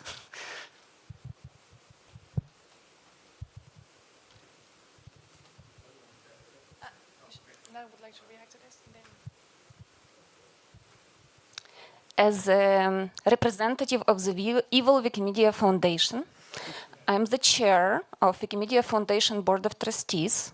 My name is Natalia Tymkiv. I am a Ukrainian Wikipedia. I'm administrator of Ukrainian Wikipedia, one of. And I'm also a member of Wikimedia Ukraine, which is an affiliate. I'm an affiliate member. I'm a community member. I'm also a volunteer for Wikimedia Foundation. Nice to meet you. So here I wanted just to say, just in case it's not clear, the Wikimedia Foundation is actually interested in having a movement charter. A movement charter is a part of the strategic recommendation that I also worked on. I was a member of a working group for roles and responsibilities.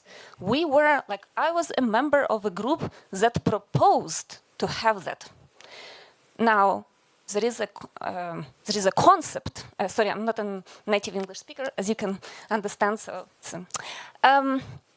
as a concept, movement charter is going to help us all to figure out how to work together, how to move forward together, how to make decisions in a better way. That's a concept.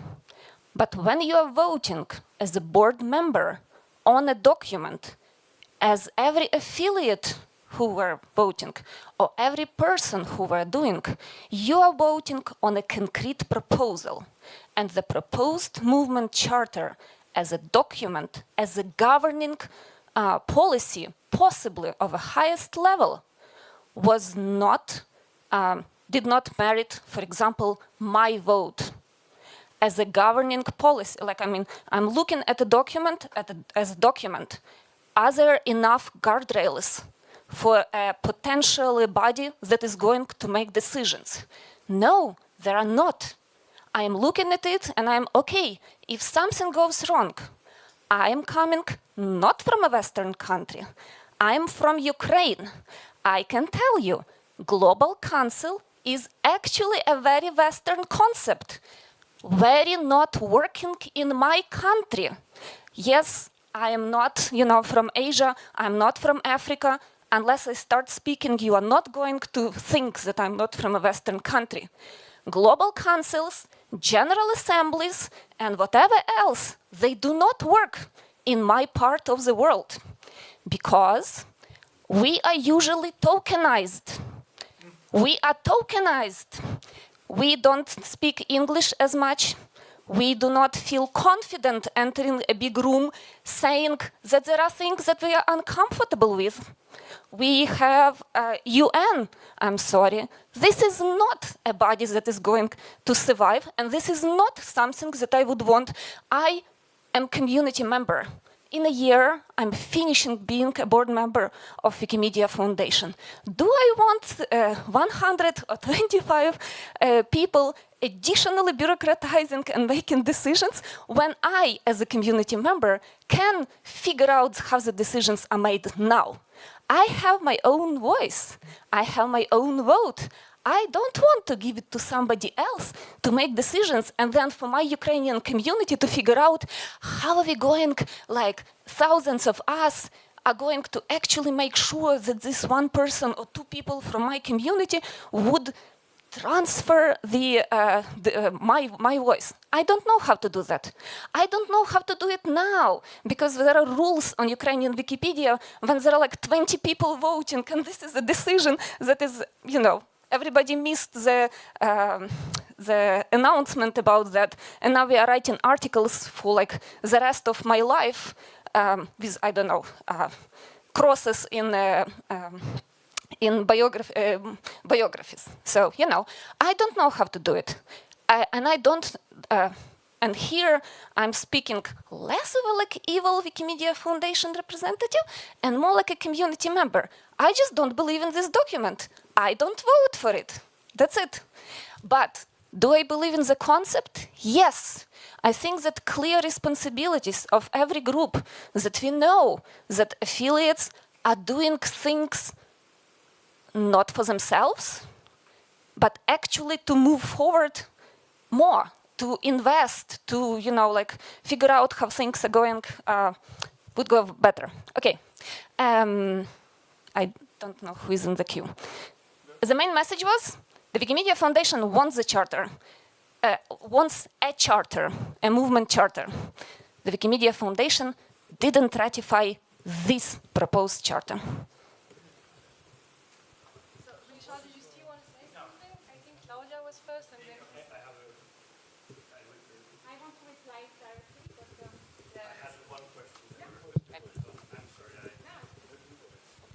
Natalia. So first, Evil Wikimedia Foundation, it's not working with me, and you know why. Just one question. I agree with everything you said. Why did you not say that 2 years, 3 years ago? Because everything you said is critical in the discussion, everything you said is bringing a lot of very, very interesting discussion in terms of power dynamics, power distribution, and so on. And yet, to me, that's the first time, and perhaps I missed it, I see you having that very passionate but very on-the-point comment about what you would like to have a better power distribution. Why does it come? I mean, I apologize. This is not my session. I don't know, overriding. I'm not sure what you mean why we haven't said. I mean, the foundation helped, supported the MCDC. What exactly, like the exact words that we want a movement charter? Oh yeah, but you know, it's very, sorry. But every process is a process. There was a process, there was 2020, COVID hit. 2021, we started the process on MCDC drafting, right? People don't meet, there are no in-person meetings, still very unclear, events are not happening, everything. Wikimedia Foundation is looking for the CEO, then onboarding CEO. There is also no clarity on the Wikimedia Foundation side about what is the Wikimedia Foundation doing. We do not have a strategic plan. Movement strategy was supposed to help us shape that. It was just passed in 2020. In 2022, we have a new CEO. In 2023, because there needs to be time for a new person to get onboarded into the movement and into the Wikimedia Foundation. In 2023 was the first time that Wikimedia Foundation figured out what is the priority, strategic priority, not annual plan, strategic priority for Wikimedia Foundation. That was 2023. And then that was first draft, I don't know, trial, whether it can work. In 2024, we talked with the MCDC about the areas of responsibility that Wikimedia Foundation is able to pass on. What exactly were we supposed to say, when, how, to the movement? I would have said, I didn't know that somebody wanted to talk to me. So you are the chair. Sorry, I don't know how the process looked for you, but for me it was like, there is MCDC. Everybody tasked MCDC with a task. But do people want, Okay, I'm going to give the mic to Claudia.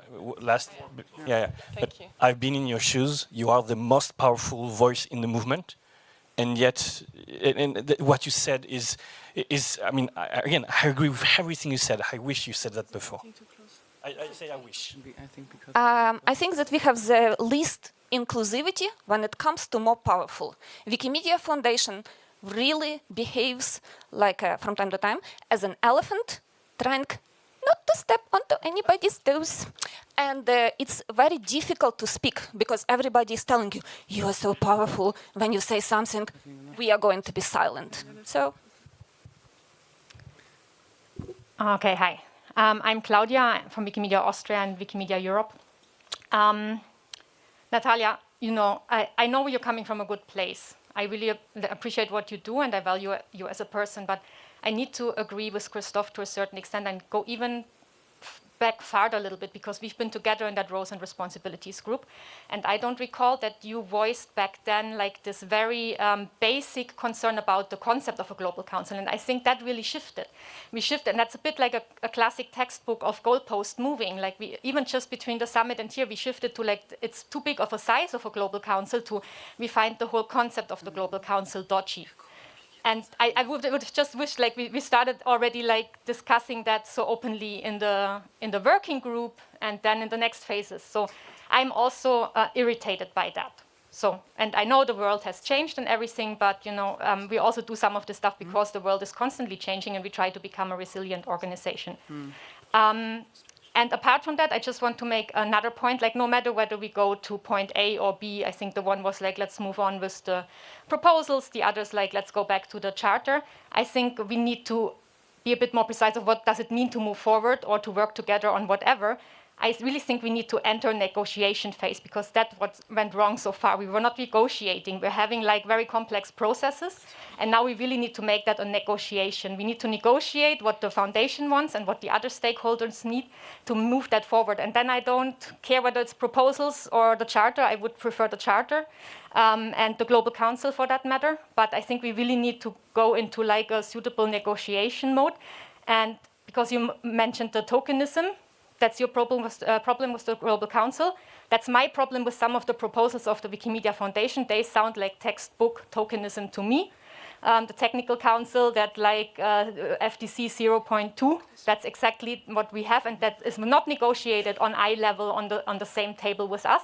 That's the Wikimedia Foundation having an idea, then having a bit of conversation to, you know, like say like we consulted you, and then doing more or less like what you thought up in the boardroom, or like some kind of meeting room from the staff. But this is exactly the same problem I have with the number A. And I really think we need to talk about like what does a negotiation mean and how do we do that. That's all I'm saying. And that comes from a good place. I really don't want to offend you or anybody else, but I share a bit like that irritation. I have to clarify. Douglas? I do not have a problem with the concept of a global council, like at all. I don't know how it needs to be implemented. I have a problem with the Global Council as proposed in this text, not overall. Somebody told me that a Global Council can be a page in Meta. Yeah, why not? You know, like, I don't know. There can be a more creative solution than a Western concept of a Global Council put in the document. So just wanted that to clarify, because that's not, I'm not against that. I think that we need something like that because we need coordination. Everything is happening, people are reinventing the wheel, and everybody is like going through the same motions. Instead of actually having one place where you can come and learn and share, I don't know, you know, like having some place where we're actually together. Maybe this one place is here. No, but like we have 3 more days left, right? So we are all here. And how can we, like, this is the question, how to organize this? Who is going to continue to having these conversations? And what are the next steps? How do we get this done? This is like a question that we hope to get a little bit closer to an answer here. But we had a Douglas hand up, so the floor is yours. Thank you. I'm Douglas from Uganda. I represent the East African Regional Thematic Hub. So my suggestion to this would be between option 1 and option 3. So it would be option 1 to give time for the board to consider the available options. I saw there was a mention of a grace period of over 1 year to determine how best they can look at the movement charter. And then option 3, like we can't give up, but then perhaps it would be good to maybe take a break, because I know the effort that was invested into this process by the MCDC and the whole movement is too much. Perhaps it would be good to consider option 3 to maybe take a break, give the foundation, the board of trustees, to evaluate the charter drafts and see what's coming up next. Then lastly, I don't know if in the movement charter drafts there were alternatives, because I know this was an unexpected result. What would happen if the board doesn't ratify the charter? Maybe we can also refer to that as we take a pause. Does the MCDC want to say something? Just maybe does someone from the MCDC would like to answer this?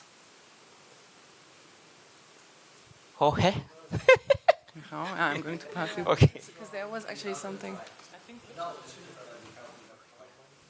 Yes, so these are the excellent questions in general, and yes, we are quite concerned that basically the MCDC has been tasked with preparing the draft of the charter, and it has been prepared and it has been presented and you voted, and let's say 2 of the 3 stakeholders voted yes, 1 of the stakeholders voted no.